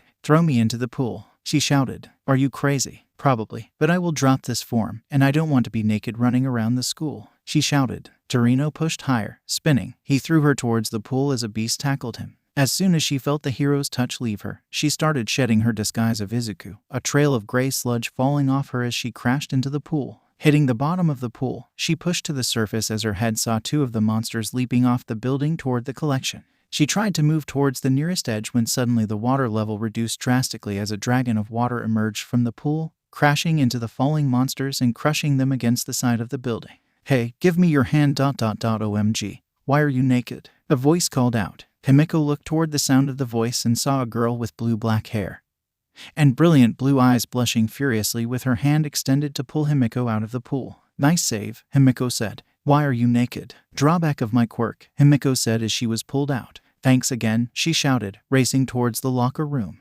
"What's your name?" "Suijin." "Get the F out here, Suijin," Himiko shouted. "Put some clothes on, you freak," the girl shouted as she raced in the opposite direction. The thing that should not be. Torino managed to break free of the monster. Bloodied, he rocketed back to the real Izuki, seeing the two boys with Ibara at their back fighting off the horde of monsters attacking them. The two boys were working like a well-oiled machine, with the girl and her vines working overtime blocking attacks and grabbing monsters to toss them away. He smiled as he dashed in, knocking another away and landing near Izuku. "I need some healing, lad," he called out. Izuku, not turning his back, just extended his fire and healed the hero. The trio of mothers were working towards them as some local heroes arrived on the scene. A blur appeared next to them. "Eri out children, when he touched you to safety, watch out Therese another own, Ohendenother." They watched as the heroes' fists flew in a blur. Once the group was together, they mounted a counterattack with the local heroes. As the last of the beasts fell to the ground, not moving, a feeling of relief started to wash over them when a shadow appeared over them. A man was floating above them in a chair wrapped in strange white energy with strange machines attached to him. He was bald, and his eyes were covered by skin, with a peculiar metallic mask over his face. He was wearing a black suit with a crisp white shirt. "All for one," Torino hissed. "Kids, get the hell out of here. Call All Might. Call everyone." "Izuku Midoriya," the man spoke, his voice dripping with menace and dread. "A very impressive showing. But unless you want your friends and family to meet a tragic end, you will give me what I desire. You will get nothing but a jail cell all for one," Torino yelled, rocketing forth vengeance on his mind. The local pros followed suit only for jagged black spikes to appear and impale them, pinning them to the ground. Izuku heard the screams as the same happened to those around him, leaving himself untouched. "Wait, stop," he cried as more spikes raced out, stopping inches from their throats. "What do you want?" "Why, your wonderful healing quirk, my boy." "Okay, just don't kill them." "Izuku, you can't," Katsuki screamed, pushing against the spikes. More were shot out, causing more damage to everyone around. "Izuku," his mother pleaded, despite the pain. Ibara said. "Please don't hurt them," Izuku said. The fire around him died out. The man floated down as Izuku walked towards him. "Who are you?" "You may call me All for One." "What happened to you?" "All Might. Now enough games, come here." Izuku approached the man. "Promise me that you will let them go." I promise I will set them free. Will and intent. A sinister smile formed on the man's lips as he reached to touch Izuku's head. Then nothing happened. Confusion formed on All for One's face. Izuku's hands suddenly shot out and grabbed the sides of the man's head. White fire exploded out behind him in a torrent, destroying the spikes and healing his allies, as black fire exploded from his palms, engulfing All for One's head. You cannot take anything from me, you bastard, but I have something for you. All the pain from my family and all the pain you inflicted on All Might, all for you and all right now. Ibara marveled as she saw green wings made of fire erupt from Izuku's back. The fire exploding everywhere was a raging inferno whirling around them. All for One screamed in pain. Such pain. He impaled the boy with hundreds of spikes, desperate to kill him to stop the pain. He saw the spikes penetrate Izuku, only to shatter and the wounds to instantly close, and the pain to be fed into All for One. He felt bones break, the pain of dozens of surgeries. Every blow or wound he had inflicted upon his rival he felt being returned to him. Dozens of quirks erupted from All for One in a desperate attempt to escape. He tried to rise out of the boy's grip for the earth to explode around him as vines pulled him down, and the tubes keeping him alive began to be ripped free one by one. He was dying, they were killing him. Through the haze, through the pain, he saw an ethereal being perched on the edge of the cafeteria, smiling at him and reveling in All for One's pain. In desperation, he activated a quirk he hadn't fully mastered.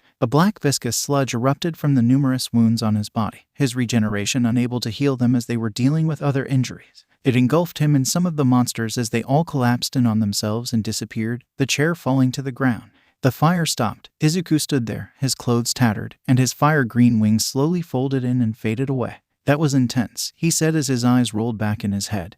Katsuki caught his brother before he could fall. Stupid Deku, he whispered. Ibara and Inko rushed to his side, as did Himiko, who came tearing around the corner wearing a school swimsuit. Torino was stunned, as were the other heroes. Students that had watched on from the windows had just seen some of their fight against monsters, and they had won. They had bore witness to the start of something. The cliff by the sea. Izuku's eyes opened, and he wasn't at the school or staring at the dull ceiling tiles of a hospital. He cautiously looked around and saw Yoichi waiting for him to wake up. Please tell me I didn't almost die again, he said, getting to his feet. Far from it, young man, you should wake up soon, he replied. Izuku looked out over the sea and saw no raging or boiling seas. No storm, instead, it all looked calm. The sun was shining, not a yellow but a golden hue, tinting everything in a strange shade. Everything looks peaceful. Is this where you tell me I must face some great evil next week? Yoichi laughed. No, you are here, so we can tell you how proud of you we are. We, on cue, 6 lightning bolts, blue, red, orange, purple, green, and pink, crashed around Yoichi, causing Izuku to flinch. He could see silhouettes of people in energy that crackled in front of him.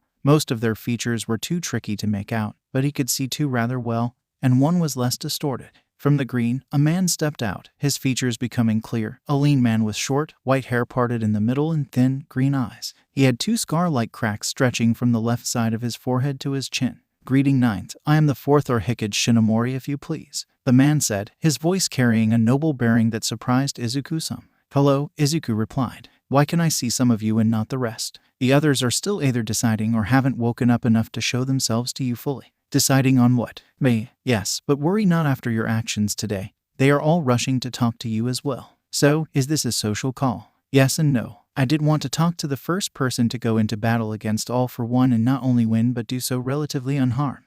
I am unconscious, Izuku pointed out. Yes, but as Yoichi pointed out, that is only temporary. You used so much power that your body needed to reset. Trust me, your victory is awe-inspiring, as was your deception. It was brilliant to understand that he couldn't take your quirk now because it had merged with One for All. A trick that won't work twice, assuming that All for One survived. My brother is worse than a cockroach. I would assume he survived, not only for your safety but for those around you. You dealt an even more crippling blow than can be imagined. I assure you that it will take him some time to move against you again, but he will come again, Yoichi said. Nevertheless, Izuku, I did not come here just to congratulate you on your stunning victory but to offer you access to my quirk. My quirk merging with One for All results in a change. I would say so. Now our time is short, and 7 is getting impatient. My quirk is called Danger Sense. It will trigger when someone has malicious intentions toward you. At first, it will be like an early warning system but with training.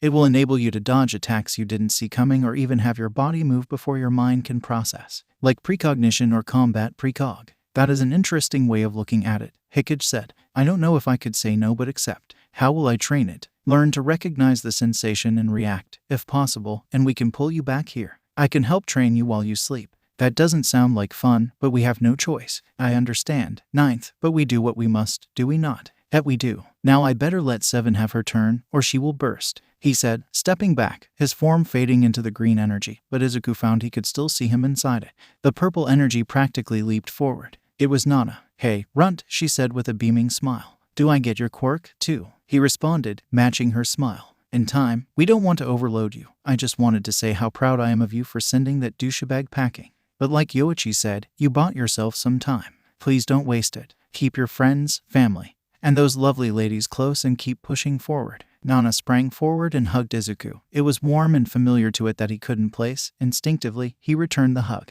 Now, wake up before they freak out anymore, she said with a smile, pushing him back. The real world. Izuku awoke, still being held by Kachin. Bro, I didn't know you cared, but what if Kami and the girls see? Katsuki sputtered and dropped Izuku. Dick, how long was I out? Izuku said, as he looked up into his girlfriend and Inko's eyes. Only about 30 seconds, Inko said as she helped him. Are you okay? Do we need to seek help, or do you need to heal? I am fine. I just expended too much power at once and had to reset, he said, as soon as the words left his mouth.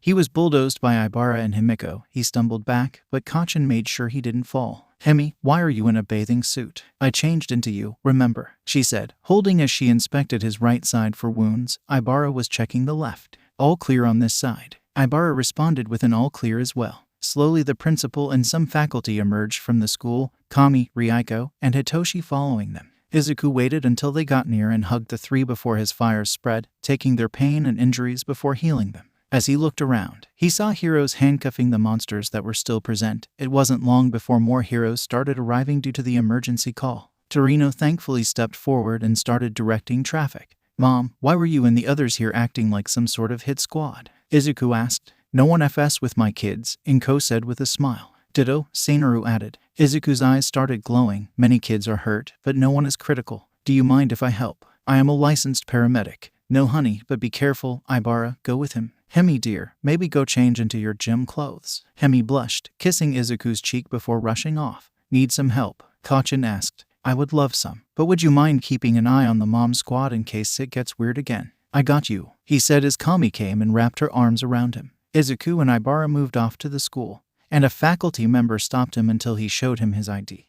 Most of the students were in decent shape. There were some broken bones that Izuku stepped in and healed, doing his best to make sure no one saw him grimace from the pain. Playing it off as concentration, though Ibara knew better. She would squeeze his hand in between or whisper reassurance. This was why she loved him. He could have just stood back as none of the injuries were life-threatening, but he was healing the worst wounds and offering his best help. Once more medical professionals arrived, and Izuku did his job of giving reports. She pulled him away so he could rest some. While he emerged uninjured from the battle, the evidence of the fight was evident from his tattered clothes. As they were walking away, Himiko caught up, handing him his gym clothes. Izuku thanked her with a kiss on the cheek, ducking into a bathroom to change. Is he okay? Himiko asked Ibara. Physically, yes, but he will need us later. What happened was intense, and we both know that while he can heal the wounds, he experiences the pain. She motioned to her clothes that had holes in them from the spikes. He also healed us. All Might. One of the abilities that All Might had always wished he had was flight. Today was no exception. Having to fight an aerial battle when you can't fly is one of the most challenging experiences. Having emerged victorious partly due to the timely arrival of Ryukyu the dragon hero, he thanked the young hero as some of the beasts collapsed on themselves till only one remained. After ensuring it was secure, he apologized to Ryukyu before he leaped off. His mind raced as he moved towards the school until he heard an all clear over the radio.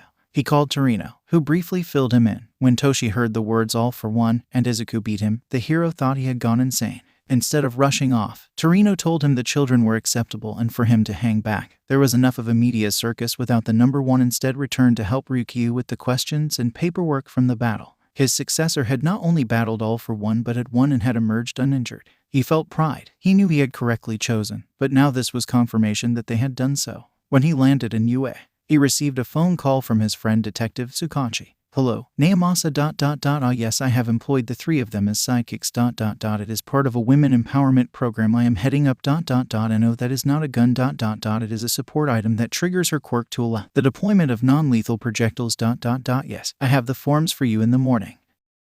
The return to school the following week was bizarre, to say the least. The group, while not shunned, had been left alone. But that was no longer the case. The baseball team was talking with Hitoshi. Some girl named Suijin was being all friendly with Himiko. Ryuko and Riko were hanging out, and Kami stopped having to pay for lunch. But the way that Ibara, Katsuki, and then Izuku were being treated was with an almost reverence. So many had seen their fight with the monsters. And then with a mysterious man in the chair, they saw that man immobilize and defeat the pro-heroes who had responded in seconds. They then saw Izuku step forward and display the fire he had put forth, healing his allies and then hurting the man in the chair. At first, some student bodies screamed in terror, watching the fire engulf the heroes, his friends, and his family. But when there were no screams and no smell of burning flesh, they could see that those bathed in the white fire were healing, and the only one screaming was the man in the chair. But he wasn't being burnt. Then, after the battle, they saw Izuku go to those with broken arms, and the white fire would heal them. When asked, they all said the same thing, that it felt calm and soothing, no heat, no pain. It wasn't until after the paramedics and the other first responders arrived that Izuku left with his girlfriends to change and wait to be questioned like everyone else. There are no legal problems as many students reacted to the invasion and used their quirks to defend themselves and save others. News cameras were everywhere during the aftermath, with many students being interviewed in the news channels. Quiet to all of this was Izuku and his group. No interviews, no media appearances. In fact, they were strangely silent on the whole matter. When the group returned to school, they acted like nothing had happened. They took the new interactions in stride and carried on. It took a few weeks for things to truly get back to normal as far as media coverage and such. But inside the school, it had become a rallying point as many students had stepped up. Some were even talking about UA. Not all were talking about the hero course, but now the thought of going to the top school in the country was not so ludicrous to some. After all, studying harder isn't so daunting when you have survived an attack on your school by an army of monsters. This is where the group found themselves. It had long been known that they were all aiming for UA.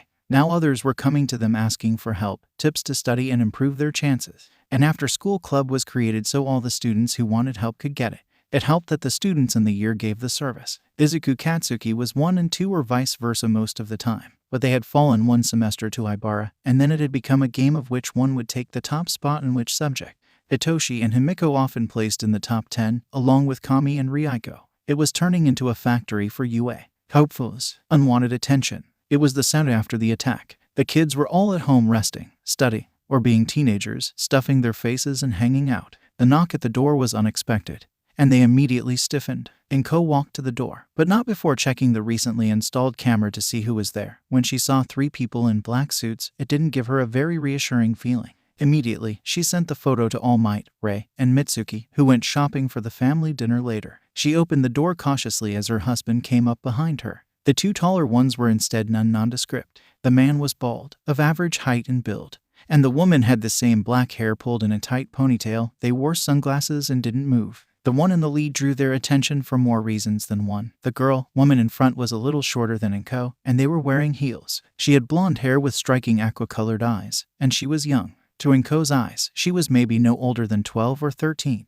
"Hello, Mr. and Mrs. Midoriya. I'm so sorry to bother you on a Saturday, but my name is Hino Hiro, and I am the Undersecretary for the Hero Commission of Japan. I am sure you can ascertain why we are here." "The incident at the school," Inko responded. "Yes, that is correct. Not to be rude, but you seem rather young to be the Undersecretary for the Hero Commission. May I please have some identification for you and your associates?" Hisashi said, stepping forward. He touched Inko's shoulder and had her move behind him. "Of course, Mr. Midoriya," she responded with a lovely smile while her eyes glinted in annoyance. As her subordinates showed their identification, she handed hers over to allow him to look closer. "As far as my appearance goes, my quirk slows down my aging. A grand thing to have when I am in the prime of my beauty, but a terrible burden to endure at age 4. Ms. Hiro said. Hisashi examined the identification. Everything seemed proper, but he couldn't tell if it was a fake. "How can I help you, Undersecretary Hiro?" "We at the Hero Commission are investigating the incident that occurred on Thursday. This investigation is separate from the police as this involves heroes responding to a call. Also, this case involves underage persons and quirk usage. We were looking to interview with you sons and daughter. Shouldn't this be done in a formal setting instead of at our residence?" "Yes, we can go that route if you so choose. I was hoping to keep things informal not to cause any more stress on the children." Inko, who was looking at her phone, stepped up. "While I appreciate your thoughtfulness, Ms. Undersecretary, according to Article 43.599.21-8 subsection 3.5a87 of the Hero Commission Guidelines, no interviews shall be conducted with any person or persons unregistered with Hero Commission of Japan shall be interviewed during an official investigation without legal counsel present. and a registered hero as an advocate present. The official notice must be supplied with 2 full weeks prior notice to allow the interviewees to prepare and arrange appropriate counsel. Unless the interviewees waive their right to legal counsel, hero advocacy, and prior notice. Inko took a breath and looked the woman in the eye. We do not waive our right to counsel or advocacy or notice. If you plan on interviewing any of our children's associates, I have forwarded them the same information and assure you that I will tell you the same thing. Well then, Ms. Midoriya, I thank you for your time, and you will receive notification by this evening, Ms. Hiro said as she donned her sunglasses. And the trio exited to the street where their vehicle was waiting. The real trouble began when the first footage was leaked. Then more and more. The creatures were plastered across every television station all over the country and some outside the country. The students' faces were blurred out, but all out on display. The quirk usage, the horror of the scenario, everything when the footage of the fight outside leaked. All hell about broke loose. Katsuki, Ibara, and Izuku all fighting back to back. Blurry footage of the mom squad. Torino is rocketing off, looking like he abandoned the kids when he went to save Himiko.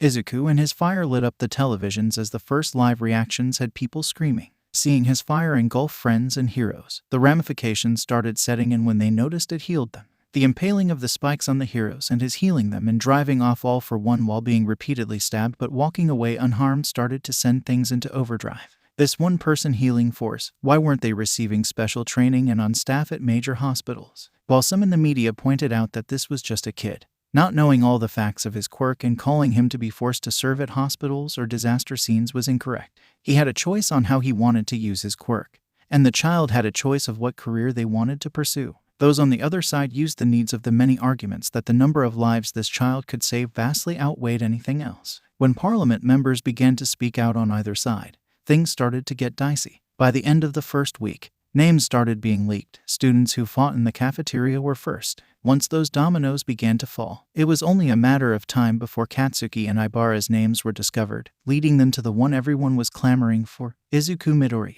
The reporters camped outside the house that first morning was a near-mob scene, to say the least. His parents weren't able to go to work, he, Himiko, and Hitoshi couldn't go to school. The Hero Commission stated that the investigation was ongoing and that Izuku Midoriya had been scheduled to be interviewed. They would release a statement afterward. The kids had to be loaded into the car with their faces concealed to be driven to school. The school had to employ more security to keep the reporters off campus. Amazingly, the student body that had been saved, especially those who had joined the study group, showed their support, with some of the boys even wearing green-haired wigs to mess with the reporters. Something had to be done. And it was decided that a press conference before the Hero Commission meeting was the best way to prevent the commission from spinning the narrative. All Might and Endeavor wanted to be there to show their support, but it was worried that it would cause even more trouble if the top 2 heroes were shown to be involved. Ultimately, it was set up to be held at the UA, with Nezu and Recovery Girl as his support. His parents and friends would be there, but Izuku argued that he needed to be the one to talk. UA, press room. With the flash of hundreds of light bulbs after an introduction by Nezu, Izuku Midoriya walked across the stage, his nerves erect but doing his best to look calm. He placed them on the sides of the podium, locating the projection screen with his speech on it. To appease his trembling hands, he gripped them tight. Before he began, he waited for the press to calm down. Nezu had advised, "Ladies and gentlemen of the press and citizens of Japan, I am Izuku Midoriya, the young man from the videos shown with those in the media have dubbed Healing Fire. I call my quirk Spirit Fire. I felt it was necessary to come here today to address all of you so that I can set the record straight on some things and hopefully end this debate on my future. I am holding this press conference here and at UA, because this is where I plan on attending this new school year. I have served as an intern under the guidance and care of the youthful heroine Recovery Girl since my quirk was brought to her attention as she saw the potential, like many of you, for all the good that my quirk can do for myself and the world. I plan to train at UA and enter the world of heroics like my mentor, not only as a support hero but as an active hero protecting the good people of Japan. I hear some members of parliament and the media calling for me to be deployed to disaster areas or stationed in hospitals to heal everyone who comes in. While I know my future will bring me to disaster areas, I am not yet ready for that task.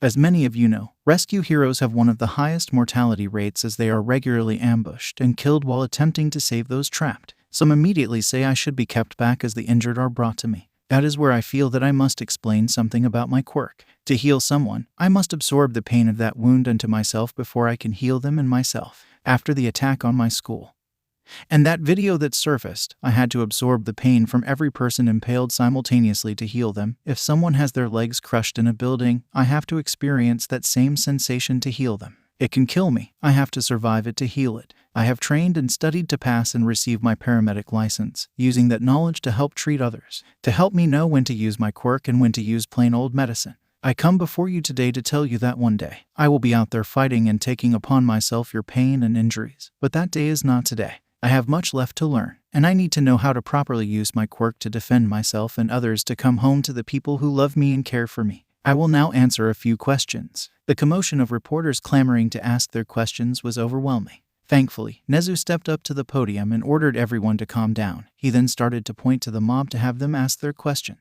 First up was a stern-looking man with a balding head and glasses. "Hello, Mr. Midoriya, Zilin Quinn from Japan National News. You say you must experience the pain of the injury you are attempting to heal. Does that mean you suffer the injury as well?" "No, Mr. Quinn, just the pain. And it is the entirety of the pain and in an instant. For example, say you fell and broke your leg 8 months ago. I never healed right, and you have been in constant high pain for that 8 months. Should I heal you? I experienced the initial pain of the leg break and all 8 months related to that injury. As you can imagine, it can be excruciating." Another reporter stood up. "Nico Mora, Tokyo News. After you healed this broken leg, you must heal yourself. But if you aren't experiencing the actual injury, what exactly are you healing?" "Healing myself may not have been the proper term. What I do is burn it out of myself," he said, holding up one hand. It was covered in his white fire. "This is what many of you saw. It is what takes the pain and heals someone." He held the other hand, and black fire flared. "This is what I use to burn what I have absorbed away." A woman with pale lilac hair and pale blue skin was next. Chitos Kazuki, Shuseisha Publishing.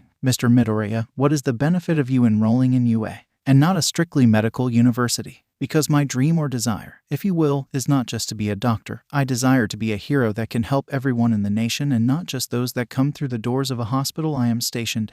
And it is my choice of how I use my quirk. We do not live in a society where people are forced into a job based on their quirks," he said. Last question. Suzuki Hakiro, National News. "What of the man that attacked the school? Do you know why you were targeted and what will stop him from targeting you again?" "I was targeted for the same reason I am standing before you today. Instead of doing something with my friends, my quirk. He wanted my quirk to heal him, and truth be told, if I had stumbled upon him, I may have tried to help him the best I could. My quirk calls me to heal people, sometimes regardless of worry for my personal health. There is nothing to stop him, like there is nothing I can do should lawmakers pass a law forcing things upon me. All I can do is prepare for a life where he should target me again so that I can better protect myself and those I care for. And I am enrolled at UA. I am sure that not only will I have the backing of my classmates but of the entire faculty as well," he said. "Thank you all for coming here today." He stepped to the side and bowed before he exited the stage. Izuku stepped off the stage and into the waiting arms of his parents, who wrapped him up in a giant hug. The family just embraced for a moment before midnight tapped them on the shoulders to lead them away. The family was led to an underground parking garage, where they climbed into their car and out a secret campus exit. Once home, Izuku was greeted by his waiting girlfriends and his brother. "Good job, baby," Himiko said. "You did very well," Ibara added. "I still think you should have told them all to F off. It's your life," Bakugo said, making Izuku laugh. The family hunkered down for the evening as the news coverage was responding to the press conference, and the school itself had stated support of Izuku, highlighting the fact that since the incident, many more of their students had been inspired to aim for UA, and not only for heroics but business and general studies. The Hero Commission. When Izuku and his parents showed up for the interview, the Hero Commission was not prepared for Endeavor and All Might to show up as their hero advocates or for lawyers from both their agencies to show up as legal counsel. Needless to say, the interview did not go the Hero Commission way. Date night. Himiko and Izuku left the house, backpacks ready. Hand in hand, with smiles and a faint blush on their cheeks. Tonight was their first official date. The threat of all for one, the training, and then the media problems that followed had made this desire unobtainable. But tonight was the night. They made their way to the train station as they were heading for Mustafa Regional Park. They stepped off the train, trading small talk as they headed towards the park. Once there, Izuku paid for their tickets to movies under the stars. It was going to be a double feature. They found a nice spot and pulled out the blanket before settling in her and leaning against him. Ryuko had told them about this spot, and the idea of just enjoying some old movies and each other was too much for them to pass up. Himi had packed dinner with some help from Inko. They had some drinks and were ready to be a young couple on a date. When the first film started to roll, Himi giggled as the crowd cheered, the lights dimming. The hollow projection sphere lit up, and into the dark, the supernatural romance began to play, much to Himiko's delight. It was one of her favorite movies. It was all about a vampire and a girl who fall in love as he pulls her into his world of endless nights. Izuku had first rolled his eyes when she had told him, but when he watched it, it turned out the film was beautiful. It was all about the beauty of night and saying goodbye. Himiko would always cry at the climax when the vampire fought his way to the girl to save her during the park but turned to ash in the process. Even Izuku would tear up some with the sheer intensity the two leads conveyed their emotions without words or musical score. The scene was completely silent and utterly beautiful. The difference this time was that as the movie faded to black, Himiko could turn and kiss her boyfriend and whisper mussy stuff that she would deny ever saying if asked. There may have been proclamations of love and willingness to sacrifice themselves, but most of all, it was about finding comfort that the other was by their side. The second film was the latest romantic film from Kenji Mike, A Visit with Death. This film was about a woman talking about death before moving to the great beyond, with flashbacks to scenes in her life and things she thought were necessary. Izuku leaned in and whispered how Azrael was nothing like that, earning a giggle from Himiko. It was not lost on them that he could tell her what talking to death was like. In the end, they laid back as all the lights in the park were extinguished, allowing the attendees to lay back and look at the stars. Himi and Izuku did her, lying her head on his chest, whispering dreams and words of love, the cool breeze washing over them like a gentle blanket. It was honestly the best part of the night. Even though other people were around, it didn't matter. They were just in their world till the lights came up, and they packed their bags. They exited the park smiling and holding hands, making their way to the train station. They weren't far from the station when suddenly a child came barreling out of the alley, almost knocking Himiko down. The little girl, maybe 5, had dirty pale gray hair and red eyes. She was dressed in a tarted and filthy nightgown, her arms and legs heavily bandaged. Her eyes were filled with panic. She radiated terror as she looked down the alley. "Please help me," she whispered desperately. Izuku's eyes began to glow, and he almost fainted as he read the girl. His anger began to spike to a level he hadn't known possible. "There you are, Eri," a voice from the alley called. Emerging from the alley was a man in black pants and a black shirt, white tie, shoes, gloves, green bomber jacket with purple fur trim, and strange, stylized plague doctor mask. His thin eyes, with small gold irises, seemed to glow in the moonlight. Izuku quickly looked around and spotted Azrael leaning up against the street light. "It will take me 45 seconds to walk from here to where you are. When I get there, someone is coming with me." Azrael's voice rang through Izuku's head. "Thank you so much for finding my daughter. She sometimes gets confused." Himiko picked up Eri, and the little girl clung to her desperately, begging for help. Himiko looked at Izuku and saw an absolute rage on his face she had never seen before. White fire erupted around Eri as Izuku narrowed his eyes. 1, 2, -3, 4, 5, 6, 7. Chisaki Aka Overhaul is a young man with a narrow build, short auburn hair, small eyebrows, and small gold irises with relatively long lower eyelashes. When Eri escaped from her sitters, she had expected her capture to be easy. But unlike other times, she had been craftier, maybe more desperate. That or her sitters had become so lax that they would have to be removed from their post. Well, that was going to go without saying. But now, these two children had become involved. He wore a black dress shirt with matching dress pants, a pale gray tie around his neck, and a belt with a long, thin buckle around his waist. In addition, he had 3 beaded lobe piercings in his left ear. Over his shirt, he donned a dark olive-green bomber jacket with a thick purple fur collar. On his feet, he wore white lace-up sneakers with tan soles and no socks. Kai's most noticeable accessories were the white surgical gloves on his hands and the magenta plague mask he wore over his mouth, which was tipped and embroidered with gold. His eyes widened when the white flame erupted, causing him to jump back. He had expected heat, but there was none. He saw the old wounds on Eri's heel and knew he had just stumbled upon something amazing. This fire healed not just present wounds but past ones as well. He could do that, but he was reconstructing someone. Was this power similar to Eri's rewind? Was he rewinding their body to do this? He knew he would take them both, Eri and this green-haired troublemaker. The blonde, well, she was unnecessary. Overhaul went to move, but suddenly, the boy was in front of him. The boy's eyes glowed with an inner fire. They burned with rage, with an anger that would have frozen him if he had been able to react. But he couldn't. It took his brain a moment to recognize that he had been hit. The punch to the gut lifted him off his feet.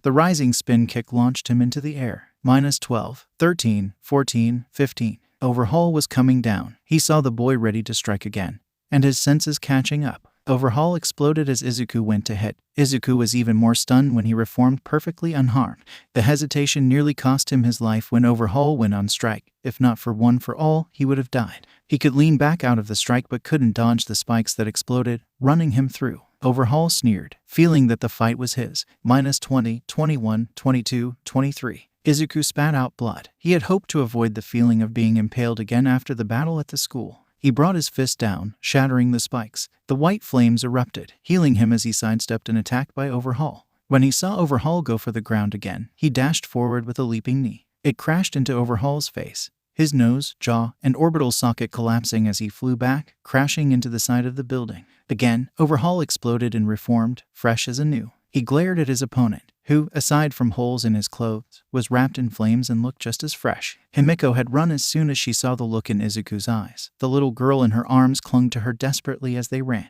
Himiko grabbed her phone. She paused for a second and instead dialed All Might. An alert would have brought heroes descending on them. The look on Izuku's face, she knew that having heroes falling on them would not be good. She wanted to turn back, but she knew that something had happened to the little girl, something so terrible that Izuku would kill that man. Young Himiko. All Might's voice rang out from the phone. All Might. A child came out of an alley. She was being chased. Izuku ... He will kill him. All Might. Izuku is going to kill him, she blurted out, her heart pounding. Where are you? Himiko quickly relayed the information. I am coming, keep moving. A safe house is a block to the east of your location. Get there and engage the security. Himiko held the girl tight as she ran. She whispered reassurances to the girl as they ran. Please, someone, help, please. -30, 31, 32, 33, 34. You can't win, Overhaul spat out. One touch and you are done, then the blonde Inari will be mine again. This world is diseased, and she is the cure. Nothing will stop me from ridding this world of the disease known as quirks. I don't care what the reason may be. I know what you did to her, and you will never touch her again.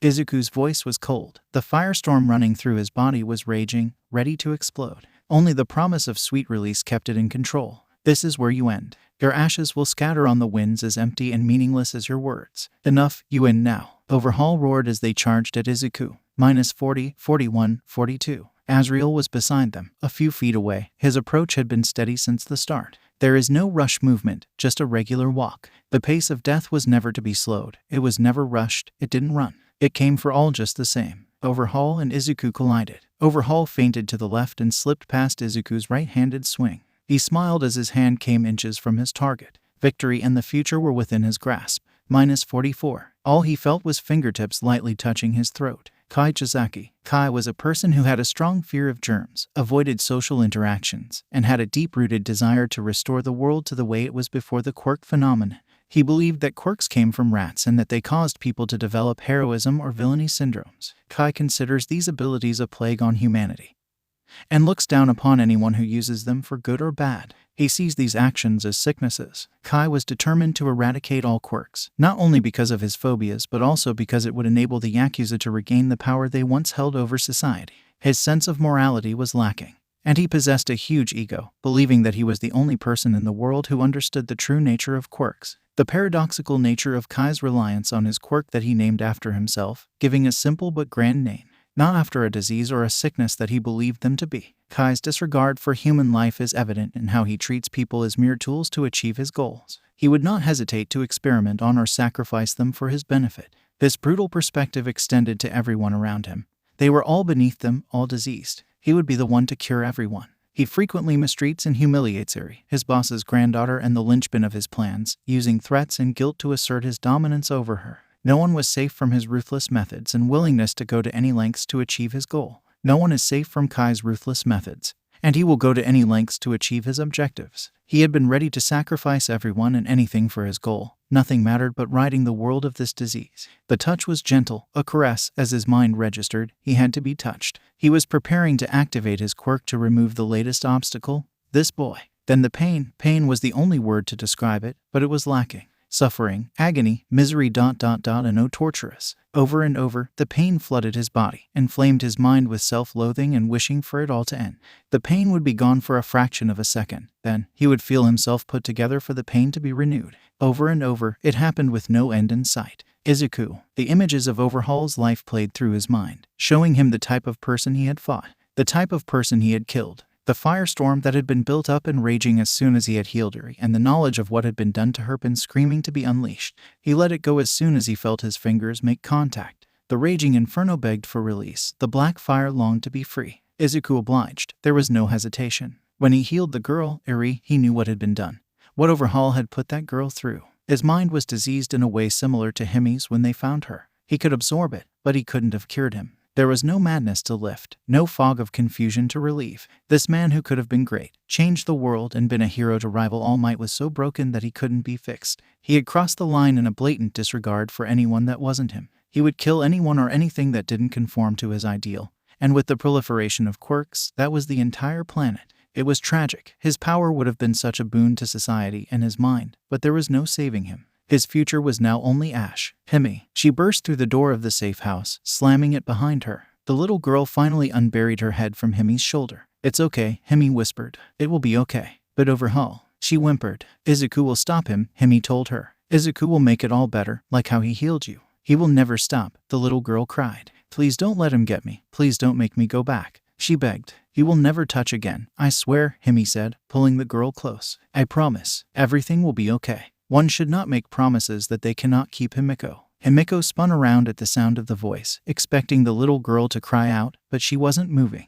The man speaking was sitting in a chair in the corner. He leaned forward with an enticing grin. "I am pleased to meet you. I hope you guess my name." "What?" Himiko looked at the girl and then at the man. She drew a small blade and put herself between the man and the little girl. The man rose to his feet. He was slender as he walked forward. He almost seemed to float and glide towards her as he came into the light. She realized it wasn't a man but a woman.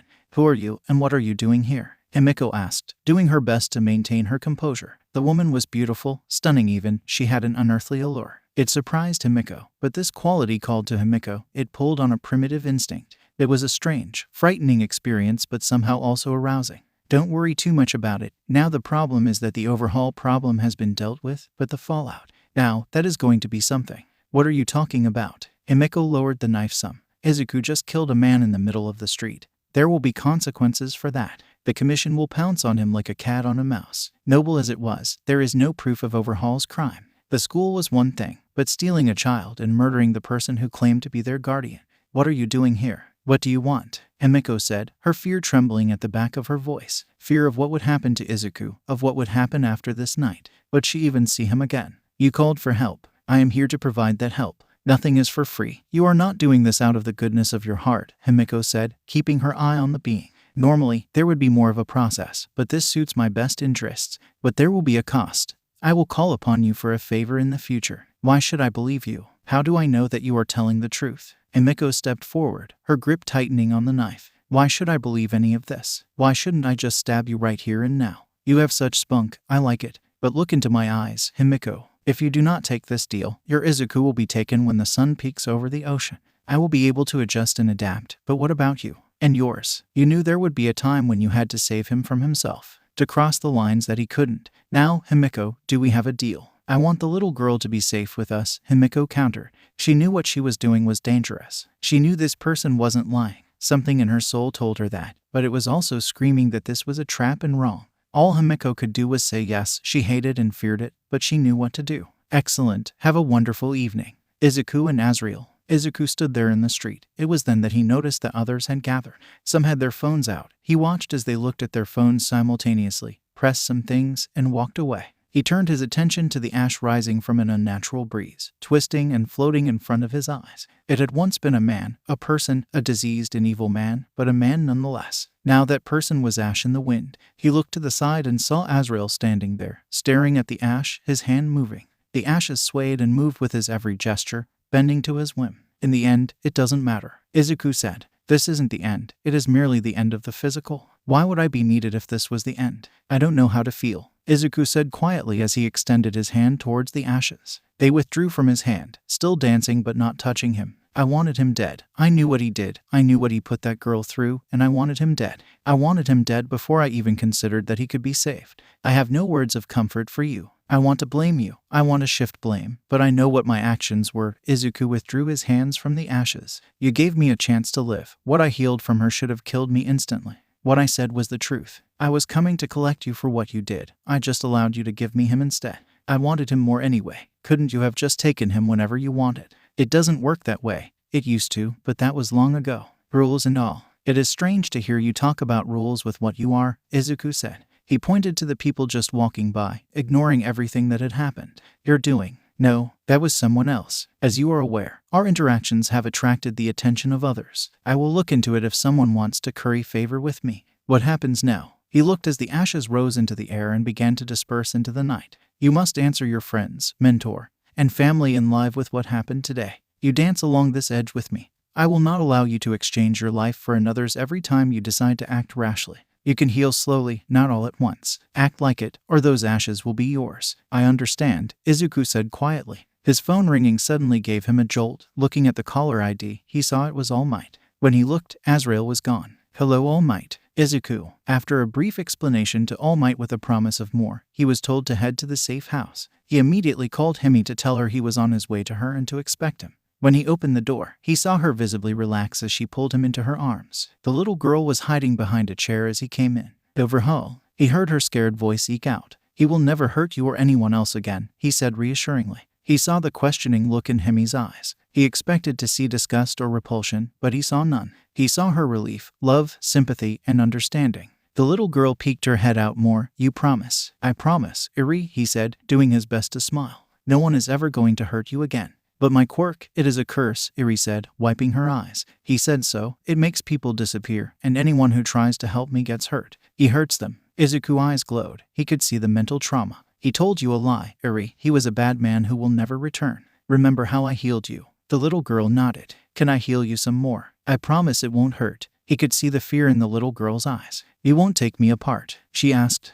Himiko looked confused but didn't say anything. Izuku knelt and waited for the girl to come to him. Slowly, she walked over. She flinched slightly when Izuku placed his hand gently on her head. He slowly activated his red fire and let it wrap around her. It feels weird. Does it hurt? He asked, his voice gentle. He smiled when the little girl whispered no. As he felt it seep into his mind, he fought back a tear. He did his best not to rush the process or scare the girl. It was difficult as he began to feel the terror, the self-loathing, and all the other emotions seep into his mind.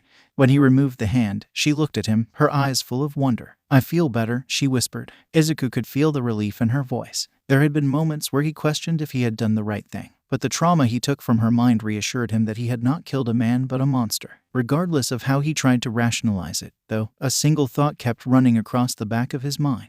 He had killed someone. A knock at the door startled them. Iri jumped and ran to Himiko's arms. Izuku checked the camera and saw All Might. It's okay, Iri, it's our mentor. Iri looked at Himi for reassurance. Izuku opened the door, and the hero stepped in. Though not in muscle form, he had regained so much of his bulk since Izuku had healed him those years ago that the difference between the two was not nearly as startling. Young Midoriya, the hero said, stepping inside. He noticed Himiko holding a child dressed in rags with white hair and red eyes. All Might could immediately tell the girl was malnourished. She looked relatively healthy besides that, but he was almost sure it had something to do with Izuku and his healing. The child. Her name is Iri. She was being held captive by Kai Chisaki, the man I fought ... the man I killed. The last part he said quietly. I am afraid I need a better explanation, All Might said. She came barreling into us as we were heading home, Himiko said. She was begging for help. When she came out, she was hurt, and when I read her injuries, I healed her. I reacted and healed her. Then Azrael showed up. Izuku said, it is not an excuse, All Might. I should have acted better. How bad was it? He placed a hand on his protege.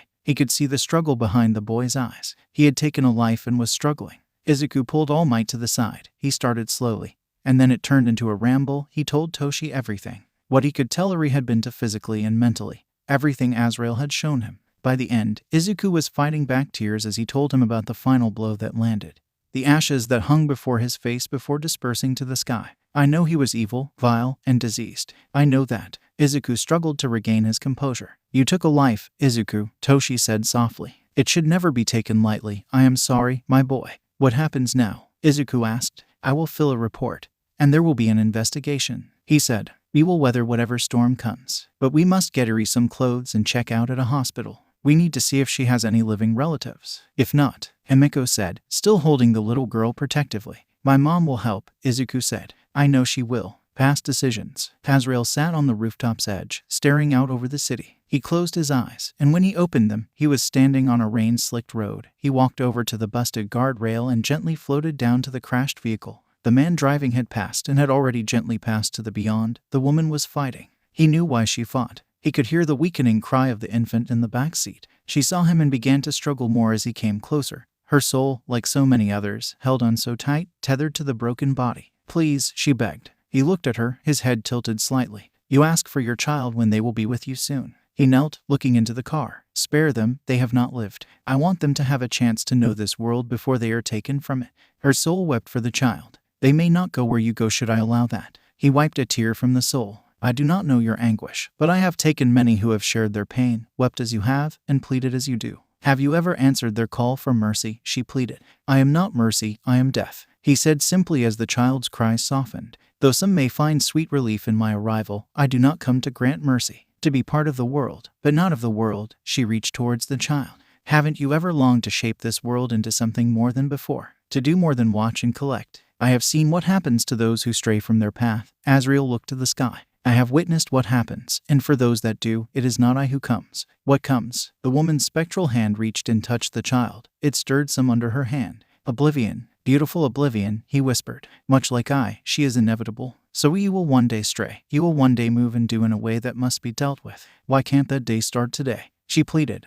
Why can't you start today? Azrael looked at the child and then looked to tomorrow, watching the path unfold, watching the changes as the twists and turns the branches. It would not be so simple. This one act would require more and more if you wish for me to have your child live. You ask that I undertake this so your child may live. The road will not be without great pain and suffering. Yes, but is that not life? Will there not be joy?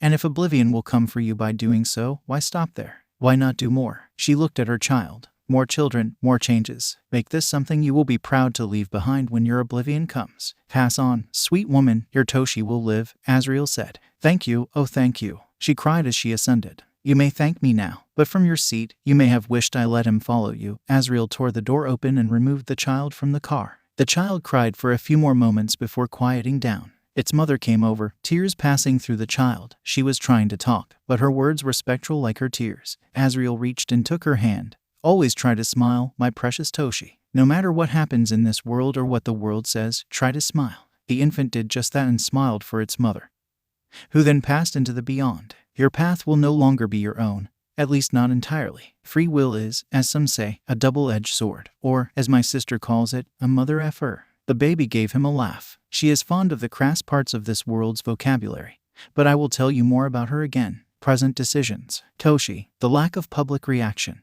or any reaction, was enough to make even the #1 hero in the country worry. There are no calls or reports of the battle between Izuku and the villain Overhaul. He had known that his former sidekick and renewed friend Night Eye had been investigating the gangster regarding various illegal activity, including but not limited to drug trafficking, a hazardous drug that had gotten the name Trigger. He was going to Night Eye's agency to talk to him, waiting for the explosion of chaos that never came. House Midoriya. In Ko and Hisashi, an explosion occurred when Izuku and Himiko came home with Eri. Hitoshi sat quietly in the corner, watching and observing. The little girl was terrified of everyone. When Inko and Hisashi began to argue, she seemed on the verge of passing out. Mom, Dad, he yelled. What? They responded. Calm down and look at her, he commanded, his quirk activated. He knew he would get in trouble for using his quirk on them, but he felt it would be worth the punishment.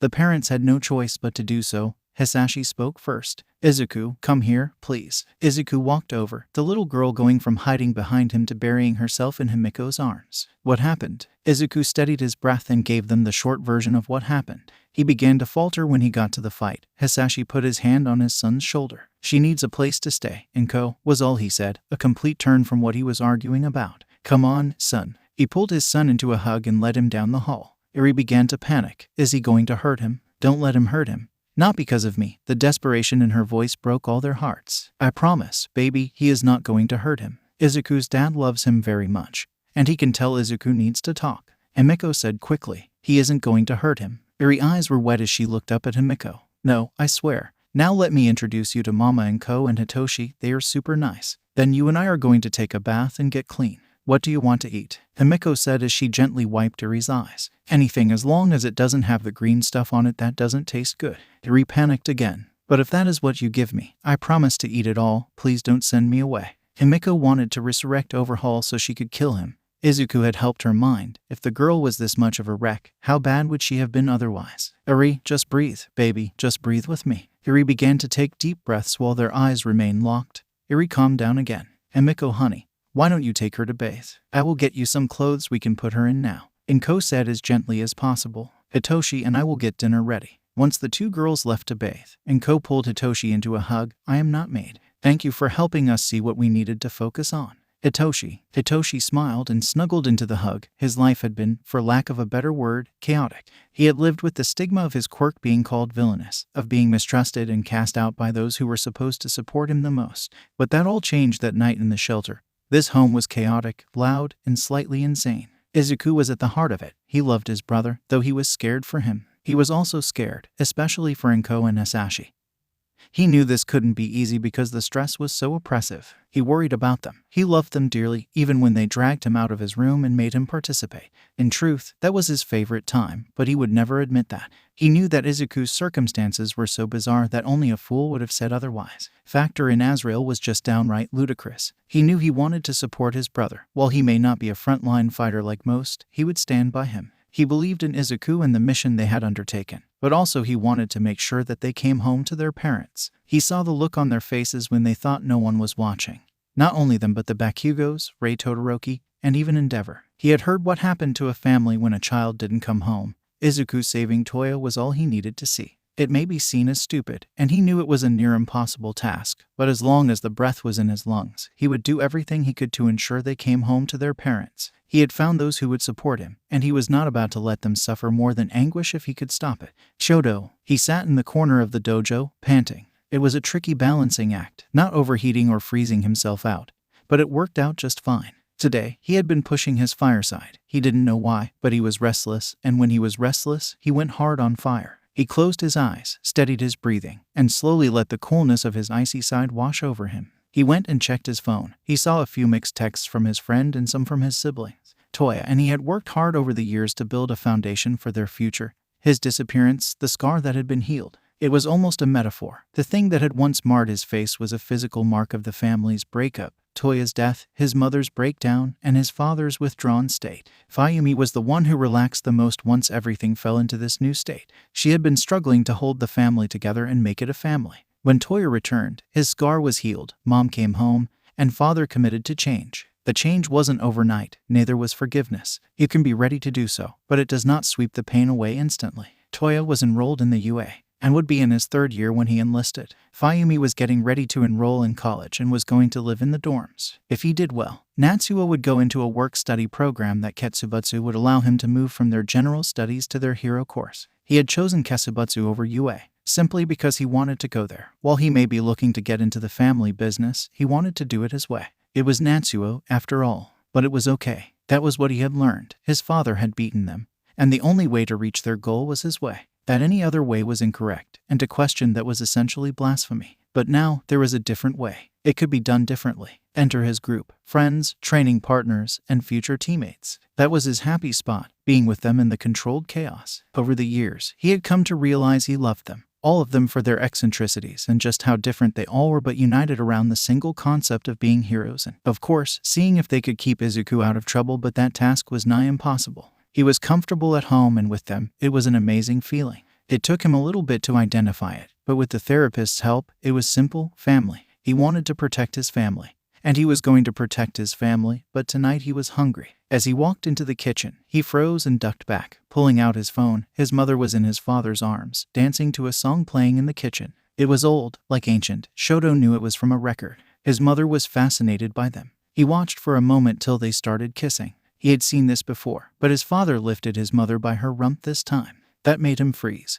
And when she wrapped her hands in his hair, that made him flee. Strangely enough, he didn't see them 15 minutes later when he returned to the kitchen. He hadn't seen them all night. He did see them in the morning, his father leaning on the counter, smiling while Rei made pancakes and was gliding around the kitchen. Toya, the eldest Todoroki, lay in his dorm room staring up at the ceiling while his best friend was droning about the virtues of something, or rather, it would probably be on the test, but Toya couldn't concentrate. Then Nejire came to lean over him, her sizable chest at eye level. "Toya, are you even listening?" "Nej," he nearly screamed as he blushed and rolled to the side to sit up. "I was listening." "No, you weren't," she said with a pout. "If I have to quiet while Myro drones on, then you have to pay attention. This will be on the test. If I am awake." Tamaki added, "Look, if you don't want to be part of the Big Four, we can be the Big Three," Mirio said, taunting Toya. Fine, Toya sighed, defeated. "But this weekend, I get to pick where we go for lunch." His three friends' sweat dropped as they learned Spice was in their future. Hisashi, sitting and listening to the story, took patience. He wanted to yell at his son. hug him into oblivion, ground him forever, pat him on the back. Sometimes, being a parent was complicated. Hisashi had spent a lot of time in the background of the insanity that had befallen his family. He had watched as it grew and grew. But tonight, when Izuku and Himiko came home with a little girl, he had begun to unravel. They had taken in Himiko Hitoshi, and now they were cusp of taking in another child. His son had become the successor to All Might, adding offense to what was possibly the most potent healing quirk to date. Endeavor, Sir Night-Eye, Gran Torino, Recovery Girl, Nezu. It was this absurd level of people coming in and out of his house. Not to mention the other children, Mitsuki, Matsuo, Rei, and his favorite Mizuki. That little girl was simply the best in all that he felt lost. He wasn't a lawyer like Matsuo to sort out all the legal problems like a hero. He didn't get to train with the ladies as they became mom squad. They were there when the children were attacked. They had been able to step in and lend assistance. Hisashi was at work. His son was being taught and mentored by some of the most capable people on the planet, if not qualified. The argument could be made for influence in the nation.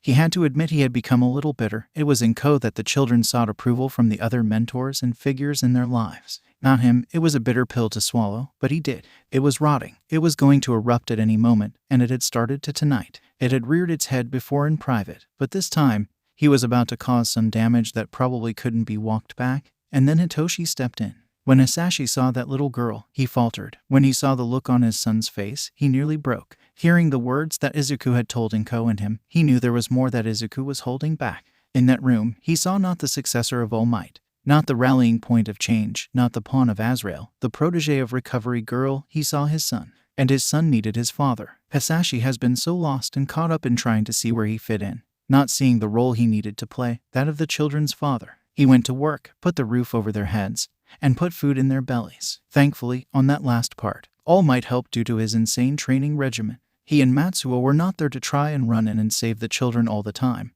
They were there to be steady hands, guiding hands. At this moment, it all drifted away. No matter who came into their lives, All Might, Azrael, or the Tooth Fairy, he was their father. Izuku, Himiko, and Hitoshi, he was there to be that voice of calm, that steady presence, that rock in their lives. When Izuku finished and was broken, Hitachi took him in his arms and squeezed him ever so tight. "I am proud of you, Izuku," he whispered. He felt the boy stiffen and want to protest. "The road that you are going down is going to be hard. It is going to be difficult, and though you can wish you had another way, maybe you did. But that is something that will come with learning and more experience. But that man would have killed you, killed Himiko, killed whomever he needed to continue on his sick dream. You stopped him. Sometimes, you will be called upon to make hard decisions." He could feel Izuku calming down. "You will have those around you who must make that hard decision. You now know what that is like. Never forget, son, I may not be running around like all the others, but I am always here for you." "Thanks, Dad." Izuku held him for a moment before stepping back and drying his eyes. Izuku pulled out his phone and sent a simple text message to Ibara.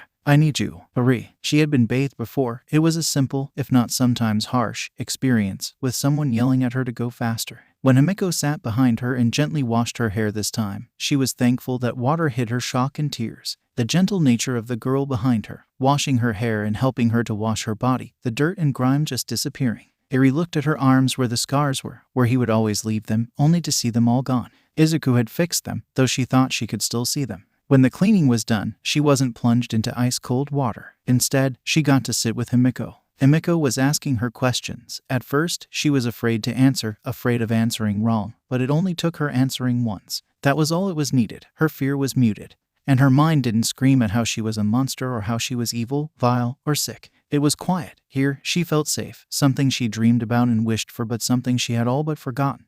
"Can I stay with you?" Her little voice rang out. "I can be good, I promise." "Of course you can, sweetie," Himiko whispered, hugging Eri. "I know that everything is going to be just fine." Something in Eri wanted to say no, but it was overshadowed by the feeling that Himiko was right, that as long as she had Himiko and Izuku, then everything would be fine.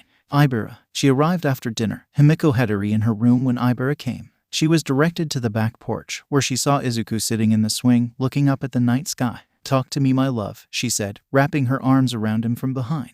"I killed a man today," he said as his hand came up to hold her. "Why?" Ibara whispered. "He was vile, a monster. His quirk could disassemble and reassemble matter." He felt Ibara stiffen. He could have been a rival to All Might, if not even better, due to the versatility of his quirk. He could choose to what state things would be returned, and he used it to torture a little girl, but exploding her and putting her back together, again, and again. "My lord, why?" Ibara's mind was aghast at the very thought. He felt quirks were a disease and that she was the cure. Izuku let go of her arm and stood up, the swing between them. When he saw her, I saw what he did. When I healed her, I knew it. Was there another way? Ibara looked at him, then the barrier he had put between them. I don't think so. He wouldn't have let me or Himiko walk away. His gaze finally meets hers. I understand if. Do not finish that statement, Izuku Midoriya. The fierceness of her voice stopped him cold. I can see how these weighs on you, and if it didn't, then that would be a whole other conversation. I know that someday we will all have to choose. I pray that I am wrong, but I am not that naive. Izuku, I love you. God put us together for a reason. He brought you into my life for a reason,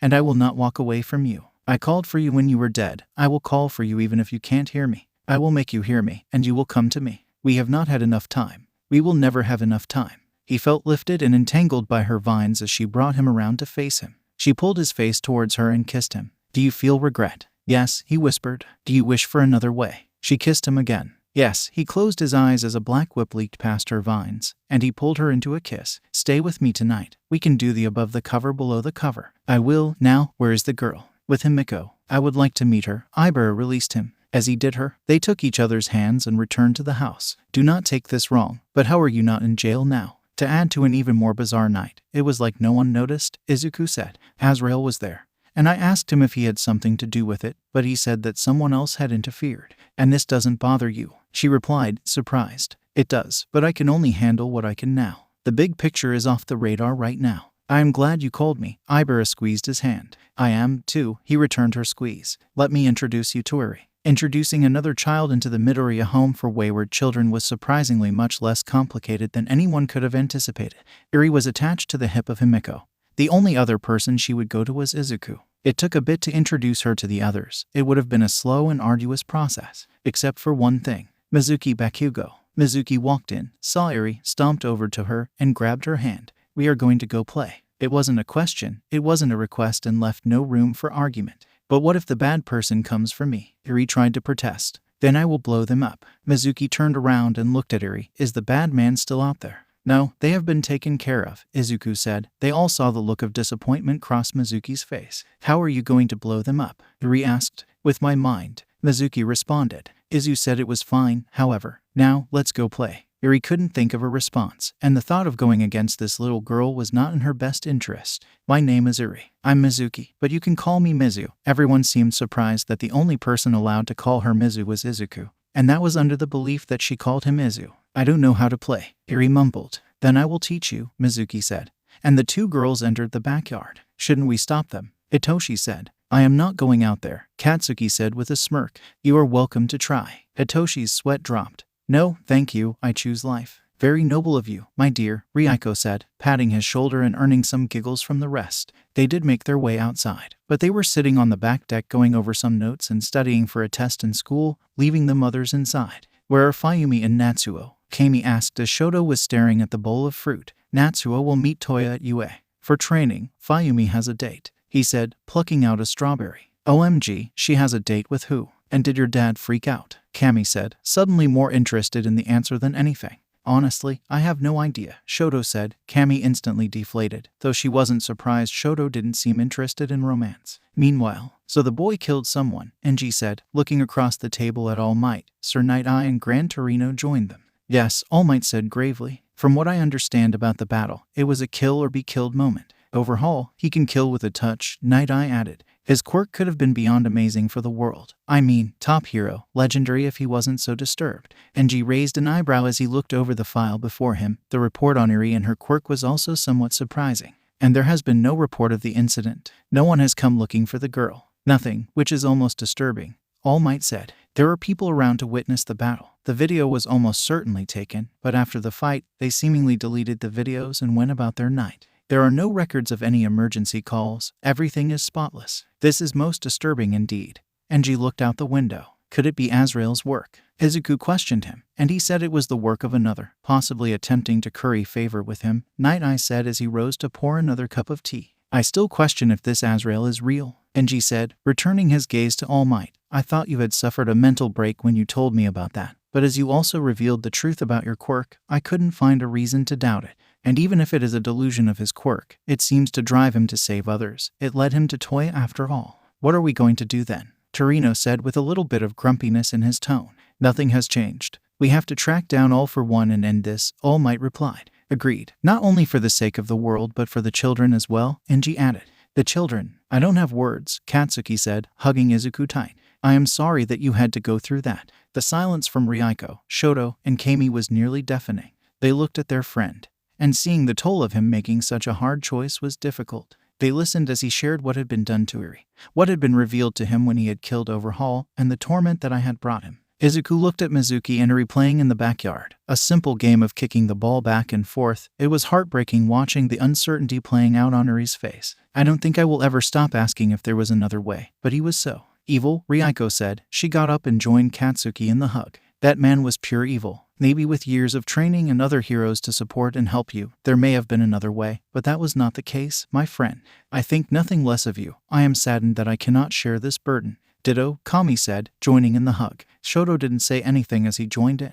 Once they separated, they soon made their way out to join in the game. Inko and Hisashi. I don't know what we are going to do, Inko said, her arm around her husband's waist. He is being dragged into so many things that how do we keep up? We can't, her husband replied. We can't keep up with him, but we can be there when he stumbles or needs to let go for a moment. We can't all be part of the mom action squad. No one messes with my babies while I'm around, Inko smirked. Are you really okay with all this, honey? I felt hurt that it seemed I was being pushed into the background. That decisions and things were happening without my consent, he sighed. It was an ego thing, but then I saw it in his face. And when I talked to him, I realized that my job is to do all I can to support him in all of them. Despite everything, they are still kids. He needs me to be his father. I need you too, Inko said, facing him. I love you so much, Hisashi. She was surprised when he leaned down and kissed her, that he did so, but it wasn't a simple peck but a much more passionate kiss. Inko pulled back, her breathing a bit heavy. He smiled at her devilishly. She didn't protest when he scooped her up bridal style and carried her to the bedroom. Later, where is Mama Inko? Hitoshi asked. Taking a nap. Hisashi called from the kitchen. Pizza tonight for dinner. Find out what everyone wants. Okay, Dad, he replied, walking back outside. The return to normal. Over the next few days, Himiko and her shadow often surrounded Inko. Once it became clear that Inko was safe, Eri could be with the woman without panicking. It was an important step, as Himiko had to return to school the next day. She had missed a couple of days to stay with Eri and get her adjusted, but she couldn't afford to miss more classes than necessary. It was a stressful day for Eri, but it helped that Himiko and Izuku would call during breaks to tell her hi and how they missed her. Eri, this new place was much better than her old place, and Overhaul's being gone allowed her to sleep better. But the bad dreams didn't just disappear like magic. The cool fire from Izu helped her quiet them a bit. She liked sharing a bed with Himi. How Himi held her tight during the night made it feel safe. Getting used to the others was made more accessible by finding out they all wanted to be heroes together. Real heroes that save people and help others like Himi and Izu helped her. She had wondered about school, but the thought scared her. However, she liked it when Mizu would come over and tell her about her day at school, about playing, learning, and all the different things that happened there every day. She had walked over to Inko and tugged on the hem of the woman's apron. Inko never really scared her. She was a bit wary of her, but coming from her circumstances, it was understandable. But seeing how much Himi and Izu loved her and the smiles they gave each other was enough to get Eri to trust her. After Himi had to return to school, it was just the two of them for most of the day. But today, Eri wanted to know something. What is it, sweetie? Inko said sweetly. Can I go to school one day? Eri said hesitantly. Of course, you can, Inko said, squatting before Eri. Do you want to go to school? I think so, Eri fidgeted with her skirt. I like hearing about Mizu's day. And when I asked Himi and Izu if I could go to school with them, they said that I have to be older to go to their school, but I could go to school with Mizu. That is correct, Inko said, lightly taking Eri's hand. School is very important. You meet new people and learn important things. I can teach you some things here at home if you want. Home, Eri whispered. She liked that word. Like practice school. Exactly. Inko's bright smile tugged at something inside Eri. If we practice hard when the new school year starts, maybe you can go to school with Mizu. I would like that. Eri tightened her grip on Inko's hand. Does that mean I can stay here? Stay. Eri struggled. I want this to be my home. Is that okay? She shut her eyes, scared at what Inko would say. Eri, this is already your home. Eri's eyes opened quickly. You are not going anywhere till you are all grown up. We will never kick you out or make you go away. This is your home, Eri, forever and forever. Tears pooled at the corners of Eri's eyes as she whispered, forever. But what if Eri does bad? Forever, Inko said, wiping the stray tear from Eri's face. No matter what, Eri broke down and started crying, clinging to Inko like she was on a life raft and lost at sea. It took quite a while for Eri to calm down, and soon after that, Eri fell asleep in Inko's arms. No nightmares and no worries entered her mind. Instead, she dreamed of home. Yue, the recommended exam is stacked this year, Nimari Kayama, Aka Midnight, said as she looked over the files on the candidates, and Izuku is part of that crop. Do not remind me, groaned the underground hero Eraser Head or Shota Aizawa, casting an evil glare at Vlad. You are still a D for that one Seki. Sekijiro-kan.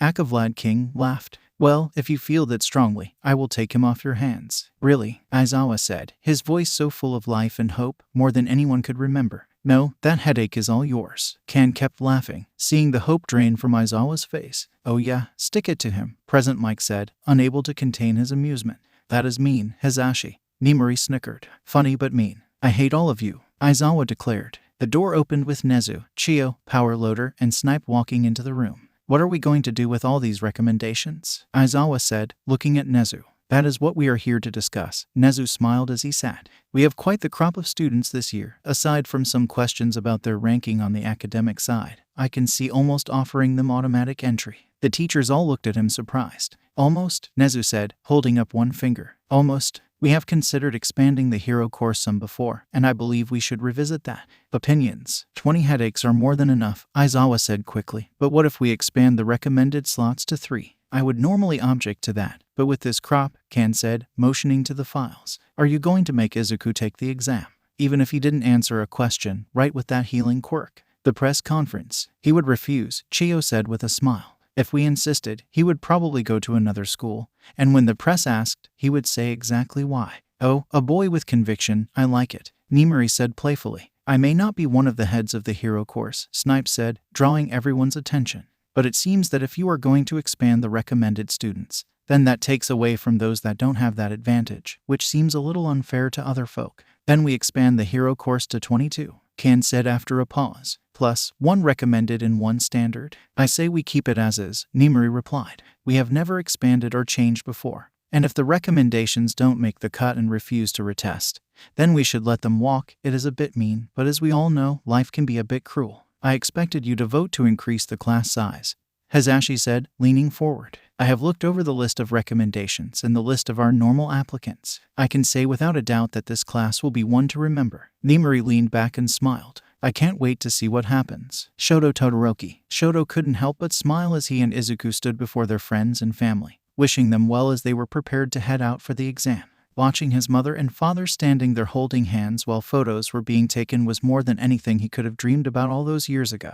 His home had been so cold and empty until Toya came home. The day that Izuku brought his brother home was the day that the entire course of his life changed. His father had changed, his mother had come home, and the entire house had just woken up and come alive. Now, he couldn't dream of it being so cold again. Then there were his friends, all future heroes, all training and working every day to be better and push to that goal of not being the future #1 hero but of being heroes that people could rely on.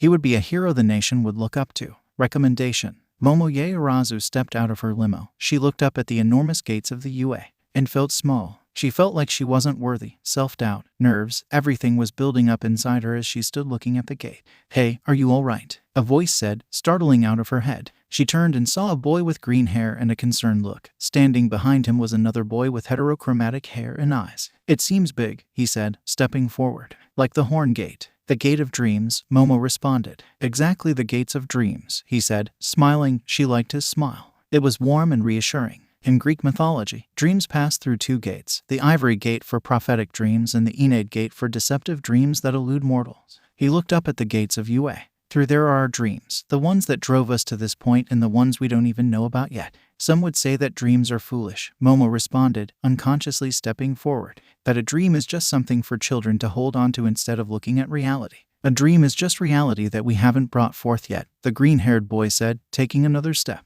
A dream is something you can't just wait for it to happen, but you have to step forward and grab it, the other boy said. What is your dream? The green-haired boy said, returning to her. I want to be a hero, Momo responded, looking again at the gates. The gates of dreams, where beyond them was her dream of being a hero, her dream of being a beacon for others, to save others with a smile. She wanted to make people feel safe when things were dark, just like a hero did for her. Then let go be heroes, the green-haired boy said. Momo nodded, smiling, her fears fleeing her as they started walking. Thank you, she said. I don't even know your names. Shoto Todoroki, the heterochromatic. Izuku Midoriya. I am Momo Yaoyorozu. Thank you for being so kind. She felt her smile growing as they got closer to the gates, closer to their dreams. I hope that after this, maybe we could, she fidgeted with her hands, exchange numbers. I would like to keep in touch. I would very much like that as well, Izuku said with a smile. As would I, Shoto added. I have learned that one can never have enough friends. Shoto smirked, looking towards Izuku. They make life interesting.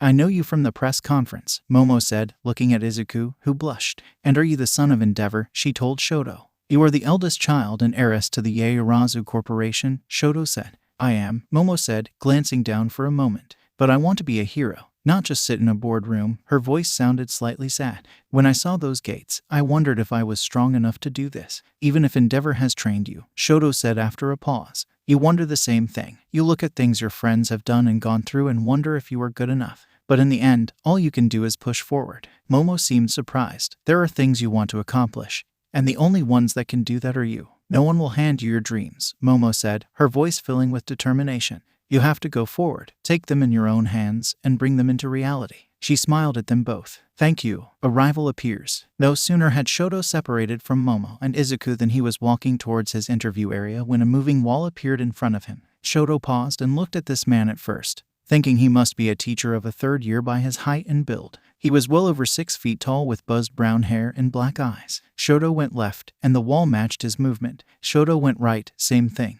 Can I help you? You are Shoto Todoroki, are you not? The wall said. I am. Who are you? Forgive me, I am Inasa Urashi, like yourself. I am here to take the recommended exam, but I just had to meet you first, he said rather loudly. Shoto thought, wondering if he was somehow related to Katsuki. Is there a reason you have sought me out? I do have the interview portion to get to. I apologize. I wanted to ask if you could tell me why Endeavor has changed. The boy said. I met him once before, and the experience left me wanting. His eyes were cold and distant. I was worried I would see the same expression in your eyes, but that is not the case. Shoto's eyes narrowed slightly, but then he thought about it. He had witnessed this very change. He had even seen it mentioned on television. Of course, there was constant training when Katsuki accused his father of going soft, sparking an intense session. Shoto was surprised when Katsuki turned down his father's recommendation.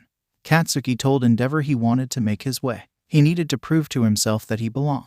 We had a rough patch in our lives, but we have found our way through it, Shoto said. You will understand that I will not go into further details on a family matter. I apologize, Inasa said, bowing stiffly at a 90-degree angle. I hope that it is a permanent change, and I look forward to both us passing this exam. And just like that, the strange boy walked away. Shoto shook his head as he headed for his interview. -6 hours later, Izuku stood there looking at his downed opponent. She had long green hair, large eyes, and a toothy grin. Setsuna Takage. Izuku looked at her and smiled. She was his final obstacle. It was simple. He had to defeat her in combat to advance. It was a short but intense battle. He was caught off guard when her body broke apart, and a whirlwind of parts descended upon him, attacking him from every direction. But he could heal. Once the black flames erupted, the heat drove her back. Black Whip allowed him to grab her head, which allowed him to end the fight. He knelt over her and healed her slowly, letting her pull her limbs back together. She sat up and hung her head, the sensation of defeat washing over her. If I couldn't heal myself,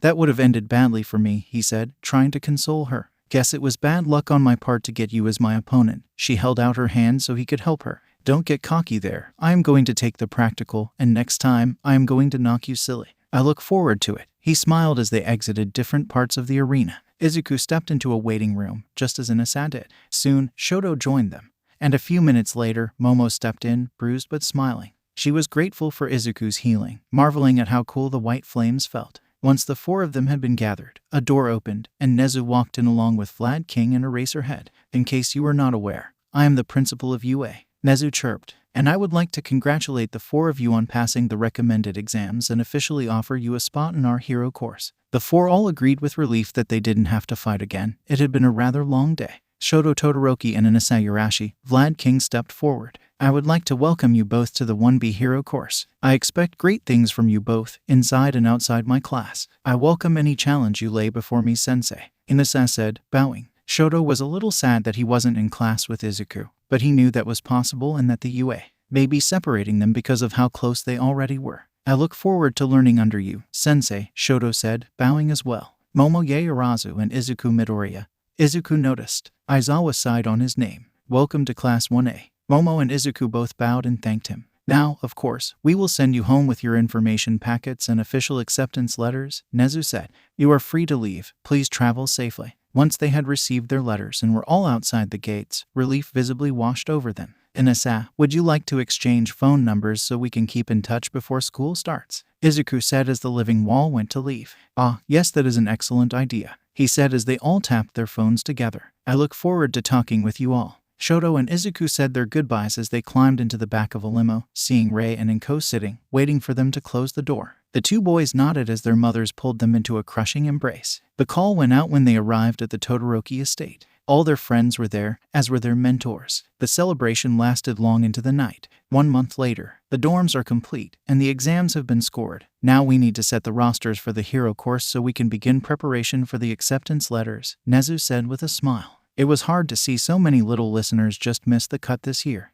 Hazashi said, it was extremely competitive. Vlad added, let's get this over with. Unlike some of you, I have patrol later tonight, Aizawa said, emerging from his sleeping bag in the corner. Very well. Let us begin, Nezu said with a grin. First, we have the top scorer this year, Katsuki Bakugo. -2 hours later, Class 1A, Izuku Midoriya, Momoye Urazu, Ponitsuno Tori, Kami Utsushimi, Setsuna Takage, Katsuki Bakugo, Ibara Shizaki, Suyu Asui, Mina Ashido, Ijiro Kirishima, Denki Kaminari, Kyoka Jiro, Ochako Uraraka, Tenya Ida, Fumikage, Takoyami, Toru Hagakure, Koji Koda, Mizo Shoji, Minoru Mineta, Himiko Toga. Class 1B, Shoto Todoroki, Inasa Urashi, Hitoshi Midoriya, Rieko Yanagi, Juzo Honuki, Yui Kodai, Yuga Aoyama, Yosua Waste, Senkaibara, Tagaru Kamakiri, Shihai Kirwaro, Itsuka Kendo, Kanoko Komori, Juroda Shishida, Nyaranjiki Shota, Kosai Tsubiraba, Tetsu, Manga Fukadashi, Nido Monoma, Huryu Ren. Ibara. Eri was giggling as she ran to escape the mad tickler. She sat behind the couch, doing her best to catch her breath and stifle her laughter, failing terribly but still trying. She peeked, and her enemy still hadn't even turned around. She was sitting and talking with Izuku. Eri had taken her eyes off the prize, though. She overlooked the villain's weapons slip under the couch and attacked her sides, sending Eri into peals of laughter once again. The attacking vines let up, and again. Eri scrambled to her feet, making a mad dash to Himiko's room. Himiko turned and smiled as she slipped her shirt over her head and casually grabbed her socks. Everything all right there, Eri? The tickle villain is back, Eri said, running and jumping on Himiko's bed, trying to scramble under the blanket's protection. The tickle villain, Himiko said in shock. What are we going to do? Eri threw open the blanket. Quick, this will protect us. Himiko couldn't have resisted the invitation even if she tried. Instead, she dove under the blanket with Eri, helping the little girl pull it over their heads to hide them. Himiko couldn't hide her smile as Eri was beaming, her eyes twinkling, and her hands up by her mouth as giggles kept escaping. Mizuki had torn down that wall quickly, and Inko took whatever else was there and destroyed it. Every day that Himiko and Izuku came home to her, every day that Mizuki would come play with her, every day that she would sit in the bath with Inko washing her hair, the most beautiful thing emerged, and that was Eri's smile. Then, the tickle villain emerged. In truth, Ibara was tickling Himiko and Izuku as punishment for sneaking off to kiss. Himiko saw Eri peeking around the doorway and called to her for help. They saw Eri's fear morph into childlike bravery as she chased the tickle villain.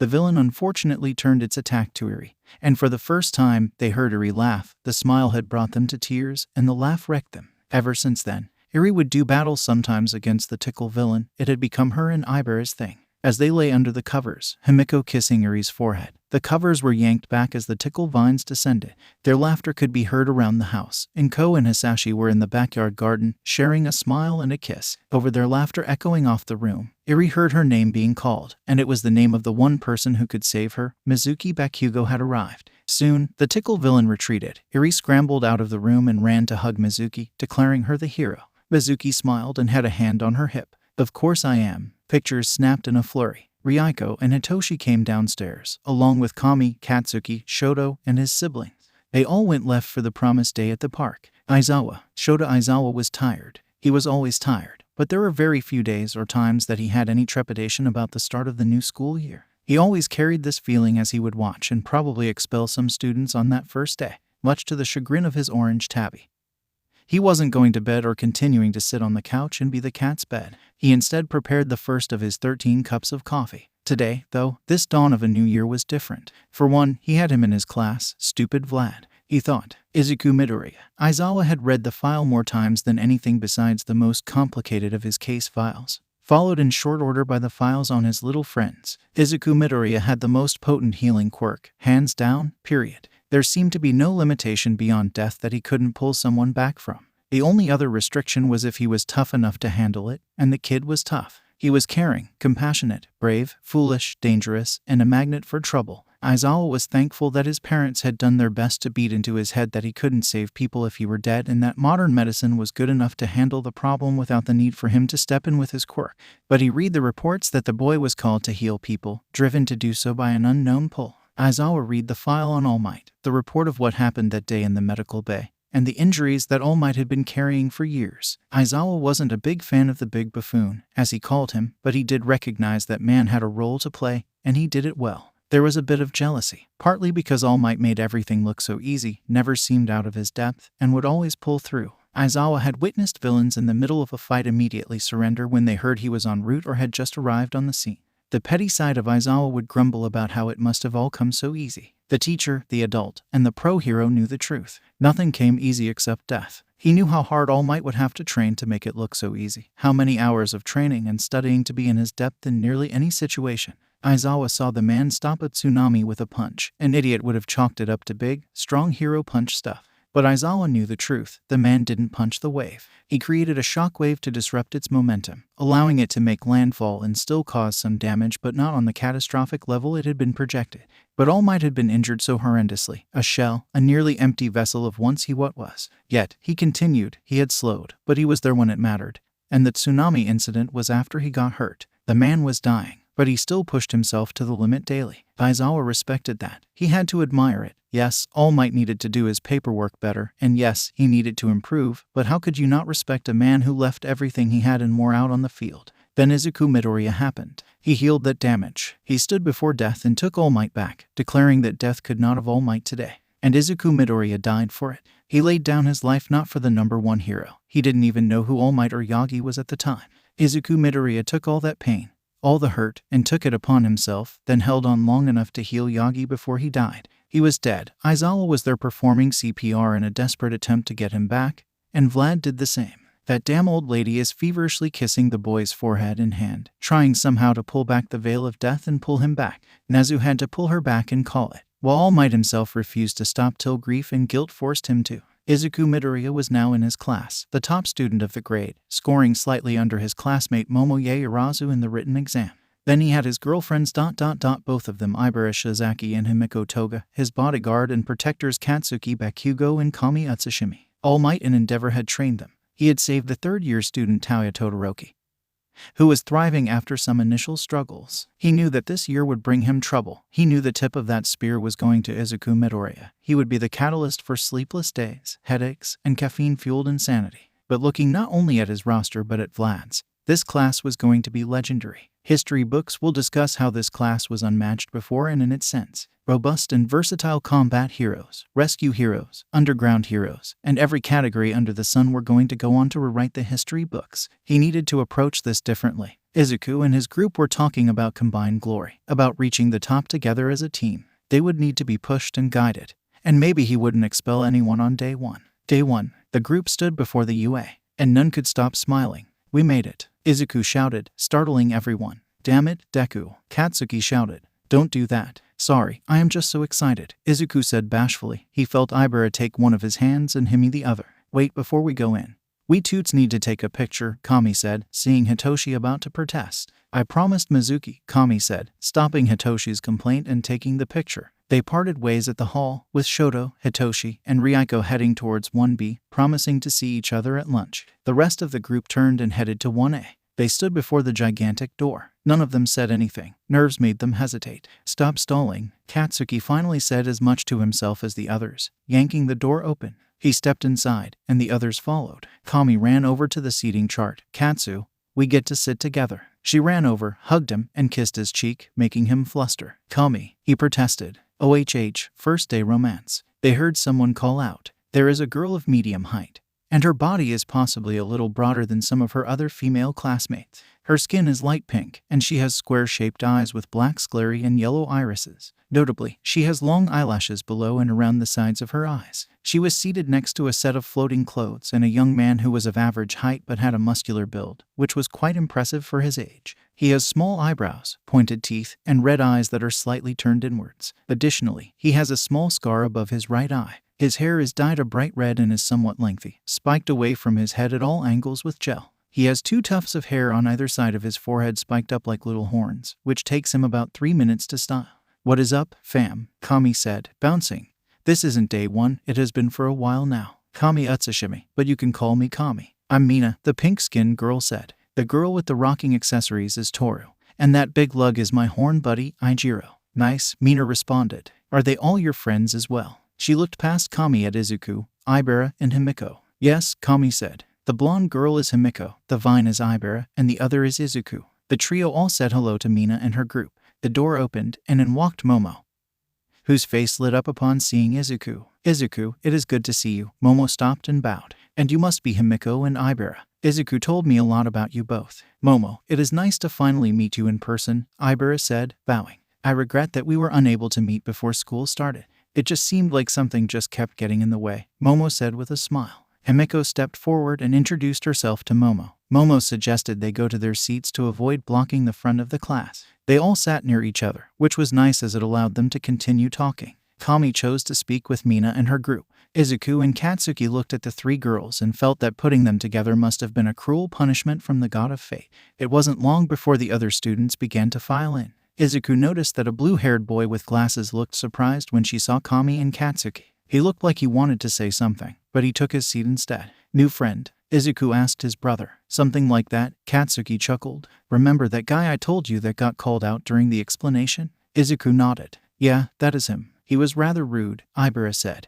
"But then he made the mistake of trying to call out Kami and Himiko." Izuku winced. When the door was thrown open, Izuku barely had time to turn around when he heard a familiar voice. My arch-nemesis had dared to show themselves yet again. Izuku smiled, seeing Setsuna. "Why would I not?" he said with a bored voice, surprising his friends. The confused class members fell silent. "I have already bested thee once. I see no reason to cower or hide my face. Perhaps it is thee who should do so. Slink into class to avoid my gaze." Setsuna was practically vibrating. "Your win was but a fluke. I say I let you beat me so thy frail ego did not crumble to ash. I avoid no gaze. I laugh at your reasoning." Izuku threw his head back, letting loose an evil villain's laugh. "My victory, like my reign upon the empire, is and always shall be dominant, without peer, without question." He made a grand sweeping gesture. "Now you come to declare me thy nemesis. Thou art nothing but a minor inconvenience not worthy of a mention in the annuals that will chronicle my reign." "Not foul, Emperor," Set declared, stepping forward, her fist over her heart.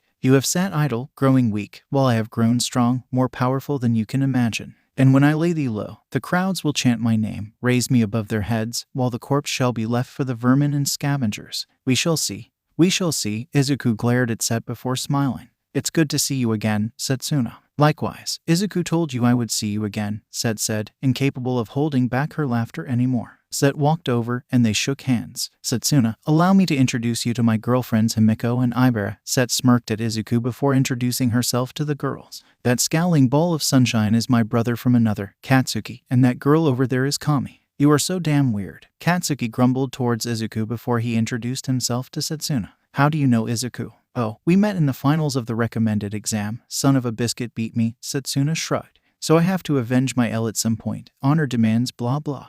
"Well, good luck with that," Katsuki said with a smile before returning to his seat. It wasn't long till the rest of the class filed in. Izuku got a good laugh from a petite guy with purple orbs for hair, shaking another guy with blonde hair with a black streak resembling a lightning bolt, talking about the number of girls in the class. They were all seated when the door opened, and they walked in. Most of the class presumed it was their homeroom teacher. Izuku smiled. Seeing Aizawa come in, he seemed more awake than usual. Izuku assumed it had to do with the case of energy drinks under his arm. Aizawa sighed. The whole class saw him open a can and drink the entire thing in one shot before he stepped up to the podium. "Now listen up," he said. "I am your homeroom teacher. I am also your CSI instructor. This is UA. And while you come from different backgrounds, you are here to become heroes." He paused to allow them to cheer for themselves. "Just because you passed an exam to get in doesn't mean you will get to stay." He held up his hand to silence the budding protests. Everyone here dreams of being the next All Might, Mariko, Endeavor, Edgeshot, etc. No one dreams of being Mr. Victory. The class seemed confused. Oh, none of you know of Mr. Victory. Mr. Victory was an unranked, freshly graduated hero killed his first week. The class took a breath. This is a competitive program where those who passed the same test as you but didn't score higher than you are looking to take your spots. And I have no problem bringing them in and sending you down to general studies. It doesn't matter to me who your family is, recommended or not, what your quirk is, nothing. If you are not working hard enough, that means 100% every day, Aizawa said. You give me that, you give me your all, and I will do everything I can to give you the tools to see you through to graduation. Aizawa looked down at the class and saw him pause to collect himself. Mr. Victory had everything you all did, the dream, the drive, the dedication. He was first in, last out, outworked everyone, and did everything he could to be prepared for that world outside.